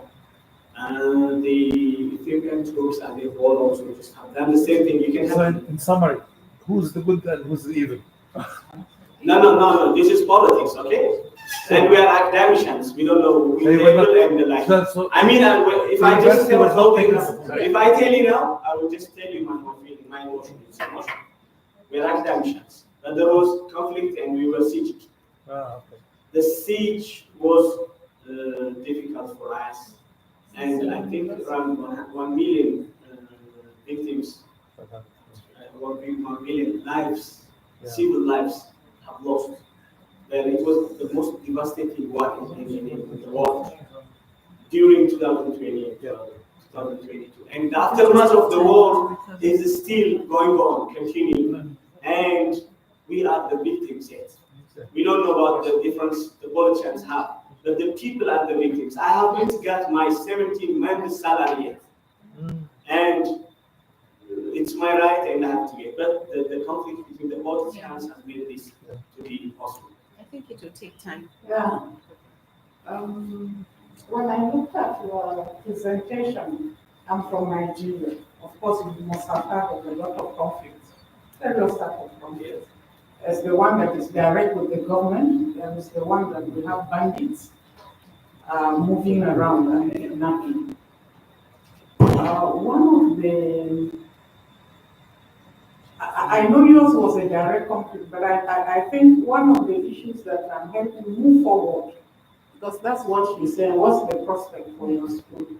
The presentation of the use of AI and although it needs a lot of infrastructure, but for you, I think it's to build the use of AI and technologies in learning, so that wherever students are, they may not congregate in the classroom space as it is.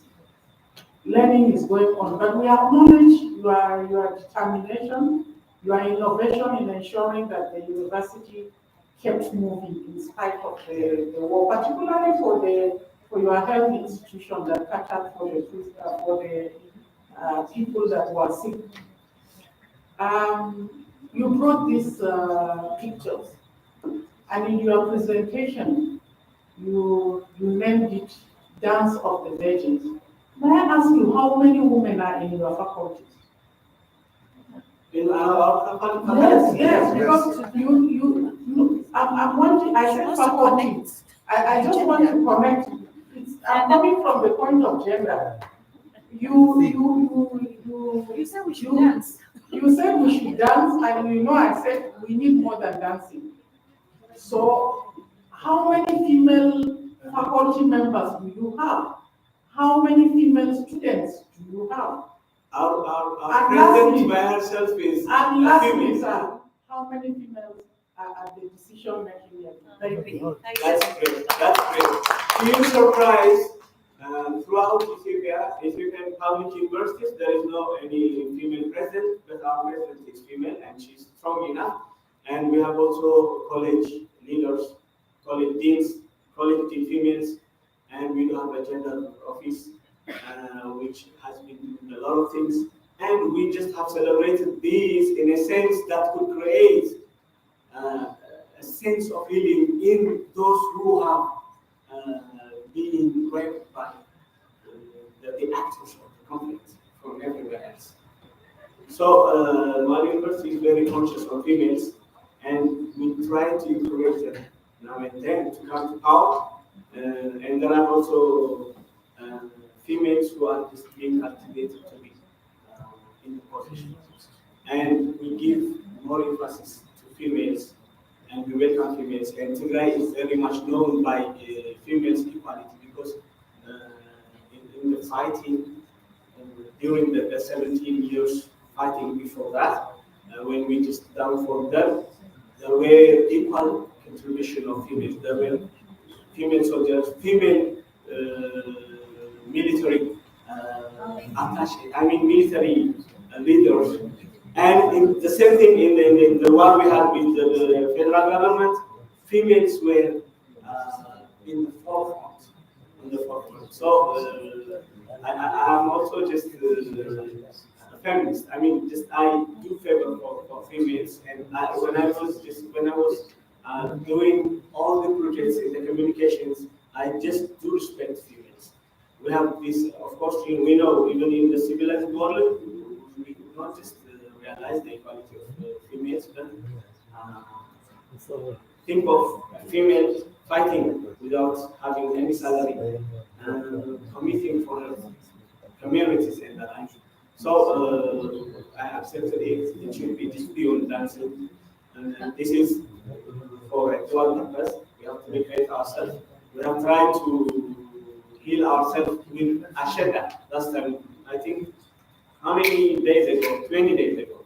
We have celebrated this, and we have tried to heal ourselves with this festival by looking at what's going on in Asheda.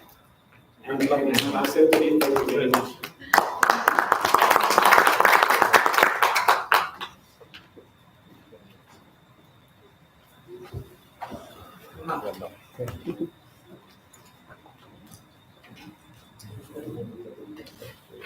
And films with United States International University of Africa, Assistant Professor Kalua Veronica.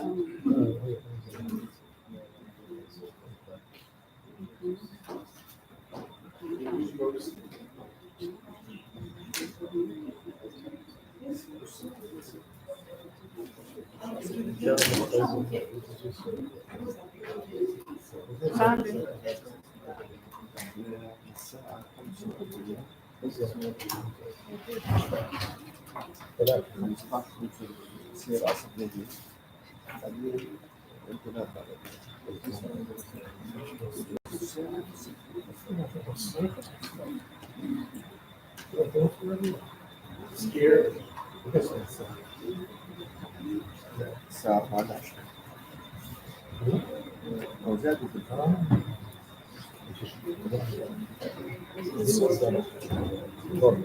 This is no any artist.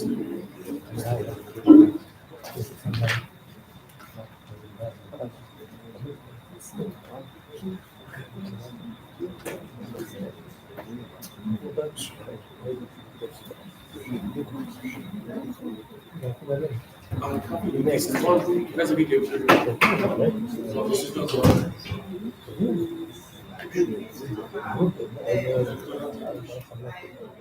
I found this. Yes. Perfect.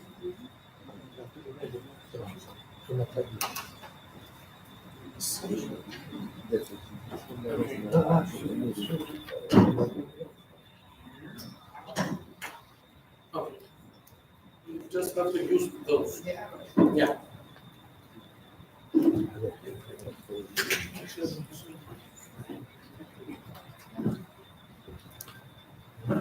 Okay, thank you very much.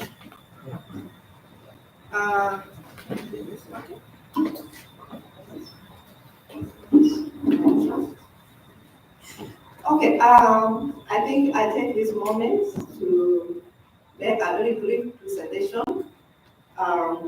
regarding the topic that you're seeing, knowledge sharing as a strategy for internationalization, diversity and inclusion among postgraduate students at USIU Africa.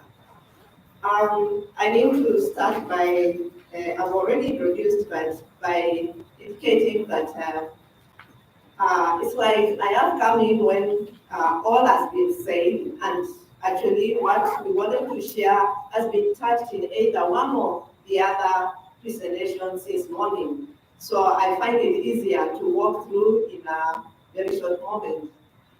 I just want to share that the concept of knowledge sharing and the concept of diversity and inclusion has been already been done in terms of academics.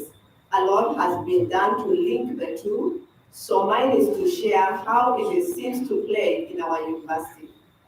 And that is just to give you an overview. And what exactly do we mean when we talk about these three concepts and how they are interconnected? The process of knowledge sharing is, in our case, seen as a process through which students, faculty, and researchers exchange information, skills, and even ideas. We think of mechanisms through which we can do this. For instance, peer-to-peer learning, mentorship, group collaborations, and also research communities.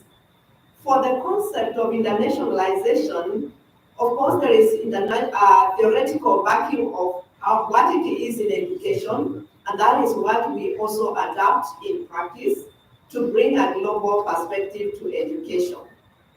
Also, the issue of diversity and inclusion is one of the areas that we have uniquely picked up as a university. Of course, looking at it and adapting it from the meaning of representation and equity in educational settings. And so, why are we talking about knowledge sharing for internationalization? For us at USIU Africa, we focus on having exposure to diverse perspectives and also knowledge through a culture that we call secular culture, where we are open to mix, to mingle with all cultures of the world, and therefore we are open to internationalization. So we do not choose a particular path of faith or choose a particular path of allegiance, but we are a secular university open to what we call academic freedom. In terms of internationalization, we also think of cultural exchange and cooperation between international and domestic students. And that is also seen in terms of us organizing cultural weeks, cultural events that even go beyond just having our students in the university participate, because in the university we have over 71 nationalities represented, but we also invite students from other nations to come and experience our cultural week. We also even have upgraded to having the cultural activities both physically and also in hybrid mode.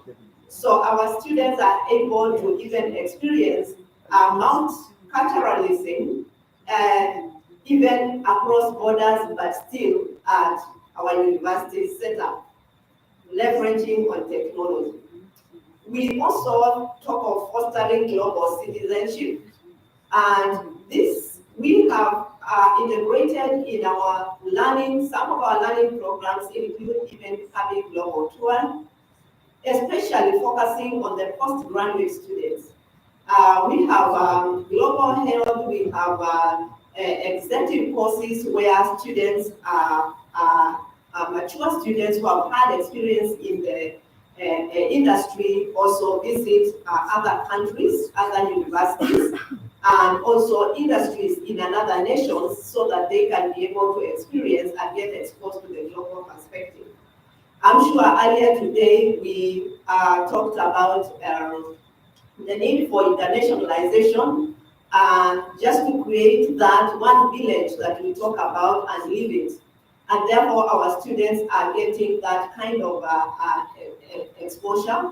But of course, I'll be telling you the other side of the story soon.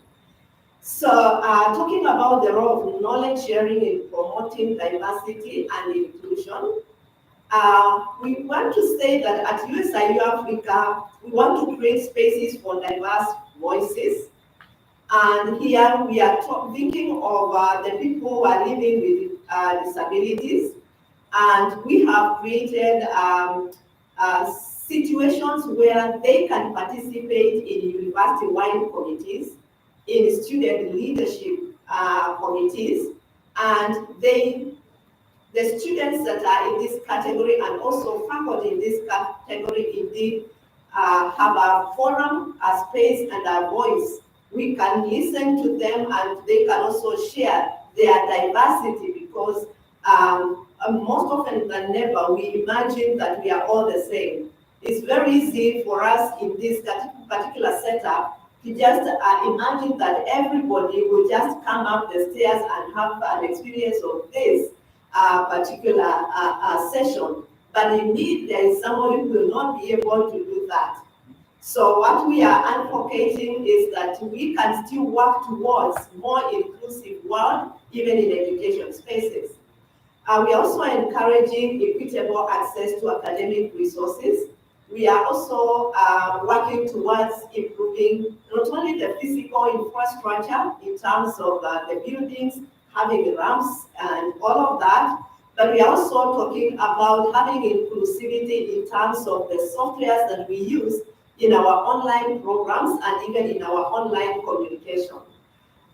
We are thinking of reducing barriers for marginalized groups too, and these barriers, in fact, as we continue working towards the infrastructure and even the program realignment with the needs of the people living with disability, we have started seeing increase in enrollment, not just enrollment as a statistic for students getting enrolled, but we are seeing year by year annual increase in the number of people living with disability joining us. Meaning exactly there is a need in the society and in the world for inclusivity in higher education. We are also thinking of focusing on knowledge sharing as a strategy for postgraduate programs in one or two or more three ways. The way we are thinking of it is through peer-to-peer learning networks, having cross-border networks where we create a possibility of our postgraduate students interacting virtually with other students, either through forums that are created, and that is also an area that we are working on. And so I would imagine and think of a situation where we will be linking up with your universities to create situations or forums where we can have our students interact with our students virtually for knowledge sharing. Thinking of also having collaborative platforms for academic exchange, and we are actually exploring having interdisciplinary research where we have collaboration stands of colloquiums, presentations, seminars, workshops, where we have students not only from our university but across Africa, across nations and continents coming together to share knowledge. As I have started by saying that the concept of internationalization being linked with the knowledge sharing and as well as inclusivity and diversity becomes a very rich concoction for our global citizenship. And therefore, I want to stretch it further as a focus on the aspect of inclusivity, diversity, and inclusion of the people living with disability. As a way of enhancing our internationalization agenda, we have made deliberate effort to have our programs aligned and our curriculum align to the needs of the people living with disability in one way or the other.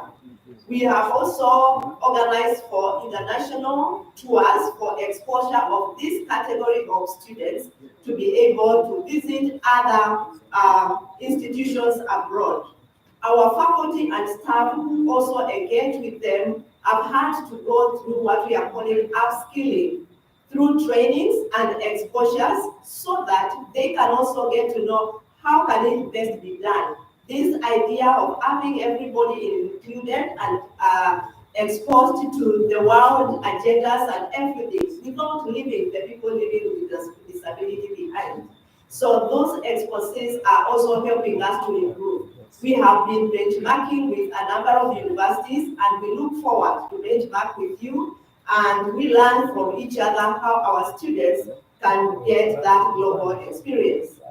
The other aspect I mentioned about the response to the need for diversity and inclusion is through the enhancement of resources to address the needs of this category of group.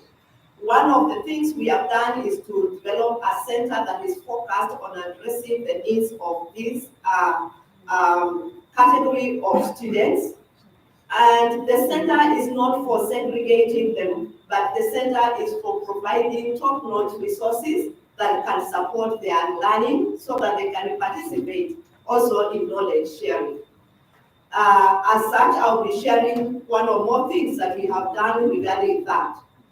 The other direction we have captured the concept of internationalization is through responding to climate change. And it is that an idea that is developing within our university to go that lane. We have established the Green Environment Committee, and currently we are writing proposals and seeking for partnerships so that we can do broad-based projects on climate response. As I can say today, Africa is one of the places where we are actually affected by this, and Kenya in particular.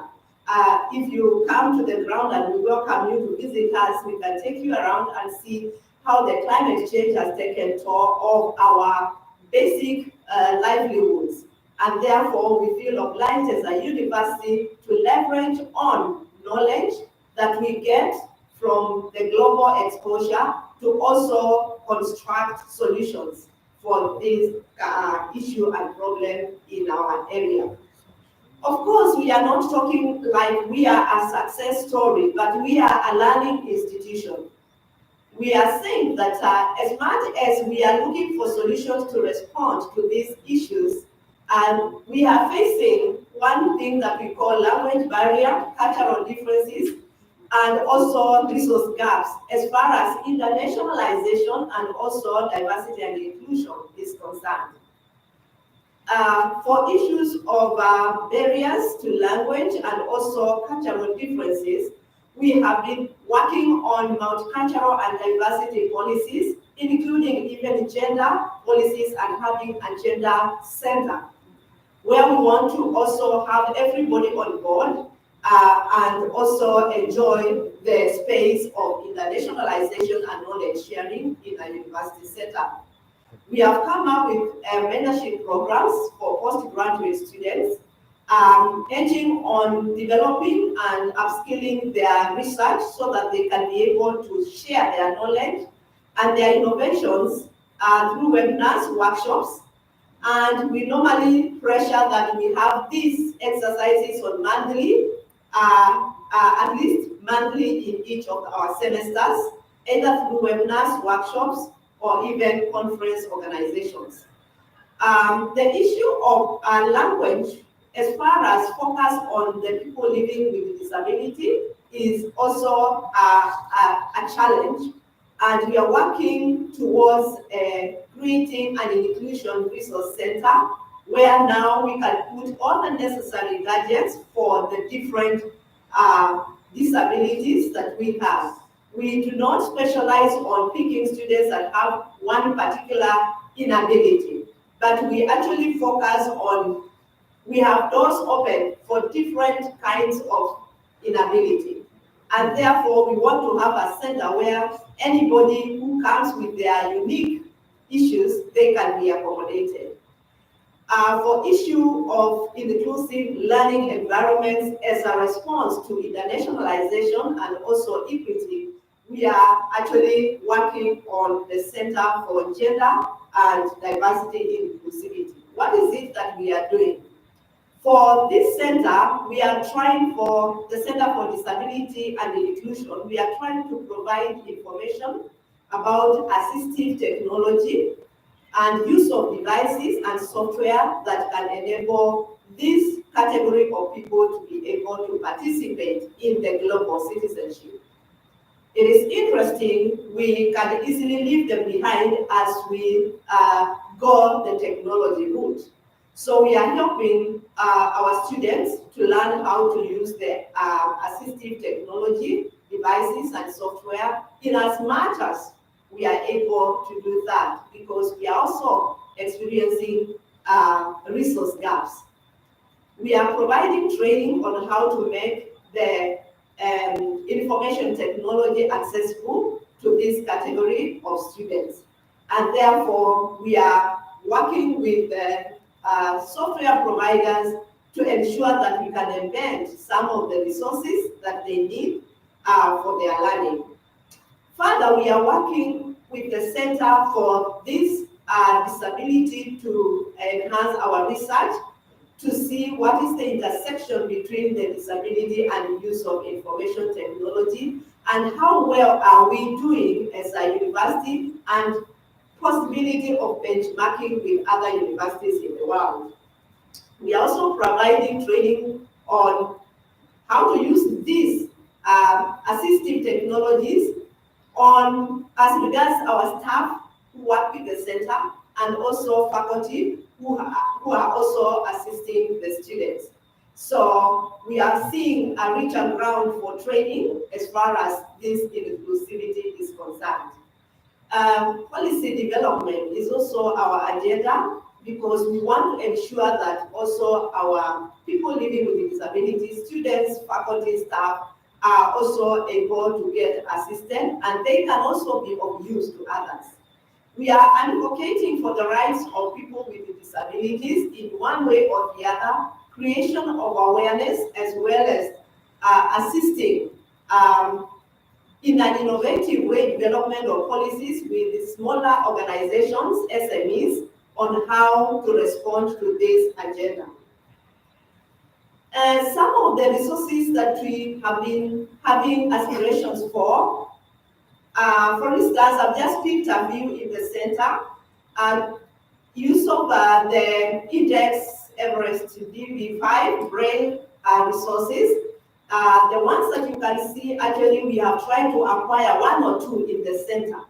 But the challenge we have is that they are quite expensive resources. It is not a normal calculator. It is not just the other software that we use. There seems to be, because of the extra mile the developers have to go, they seem to be quite expensive, and therefore we are also looking at this as an area where we can partner with others so that we can be able to develop this center and acquire more resources that will meet the needs of the increasing number of students.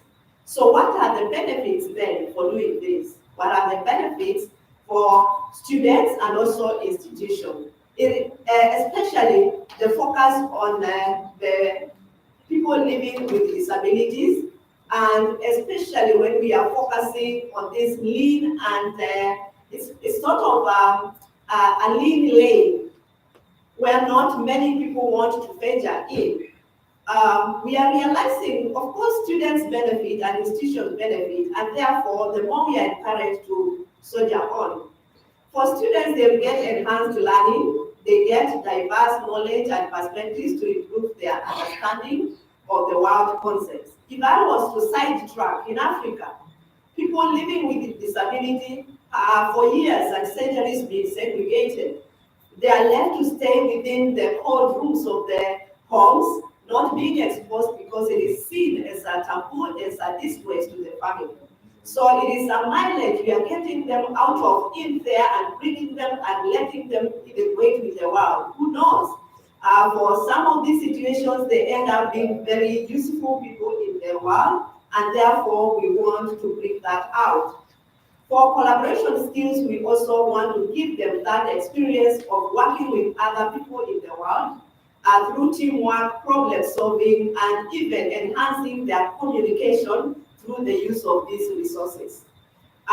We are talking of global exposure, which will prepare these students for global and academic professional environments. Talking of equity and inclusion, we want to provide those marginalized students with the resources and support they need to succeed. For us, we look at that as a very noble venture because they are human beings like us. And then we are also thinking of networking opportunities where we can build peer networks, and we look at what can work and what can be useful in the future in the academic paths and realms of this category of students. Why would an institution then focus on this? Then we are seeing increased academic quality. Why would we associate internationalization, inclusion, diversity, and even focus on PWDs with quality? One thing is because when we facilitate interdisciplinary research and innovation, we realize that some of these students are very highly focused. Unlike the students who have to step out and do a little more things out there and forget that they had something to do. They are very focused students, and they are coming up with exciting, innovative ways of addressing business environment, and also even real world situations. We are also saying as a university, we pride in that as a way to enhance quality matters. We are talking of global competitiveness. University venturing in this is also building its reputation in terms of international rankings and also in terms of diversity and inclusivity of programs. We are thinking of diversity in terms of thought leadership, which will promote a more inclusive intellectual environment. How good are we? How would we imagine there isn't anything good that can come from this category of people? We need their additions for the society to be complete. And therefore, I think this is a good direction that any university would want. So I believe even as we try this, we are also sharing lessons that we can learn. We are talking of attracting international talent, institutions with the kind of strong knowledge sharing programs are likely to attract students from around the world. Why are we talking of attracting students? I'm sure every university would want to have the progression towards sustainability of the universities. We all worry about the number of students. We can't hide from that. We also want to see also the representation of the different nations as we talk about internationalization. And therefore, all of this will end up also building what we call international talent pool. And finally, I will be talking about sustainable growth, which also is also another aspect in the global citizenship today, where we should be working to foster a culture of continuous learning and development, where we're also promoting long-term institutional success. And so I will be coming sooner to say my conclusion, which is now. And so I want to say that knowledge sharing is actually a crucial strategy for promoting internationalization, diversity, and inclusion in postgraduate education as we have seen it. I would have shared more, including even development of journals for research publication, focusing on international articles for publication, where we have representation of editorial board and representation of peer reviewers from across the nations. So we still look forward to partnering with you in many ways, including that. So basically, there are key benefits for students and institutions. And there is also what we may call a call for action for universities and policymakers to think broadly in terms of working towards improving the inclusion and diversity aspect in their realms of operation. Policies that also favor the marginalized groups to step on board and be participants in our global world. So as I come to conclusion also, I am pointing that as a university, I would call ourselves as a younger and stepping group of USIU Africa in the space of Erasmus. And we are here very energized and enthusiastic so that we can be able to see how we can partner to advance these very unique agendas. So I believe we shall be continue to network on those realms that we have shared. Of course, academicians will always support their assertions with referencing, and I believe that the slides that I had and even my this hasn't really updated, but it had the photo of my friends from USIU Africa. You must have met them, and therefore I want to stop there, and thank you very much for your time.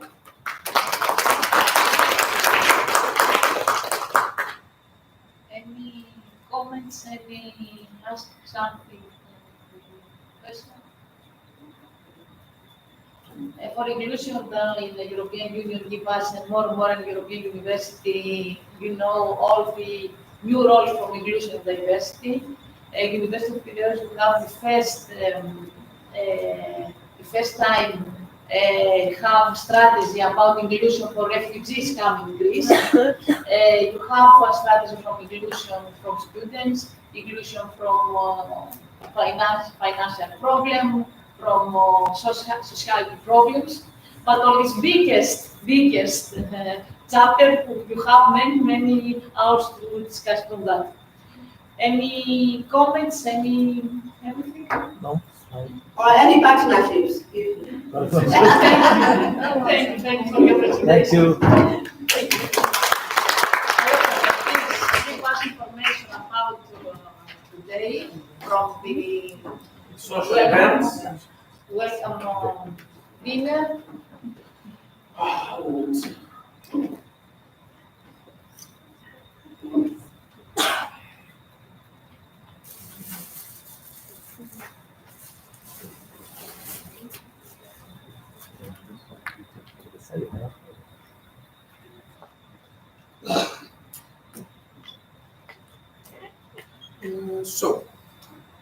So as you all know, and you have seen the agenda, today we have the second social event of the staff week.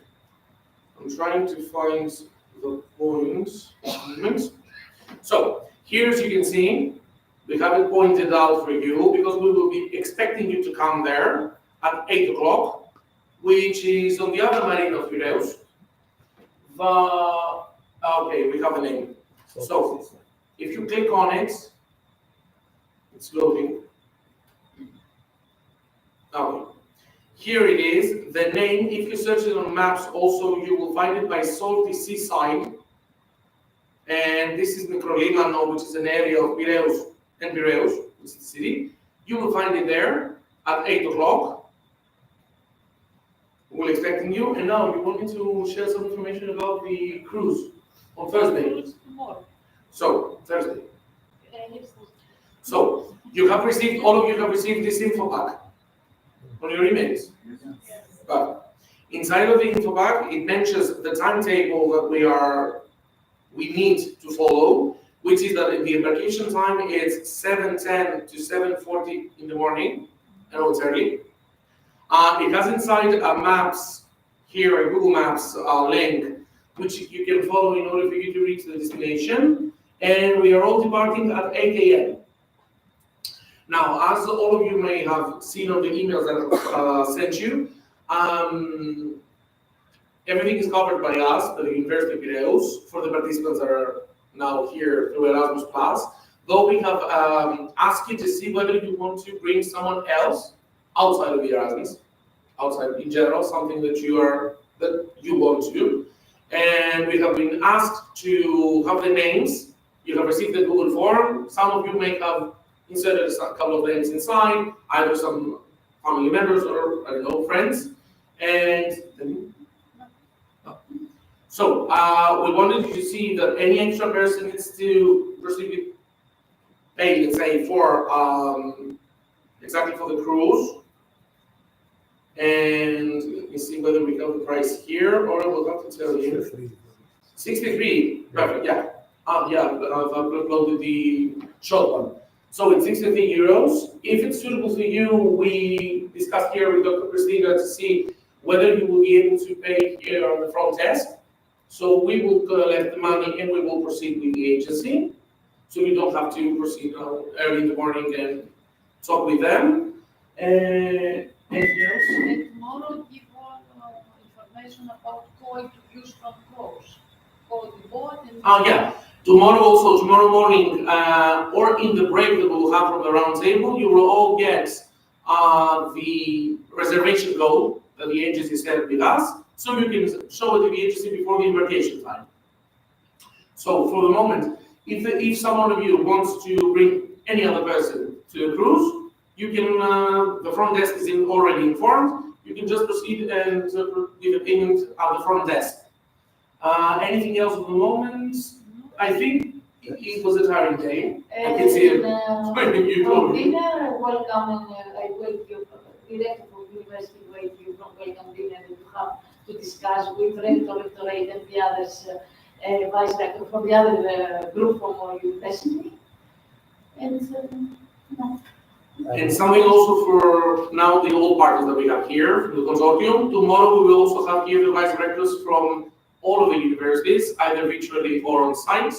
And we're also having the IRA offices of the universities and the consortium of the Greek universities that were able to come. Because now in Greece it's a time for uploading papers and reports for all the IRA offices, so it's a bit tricky for us to gather them all here. All the Athenians were here, let's say, so many of them will join us. Tomorrow you will have the time to talk with the University of Crete and University of Pandion University Social Sciences, and University of Macedonia, which the lovely lady from our office will come. And you have the opportunity to discuss and with the other 6 Greek universities. From tomorrow, start strictly 10 o'clock. And thank you for your participation this today, and I see you on 8 o'clock. Yeah, just one question. Of course. A taxi would know exactly where to drop us for the cruise. If you mention to a taxi that you want to go to Mikrolimano, No, I'm not talking about the for the cruise. Yeah. So the cruise inside, the name where we will be all be gathered is Marina Kalifas. We have it here on the info pack. From Piraeus. It's also in the. I will show you also in the site. Yeah, Marina, so it's Marina Delta Kalifas here. If you can see.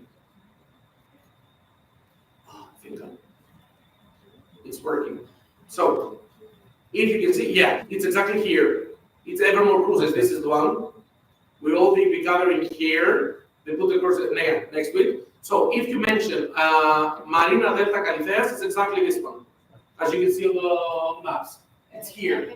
The taxi will brought you here. Yes. And then we are just 2-3 minutes. It's not long. Sounds good. Tomorrow, Yes. Alexandros give all my phone and Alexandros' phone for everything. You already have it. That's what I wanted to show you here. This is the official page of the Staff Week. And if you scroll down here,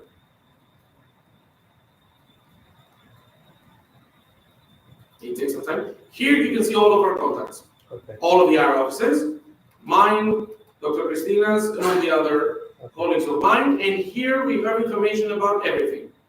All the social events are here. Now, let's say that for the day trip, if you click on it, it has exactly where it is, and exactly its phone is now with information. And on Learn More, I presume that it goes to the info pack, right? Yes. Here's the info pack. Okay. Yeah, right. So I don't want to tire you more. Are there any questions for the social events or for the next days? Social events, wear anything? Wear jeans, short knicker? Oh, yeah. Just no formal dressing, just dress anyhow? So for today, it's the official one there, so all the rectorate will be there and our rectors, but should we say anything not formal? It's by the sea. Yeah. Where would we have the round table event? Tomorrow, here. Where? Here. It's not a physical round table. It is We'll think about it. It's a round one. It's 10. We visualize it. Okay. So for the moment, I would like also myself to thank you. Thank you. And meet again 8 o'clock at Salty Seaside. Good rest at 8 o'clock. Thank you. Excellent. Thank you. Thank you.